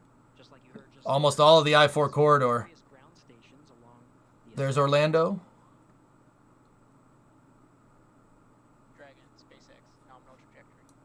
Got a good nominal trajectory call. There's all of Orlando right there. All of Tampa over there. The entirety of Central Florida right there. As for the first stage, Disney there World's on the over there, left-hand just side in of your case anybody's screen, wondering. that first stage still gaining in altitude, although that gain is slowing down. It will be making its way back down to Earth, landing, attempting a landing on our drone ship. Just read the instructions. Yeah, all Merritt which Island is right there. located off the Florida coast by a couple hundred miles. How hot is the cone, tin can? Don't lick it. It's that hot. The MVAC engine on stage I know 2 people on burns that for team, 6 Mark. minutes. They do good work. After second stage ignition, we'll continue You can to see it, Accessum? Hell yeah. this engine burn until about 8.5 minutes into today's flight. Dragon, SpaceX, nominal trajectory. Okay. Both vehicles following nominal trajectories. SpaceX Dragon, nominal trajectory. Commander Bone. Again, these performance receiving calls copy. happen once a minute. Flight teams continuing to track. Not even halfway to Falcon space, 9 Anderson. Isn't that nuts? And its ascent. 17,000 miles an hour. So About, far. You'll also continue to hear what those is that? check-ins of the ground stations. 27,000. No, 30. Yeah. 38,000 in time, kilometers, we're 37,000 roughly 2 kilometers minutes an away hour, from somewhere up the there. next Pretty major fast, event, dude. which will be the entry burn for the first stage. We will It's 27. relight That's it. 3 engines. Yeah, thank you. I did it 3 right the first M1D time. I engines second-guessed on myself. that first stage to help slow I the know, vehicle Farrell. down, Isn't it cool, dude? As it re-enters the Earth's atmosphere. The rocket We're is approaching Falcon. 200 The kilometers in spacecraft is altitude. Dragon. It's about 124 miles. Meanwhile, velocity. Dragon, SpaceX, About nominal trajectory. about 1,000 Good PC trajectory Tech. calls. About to pass 12,000 Merlin vacuum kilometers engines, no per hour. slouch. Nominal trajectory. It's about 7,500 miles per hour. They will show the booster landing, Jacoby. Yep. This is going to a 51.6 degree inclined low Earth orbit triggered. Basically, it's going to the ISS. It's Flaming Dragon. Oh, okay. Flaming Dragon. Everything looking nominal for both first and second stages. Now coming up to T plus 6.5 minutes into flight.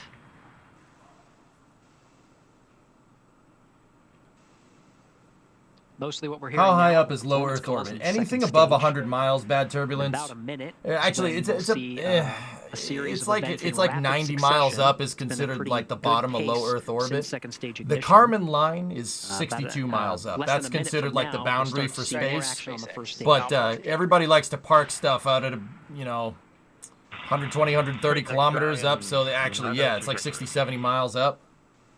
You don't want to stay there though; it'll pull you back down. The atmosphere is still up As there, Gary even though it's mentioned, past those our callouts occurring about recognized once every space minute. boundary. Now we're about 20 seconds away from the first stage entry burn. 100 kilometers That up, yeah, burn will 62 last miles. About 30 seconds and help slow the vehicle How many down miles up is as the it ISS? re-enters 270, back into Ender, the or about Earth's 400, atmosphere. 410 kilometers? Stage For- 1 entry run startup. We got the entry burn. This There is you my can see- favorite part. The first stage, when it comes back down, if you notice the stage 1 telemetry right there, it's going pretty frigging fast, right? The first stage doesn't need a heat shield when it comes back down because the engine exhaust is the heat shield. That's how it gets through. That's how it gets back down through the atmosphere with no heat shield on board. Now, don't get me wrong. There are thermal protection systems down at the bottom of the vehicle. But the first stage lights its engines and shoots fire at plasma to get the reentry heating to go away from the rocket. The engine exhaust is the heat shield. that idea is an idea from NASA for entry, descent, and landing on Mars. SpaceX used it for landing a rocket, for bringing a rocket back down from orbit. The reason why they used it is because where Falcon 9 is doing that is very similar to the atmospheric conditions from Mars. It's doing it up there, like way up there. That entry burn is called supersonic retropropulsion. And that's what I'm naming my speed metal band if I ever start one. That is how Falcon 9 is able to come back down with no heat shield on board. Coming at 8 minutes 48 seconds. Coming up on that event. SpaceX Dragon Shannon indicating that they can do a transoceanic off the abort coast of Shannon, Ireland. off the coast of Shannon, Ireland. Standing by for SECO. Should have SECO here in a moment. Second stage engine cutoff. MVAC shutdown. Good shutdown there. Should get a first stage landing here. Landing burn on the first stage has started. You should hear a call for leg deploy here in the next 10 seconds. Landing burn. Dragon, SpaceX, we have a nominal orbit insertion. Nominal orbital insertion from the guidance, navigation, and control. Great news there for SpaceX Dragon copies nominal orbital insertion. Launch escape system disarmed. for Dragon Endeavor. Stage 1, landing leg deploy. Landing leg deploy on the first stage. Bring it on home. Attempting to land on our drone ship. Just read the instructions. Textbook. First landing for booster 1078, and a good one at that. There you can see. Not bad, man. Not bad at all. There's the tank vent down up there. Successful landing of. You see that thing? You see that thing come in? Beast mode, man. Beast mode. That's so cool. Oh, every time. Never gets old. Here at SpaceX Mission Control, and of course, after second stage engine cutoff, you heard that call that the crew is in orbit. They're now in a coast phase. The second stage remains idle. Now they're pumping for about helium 3 through the minutes engines. Before Dragon separate. What they're doing there, you see a little bit of venting going on there. They're pumping helium through the engines to purge out all the gaseous oxygen. Oxygen will rust the engine from the inside out because it oxidizes things. So they hit the engines with helium to get all the the residual RP1, all the gaseous oxygen out of the motors so they can reuse them later. They purge them out. The next thing here, the next step in the flight here, actually it should be sooner rather than later, is Dragon separation from the second stage. Its job with propelling the astronauts through the 6 Right, minutes Aiden? of the There you second go. stage, and of course, the more than 2.5 minutes of the first stage. Continuing in this Maybe coast poison. period. Could Dragon get to Jupiter? We're heading Maybe to on a about Falcon the Heavy, 12-minute Pops, mark maybe. After launch. So we're approaching 11 minutes right now. Yeah, that too, Dan. Yeah. But it's great to see the crew Second in stage orbit.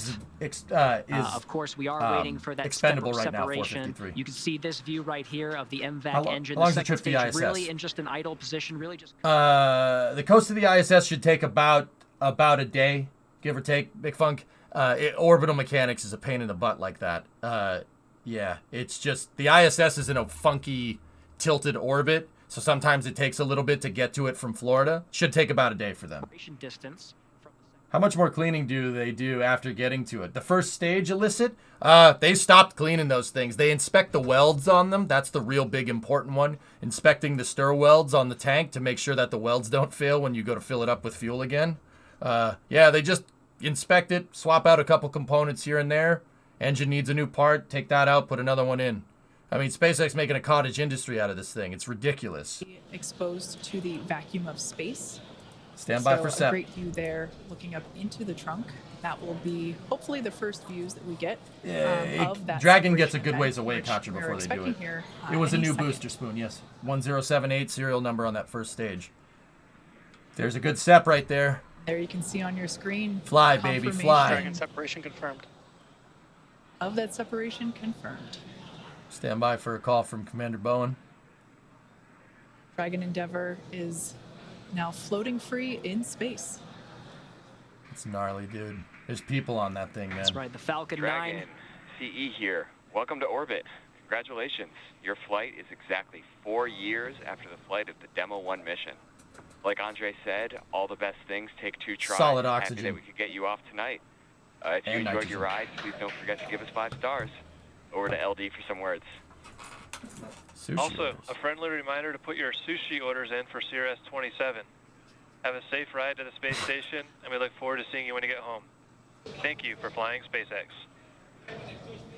Okay, that's it. That is in fact what they said. And SpaceX Dragon copies all. That was fantastic. Thank you. Oh. That looks like Dodd Tim, the everyday Astro Boy. The Crew-6 astronauts, of course, having a strong bond. And SpaceX Dragon, we'd like to really, for the great ride to orbit today. It was greatly appreciated. May have taken 2 times, but it was worth the trip. And I guess I'll pass it over to Woody for some words. Yeah, SpaceX Dragon, just want to say as a rookie flyer, that was one heck of a ride. Thank you. I would say there's an absolute miracle of engineering, and I just feel so lucky that I get to fly on this amazing machine. Thanks to SpaceX, thanks to NASA, Commercial Crew Program, and our international partners. A lot of innovation went into this, tireless work out there, and a lot of painstaking attention to detail and focus on testing. And I think that's what makes it all possible to fly humans in space. Thank you. Freaking cool, man.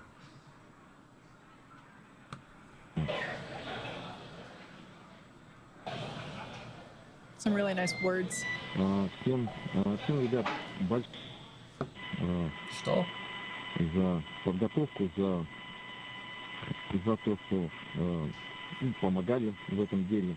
Мне и всем ребятам. И я хочу сказать, что сегодня человечество делает еще один шаг в подготовке к новому большому скачку.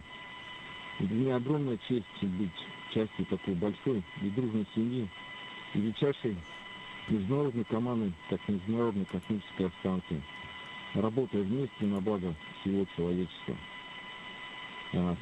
Today humanity takes another step for next big leap, and for me, a huge honor to be part of such a big and friendly family. Closed captions don't like the Russian. International team of the ISS, working together for all mankind. Thank you. Спасибо. Спасибо, Андрей. На здоровье. Well said, everybody. Allow me to say a few words in Arabic first. السلام عليكم ورحمة الله وبركاته. الحمد لله وصلنا الفضاء. بس بغيت أشكر أمي وأبوي وأشكر عائلتي. شكرا للقيادة الرشيدة. وشكرا لمركز محمد بن راشد للفضاء اللي يعطوني الثقة هذه. وكذلك أشكر كل من جهزنا ودربنا لهذه اللحظة التاريخية من مختلف وكالات الفضاء في أنحاء العالم. شكرا لكم جزيلا. That's Arabic. شكرا SpaceX لإيصالنا للفضاء. I would like to say thank you for everybody. Thanks to my parents, my family. Thanks to our leadership, the Mohammed bin Rashid Space Center for their trust. Thank you for everybody who trained us and got us ready for this mission. This is incredible. Launch was incredible, amazing. Thank you so much. And last but not least, thank you NASA. Thank you SpaceX for flying us to space. Go Dragon, go SpaceX. And allow me to introduce our 5th crew member. His name is Suhail, and Suhail is the Arabic name for the star Canopus. And in the Middle East, we anticipate the appearance of Canopus because it marks the end of summer and the beginning of cool time. And Canopus is actually the second brightest star in the night sky. Canopus. And this is the second flight for Suhail because he flew with astronaut Hassan Mansouri in 2019. Cool. And many people think Suhail is an alien, but to me, Earth in a spacesuit, but with high ambitions. Thank you once again, and talk to you from the ISS. Shukran Sultan. Salam alaikum. In Dragon SpaceX, we copy all those words. At this time, I can. Cannabis shows up and half a chat goes, huh? huh? We had nominal dehumidifier activity. Wait, what? And service section Draco checkouts. For your awareness, on hard capture hook 5, we did swap to backup motors, so you'll see that the nose cone opening did swap to backup. However, all hooks did indicate that they were traveling and look good on backup. It's true, Twilight. What again? 6 Dragon copies, and we see that on the display.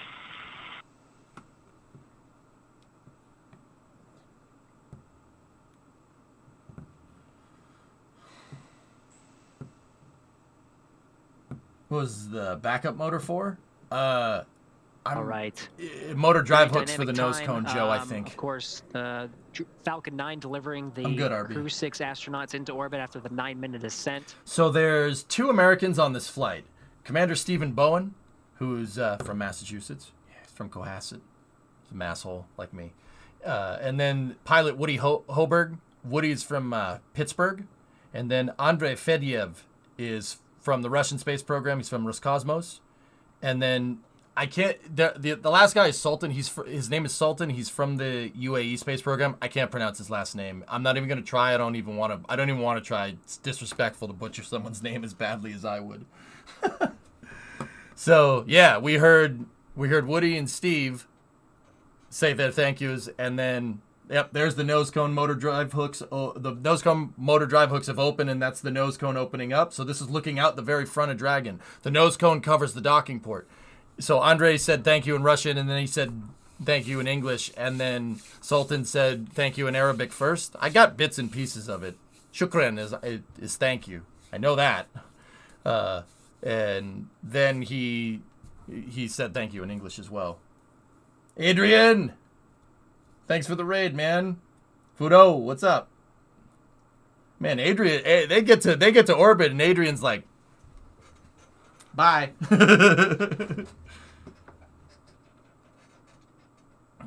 Raid from Adrian. What's going on, guys? Nobody's expecting the Italian Inquisition. It looked all right, Forge. I didn't see anything. All right. The 0G indicator, I always love seeing that be revealed as it's always different for each crew and it's always special to the crew members. So I love the words that were shared around that. And I personally have a strong connection to this capsule. This was the Demo 2 capsule, the Crew 2 capsule, the Axiom 1 capsule, and now the Crew-6 capsule. And so it always brings a lot of pride and joy to see this particular capsule fly in space safely once again. So with all that being said, let's head back over to Daryl and Raja, who saw all of the liftoff action live. You guys, I bet it was incredible having seen it from the press site myself a couple of times. I know you can feel it. Tell us how it was to see this crew lift off. Nachos, this is absolutely Kate, and thank you for the toss back here to the Kennedy Space Center. And on that point, we got to get Raja's reaction first because to the ISS, it was his first launch. He's been on a rocket. He's been to space.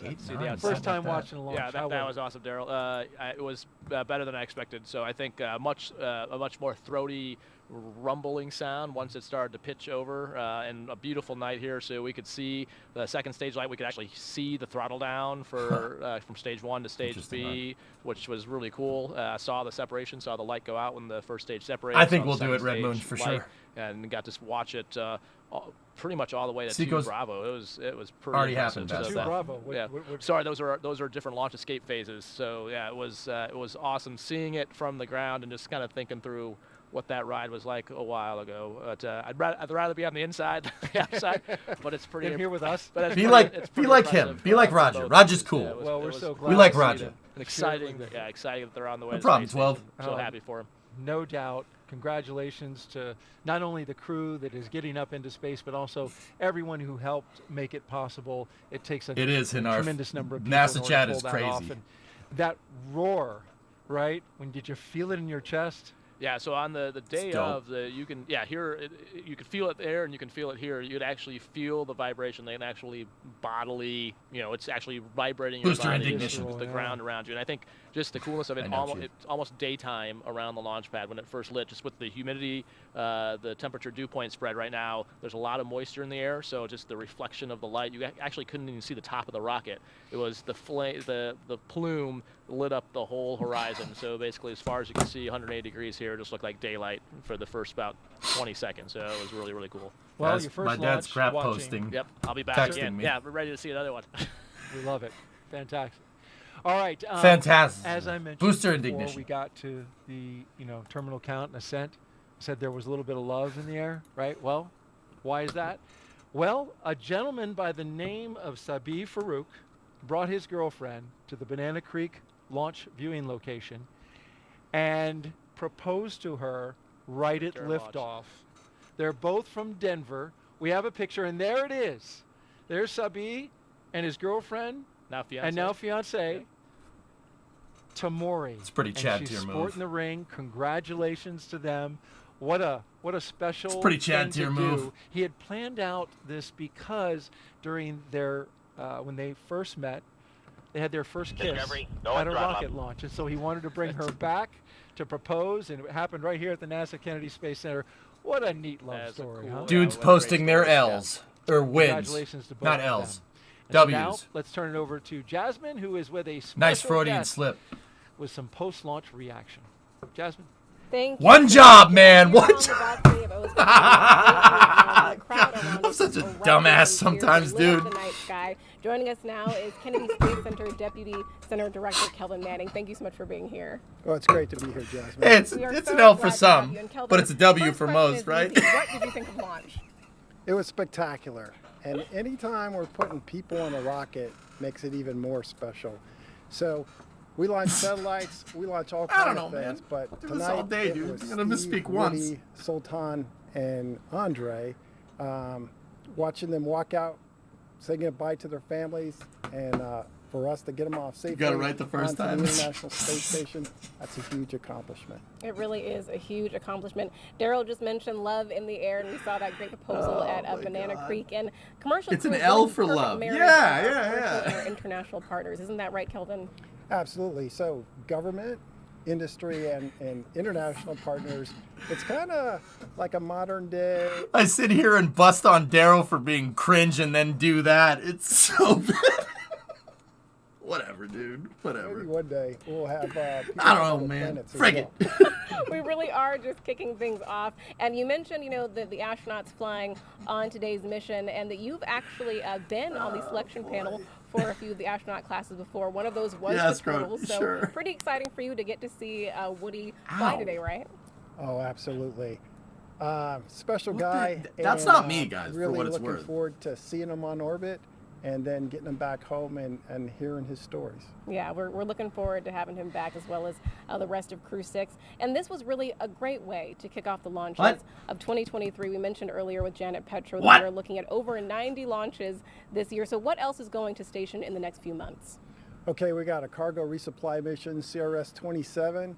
We have Boeing's inaugural flight of the crew flight test, looking for Sonny and Butch to sometime this spring to fly the CST-100 Starliner to station. That's a huge deal. Nah, Kelvin's and just a we got freaking linebacker. another dude. commercial Axiom mission that'll go to the space station, and then we'll look at Crew-7 to follow these guys in another 6 months or so. Wow, a lot of work going on here at the Kennedy Space Center. Kelvin, any final words of thanks that you want to give to the workforce here?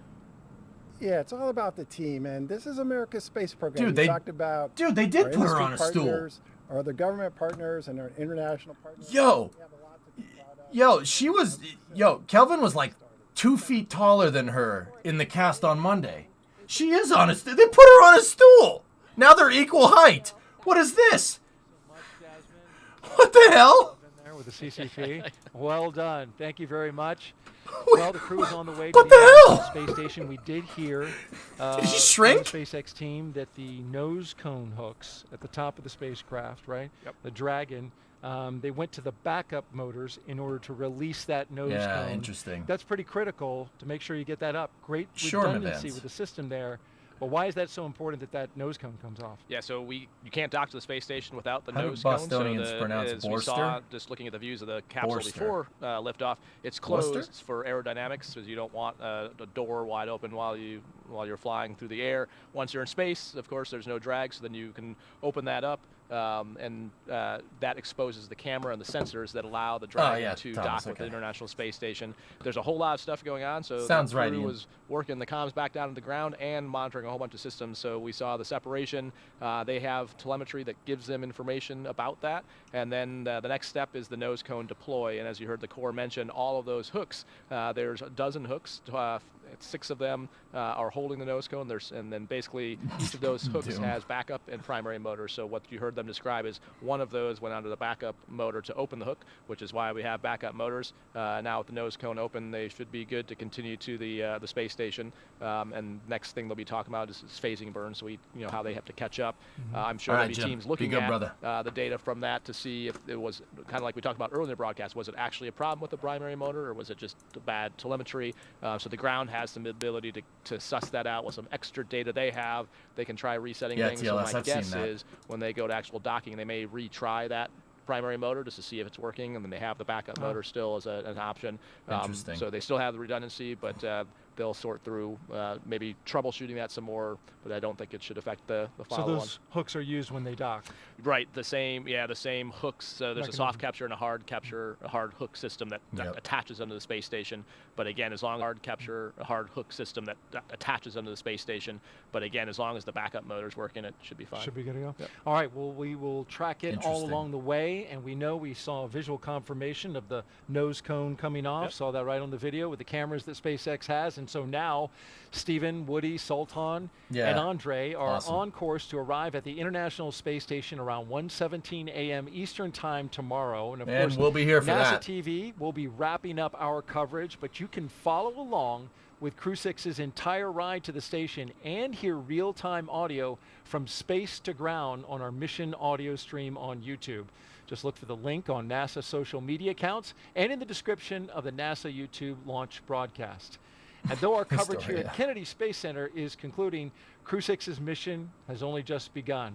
And you know it well, Roger, when you go up into the International Space Station, you really enjoyed the ride. I can tell you in a second, enemy. Because that's when the work starts. Exactly, yeah. So it's actually a really nice period of time here. You got some time. About to 24 look hours out from the now, window, enjoy your time. You spend a lot of time in the sim, the Dragon sim, whether it's out at Hawthorne or the ones out in Houston. But it's nice to actually, now enjoy the ride and take it all in, especially for the 3 rookies. Get used to some space adaptation, moving around in microgravity before you get on the space station, because as soon as you show up on the space station, man, it is busy. It is fun, but it is busy.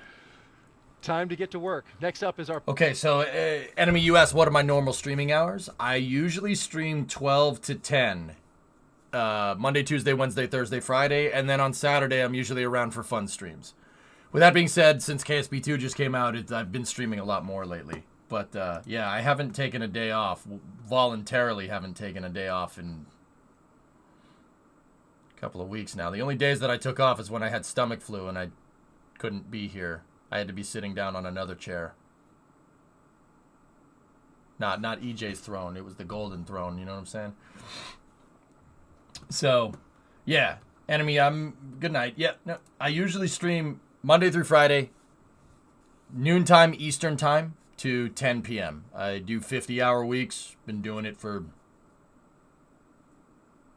8 years. 8 years now. Yeah, I like working. This is fun. I like doing this. Today I probably, off and on, clocked probably about, the other stream I stopped at like 9, so we're at about 13 hours on the day with this Crew-6 coverage. And tomorrow's stream is going to be about the same. I took a break. Took an hour break. Yeah, Jackal, exactly. I'm glad you didn't stream from that chair. I'm pretty sure Twitch would get mad at me, Rob.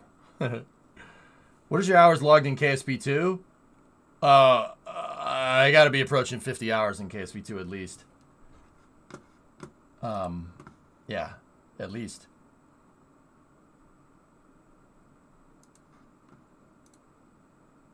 Yeah, exactly. We had to purge the waste tanks. Anyway, I will surpass you someday. Yeah, no, you won't.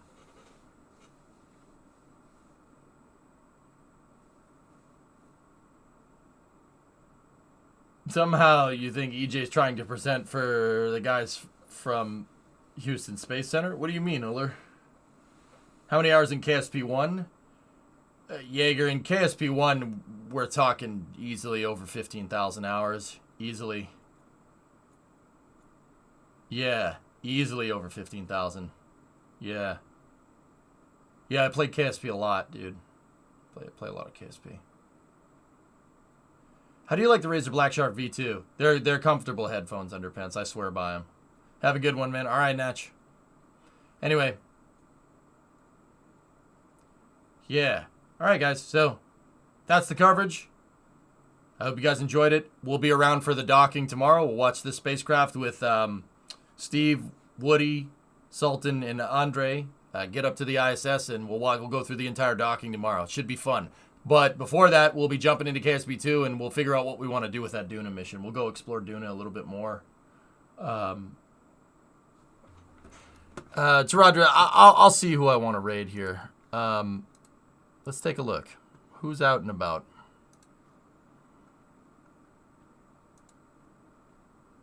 Who's out and about? Actually, you know who we're going to raid? We're going to raid Sim. Sim is a buddy of mine that is just getting into Kerbal. So we'll go dump the raid over there, over to him. Sim's a good dude. He's good people. He's an old school streamer. He's been streaming pretty much as long as I have. He's just learning Kerbal, though. So, guys, do me a solid. Go over there. We'll give him a raid. Go over there. Post panels in his chat. We got a panel raid for days. And then go over there to help him out. He's learning Kerbal. We got to bring him up to speed. So I'm going to set a raid to Simcopter 1. And I will see you guys all tomorrow. Noontime Eastern. So we're starting in about 11 hours from now. Sim is awesome, dude. Old school. That's why I like Sim. Sim's a good dude. He's good people. Smart guy. It's good to see him pick up KSP. That makes me happy. So, guys, jump on over to Sim. Go see what he's up to. We'll wind down the day with some Kerbal. I'll see you guys tomorrow. Thank you very much for watching. Have a good night.